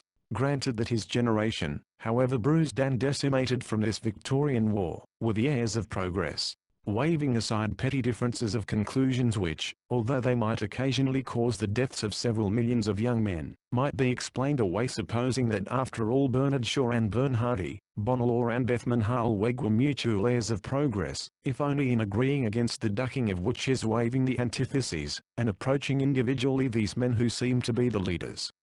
He was repelled by the discrepancies and contradictions in the men themselves. There was, for example, Thornton Hancock, respected by half the intellectual world as an authority on life, a man who had verified and believed the code he lived by, an educator of educators, an advisor to presidents, yet Amory knew that this man had, in his heart, leaned on the priest of another religion. And Monsignor, upon whom a cardinal rested, had moments of strange and horrible insecurity, inexplicable, and religion that explained even disbelief in terms of its own faith. If you doubted the devil, it was the devil that made you doubt him. Amory had seen Monsignor go to the houses of stolid Philistines, read popular novels furiously, saturate himself in routine, to escape from that horror. And this priest, a little wiser, somewhat purer, had been, Amory knew, not essentially older than he.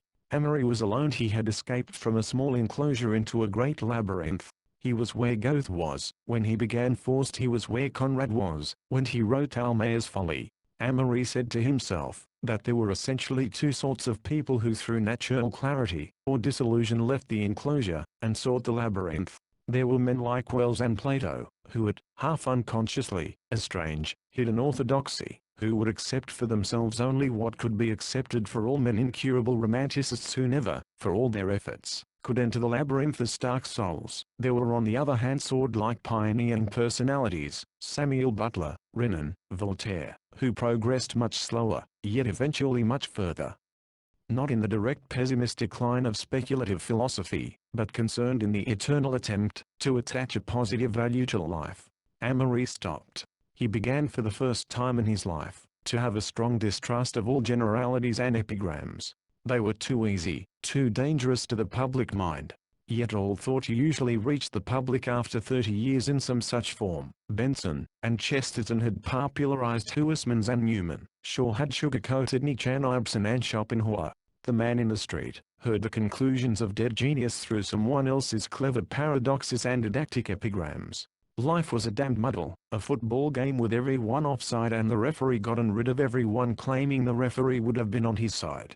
Progress was a labyrinth, people plunging blindly in, and then rushing wildly back, shouting that they had found it. The invisible King Raelan vital, the principle of evolution, writing a book, starting a war, founding a school. Amory, even had he not been a selfish man, would have started all inquiries with himself. He was his own best example, sitting in the rain, a human creature of sex and pride, foiled by chance and his own temperament of the balm of love and children, preserved to help in building up the living consciousness of the race. In self-reproach and loneliness and disillusion he came to the entrance of the labyrinth. Another dawn flung itself across the river. A belated taxi hurried along the street, its lamps still shining, like burning eyes in a face white from a night's carouse. A melancholy siren sounded far down the river. Monsignor. Amory kept thinking how Monsignor would have enjoyed his own funeral. It was magnificently Catholic and liturgical. Bishop O'Neill sang solemn high mass and the cardinal gave the final absolutions. Thornton Hancock, Mrs. Lawrence, the British and Italian ambassadors, the papal delegate, and a host of friends and priests were there, yet the inexorable shears had cut through all these threads that Monsignor had gathered into his hands. To Amory it was a haunting grief to see him lying in his coffin, with closed hands upon his purple vestments. His face had not changed, and, as he never knew he was dying, it showed no pain or fear. It was Amory's dear old friend, his and the others, for the church was full of people with daft, staring faces, the most exalted seeming the most stricken. The cardinal, like an archangel in cope and mitre, sprinkled the holy water, the organ broke into sound, the choir began to sing the Requiem Aeternam. All these people grieved, because they had to some extent depended upon Monsignor. Their grief was more than sentiment for the crack in his voice or a certain break in his walk, as Wells put it. These people had leaned on Monsignor's faith, his way of finding cheer, of making religion a thing of lights and shadows, making all light and shadow merely aspects of God. People felt safe, when he was near. Of Amory's attempted sacrifice had been born merely the full realization of his disillusion, but of Monsignor's funeral was born the romantic elf who was to enter the labyrinth with him. He found something that he wanted, had always wanted, and always would want, not to be admired, as he had feared, not to be loved, as he had made himself believe, but to be necessary to people, to be indispensable. He remembered the sense of security he had found in Byrne. Life opened up in one of its amazing bursts of radiance, and Amory suddenly and permanently rejected an old epigram that had been playing listlessly in his mind. Very few things matter and nothing matters very much. On the contrary, Amory felt an immense desire to give people a sense of security. The big man with goggles. On the day that Amory started on his walk to Princeton, the sky was a colorless vault, cool, high, and barren of a thread of rain. It was a grey day, that least fleshly of all weathers, a day of dreams and far hopes and clear visions. It was a day easily associated with those abstract truths and purities that dissolve in the sunshine or fade out in mocking laughter by the light of the moon. The trees and clouds were carved in classical severity. The sounds of the countryside had harmonized to a monotone, metallic as a trumpet, breathless as the Grecian urn. The day had put Amory in such a contemplative mood that he caused much annoyance to several motorists, who were forced to slow up considerably or else run him down. So engrossed in his thoughts was he, that he was scarcely surprised at that strange phenomenon cordiality manifested within 50 miles of Manhattan when a passing car slowed down beside him, and a voice hailed him. He looked up, and saw a magnificent locomobile in which sat two middle-aged men, one of them small and anxious-looking, apparently an artificial growth, on the other who was large and begoggled and imposing. "Do you want a lift?" asked the apparently artificial growth, glancing from the corner of his eye at the imposing man, as if for some habitual silent corroboration. "You bet I do. Thanks." The chauffeur swung open the door, and, climbing in, Amory settled himself in the middle of the back seat. He took in his companions curiously. The chief characteristic of the big man seemed to be a great confidence in himself set off against a tremendous boredom with everything around him. That part of his face which protruded under the goggles was what is generally termed strong. Rolls of not undignified fat had collected near his chin. Somewhere above was a wide thin mouth and the rough model for a Roman nose, and, below, his shoulders collapsed without a struggle into the powerful bulk of his chest and belly. He was excellently and quietly dressed. Amory noticed that he was inclined to stare straight at the back of the chauffeur's head, as if speculating steadily but hopelessly some baffling hirsute problem. The smaller man was remarkable only for his complete submersion in the personality of the other. He was of that lower secretarial type who at 40, have engraved upon their business cards, "Assistant to the President," and without a sigh, consecrate the rest of their lives to second-hand mannerisms. "Going far?" asked the smaller man in a pleasant disinterested way. "Quite a stretch." "Hiking for exercise?" "No," responded Amory succinctly. "I'm walking because I can't afford to ride." "Oh. Then again. Are you looking for work?" Because there's lots of work, he continued rather testily. All this talk of lack of work. The West is especially short of labor. He expressed the West with a sweeping, lateral gesture. Amory nodded politely. Have you a trade? No, Amory had no trade. Clerk, eh? No, Amory was not a clerk. Whatever your line is, said the little man, seeming to agree wisely with something Amory had said, now is the time of opportunity and business openings. He glanced again toward the big man, as a lawyer grilling a witness glances involuntarily at the jury. Amory decided that he must say something, and for the life of him could think of only one thing to say. Of course I want a great lot of money. The little man laughed mirthlessly but conscientiously. That's what everyone wants nowadays, but they don't want to work for it. A very natural healthy desire. Almost all normal people want to be rich without great effort except the financiers in problem place, who want to crash their way through. Don't you want easy money? Of course not, said the secretary indignantly. But, continued Amory disregarding him, being very poor at present I am contemplating socialism as possibly my forte. Both men glanced at him curiously. These bomb throwers. The little man ceased as words lurched ponderously from the big man's chest. If I thought you were a bomb thrower I'd run you over to the Newark jail. That's what I think of socialists. Amory laughed. What are you? Asked the big man. One of these parlor Bolsheviks, one of these idealists. I must say I fail to see the difference. The idealists loaf around, and write the stuff that stirs up the poor immigrants. Well, said Amory, if being an idealist is both safe and lucrative, I might try it. What's your difficulty? Lost your job? Not exactly, but well, call it that. What was it? Writing copy for an advertising agency. Lots of money in advertising. Amory smiled discreetly. Oh, I'll admit there's money in it eventually. Talent doesn't starve anymore. Even art gets enough to eat these days. Artists draw your magazine covers, write your advertisements, hash out ragtime for your theaters. By the great commercializing of printing you've found a harmless polite occupation for every genius who might have carved his own niche. But beware the artist who's an intellectual also. The artist who doesn't fit the Rousseau, the Tolstoy, the Samuel Butler, the Amory Blaine. Who's he? Demanded the little man suspiciously. Well, said Amory, he's an intellectual personage not very well known at present.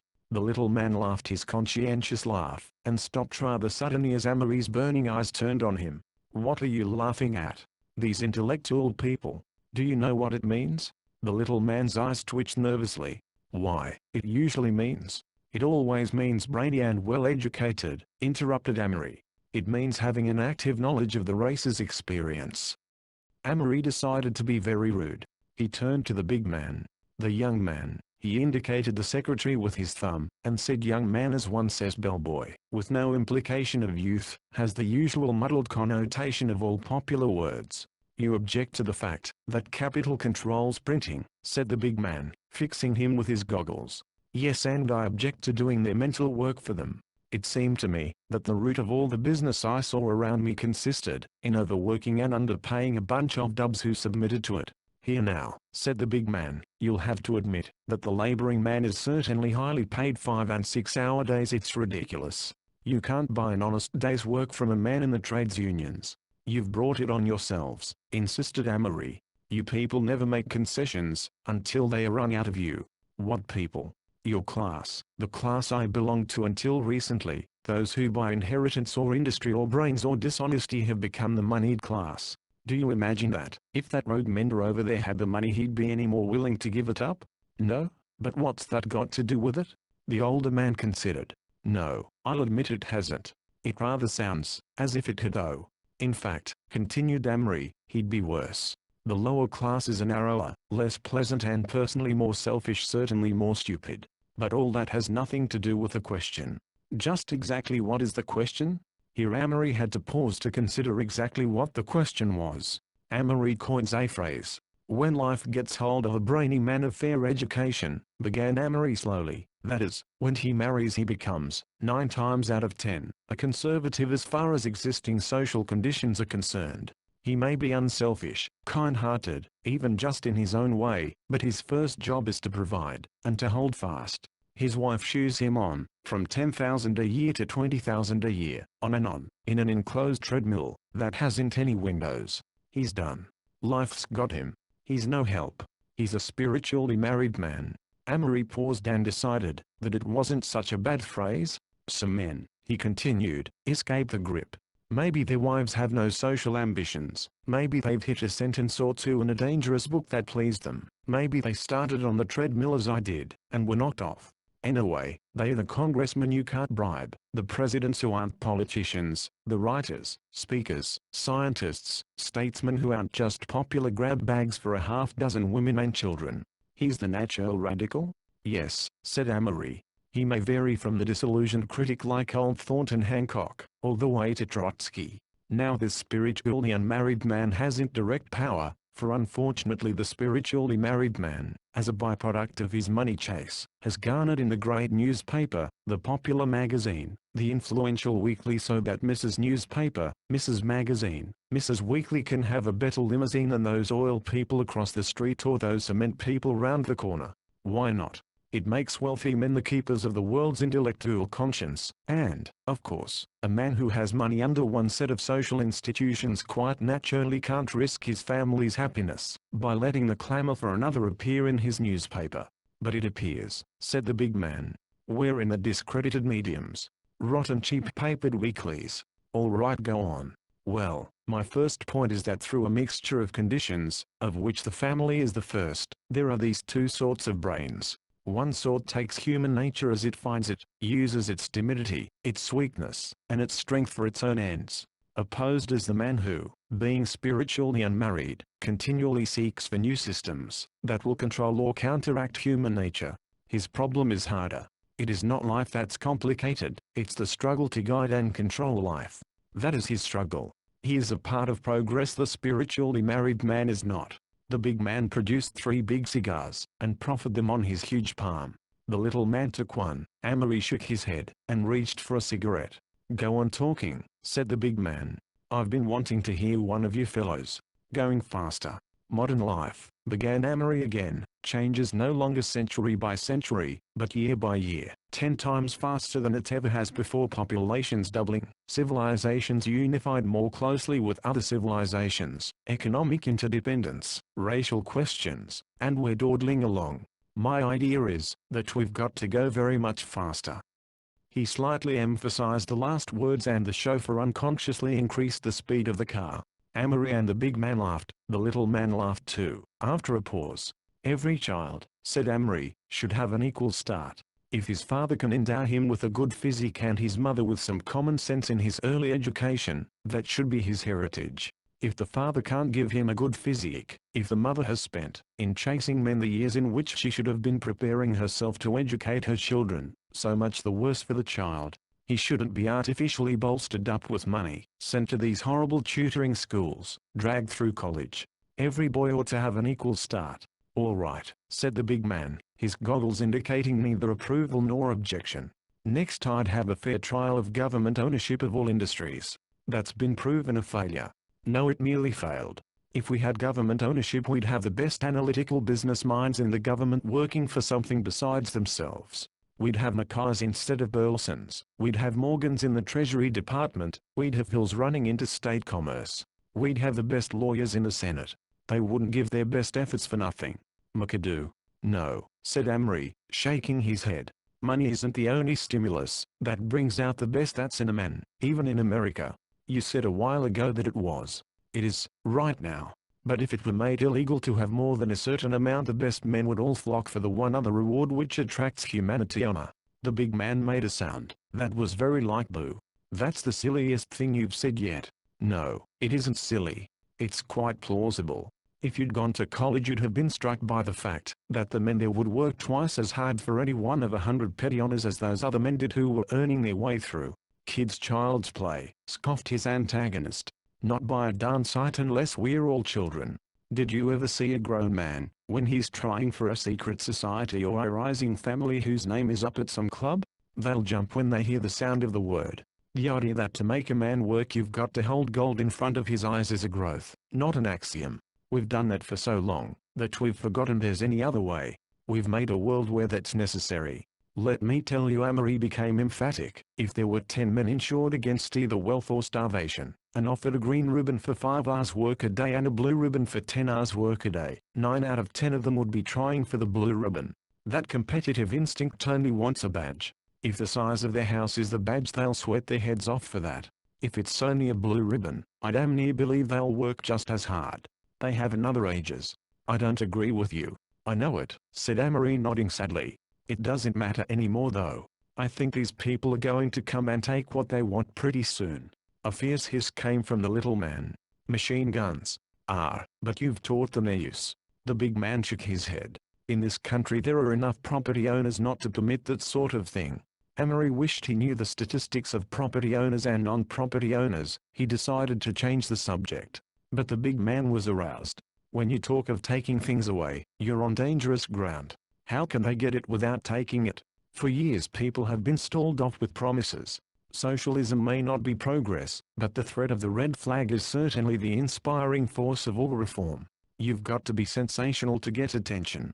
Russia is your example of a beneficent violence, I suppose? Quite possibly, admitted Amory. Of course, it's overflowing just as the French Revolution did, but I've no doubt that it's really a great experiment and well worthwhile. Don't you believe in moderation? You won't listen to the moderates, and it's almost too late. The truth is that the public has done one of those startling and amazing things that they do about once in 100 years. They've seized an idea. What is it? That however the brains and abilities of men may differ, their stomachs are essentially the same. The little man gets his. If you took all the money in the world, said the little man with much profundity, and divided it up in equal. Oh, shut up, said Amory briskly, and, paying no attention to the little man's enraged stare, he went on with his argument. The human stomach, he began, but the big man interrupted rather impatiently. I'm letting you talk, you know, he said, but please avoid stomachs. I've been feeling mine all day. Anyway, I don't agree with one half you've said. Government ownership is the basis of your whole argument, and it's invariably a beehive of corruption. Men won't work for blue ribbons, that's all rot. When he ceased, the little man spoke up with a determined nod, as if resolved this time to have his say out.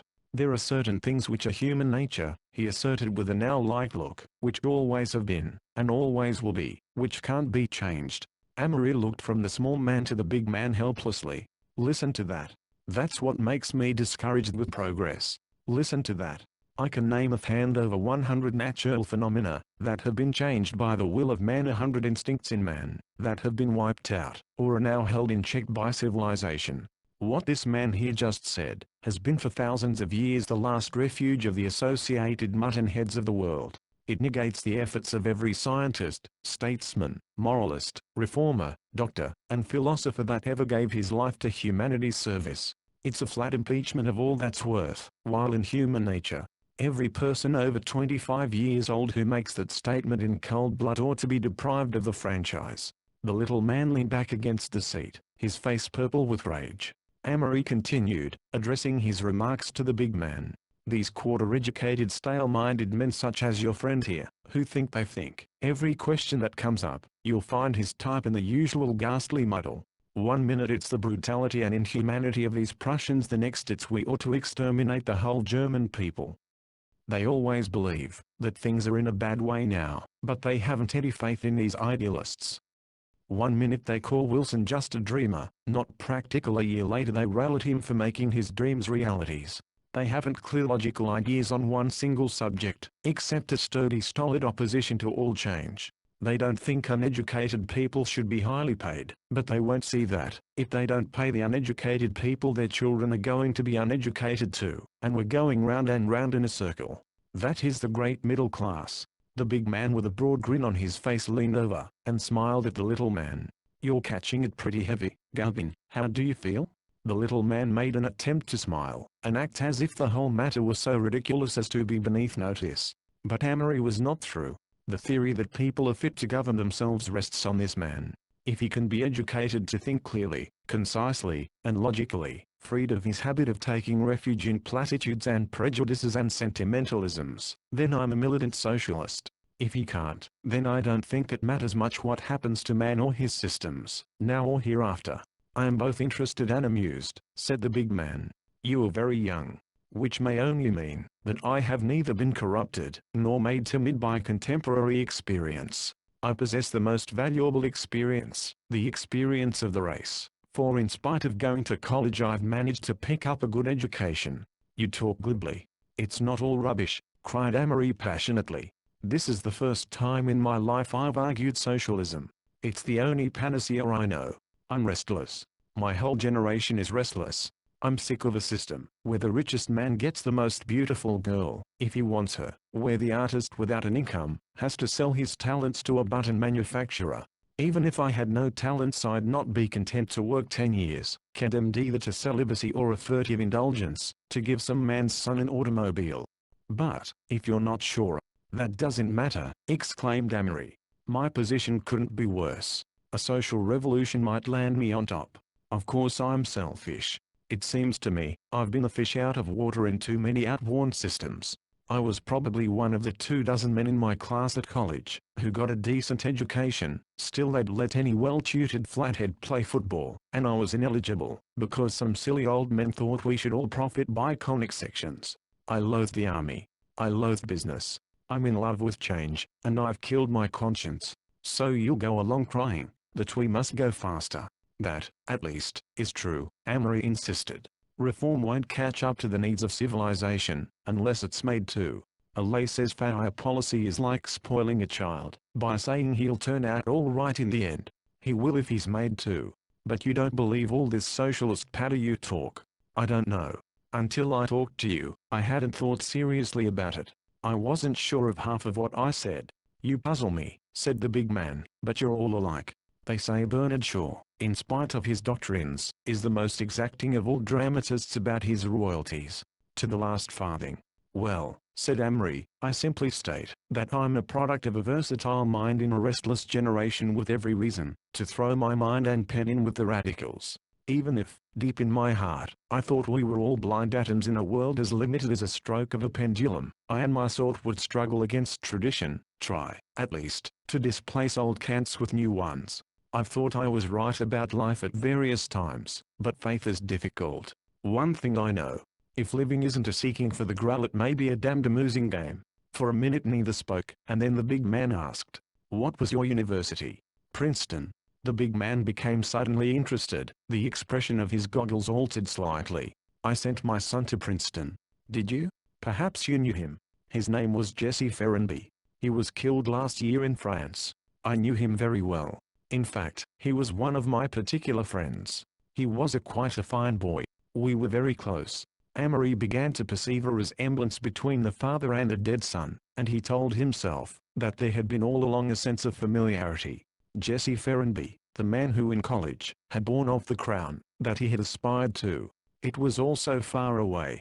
What little boys they had been, working for blue ribbons. The car slowed up at the entrance to a great estate, ringed around by a huge hedge and a tall iron fence. Won't you come in for lunch? Amory shook his head. Thank you, Mr. Ferrenby, but I've got to get on. The big man held out his hand. Amory saw that the fact that he had known Jesse more than outweighed any disfavor he had created by his opinions. What ghosts were people with which to work. Even the little man insisted on shaking hands. Goodbye, shouted Mr. Ferrenby, as the car turned the corner and started up the drive. Good luck to you, and bad luck to your theories. Same to you, sir, cried Amory, smiling and waving his hand. Out of the fire, out of the little room. 8 hours from Princeton. Amory sat down by the Jersey roadside, and looked at the frost-bitten country. Nature is a rather coarse phenomenon composed largely of flowers that, when closely inspected, appeared moth-eaten, and events that endlessly traversed blades of grass, was always disillusioning. Nature represented by skies and waters and far horizons was more likable. Frost and the promise of winter thrilled him now, made him think of a wild battle between St. Regis and Grodin, ages ago, 7 years ago, and of an autumn day in France 12 months before, when he had lain in tall grass, his platoon flattened down close around him, waiting to tap the shoulders of Louis Gunner. He saw the two pictures together with somewhat the same primitive exaltation. Two games he had played, differing in quality of acerbity, linked in a way that differed them from Rosalind or the subject of labyrinths which were, after all, the business of life. I am selfish, he thought. This is not a quality that will change when I see human suffering, or lose my parents or help others. This selfishness is not only part of me, it is the most living part. It is by somehow transcending rather than by avoiding that selfishness that I can bring poise and balance into my life. There is no virtue of unselfishness that I cannot use. I can make sacrifices, be charitable, give to a friend, endure for a friend, lay down my life for a friend, all because these things may be the best possible expression of myself, yet I have not one drop of the milk of human kindness. The problem of evil had solidified for Amory into the problem of sex. He was beginning to identify evil with the strong phallic worship in Brooke and the early Wells. Inseparably linked with evil was beauty. Beauty, still a constant rising tumult, soft in Eleanor's voice, in an old song at night, rioting deliriously through life like superimposed waterfalls, half rhythm, half darkness. Amory knew that every time he had reached toward it longingly it had leered out at him with a grotesque face of evil.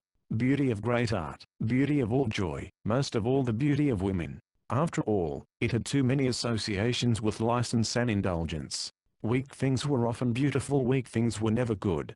And in this new lowness of his, that had been selected for what greatness he might achieve, beauty must be relative, or, itself a harmony, it would make only a discord.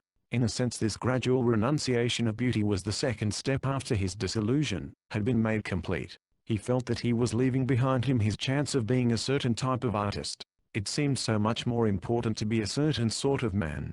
His mind turned a corner suddenly, and he found himself thinking of the Catholic Church. The idea was strong in him, that there was a certain intrinsic lack in those to whom orthodox religion was necessary, and religion to Amory meant the Church of Rome. Quite conceivably it was an empty ritual, but it was seemingly the only assimilative traditionary bulwark against the decay of morals. Until the great mobs could be educated into a moral sense someone must cry, "Thou shalt not."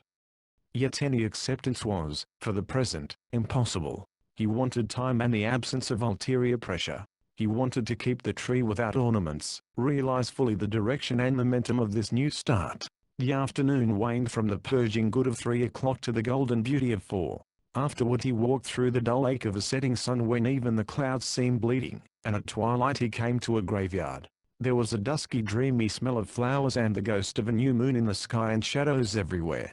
On an impulse he considered trying to open the door of a rusty iron vault built into the side of a hill, a vault washed clean, and covered with late blooming, weepy watery blue flowers, that might have grown from dead eyes, sticky to the touch with a sickening odor.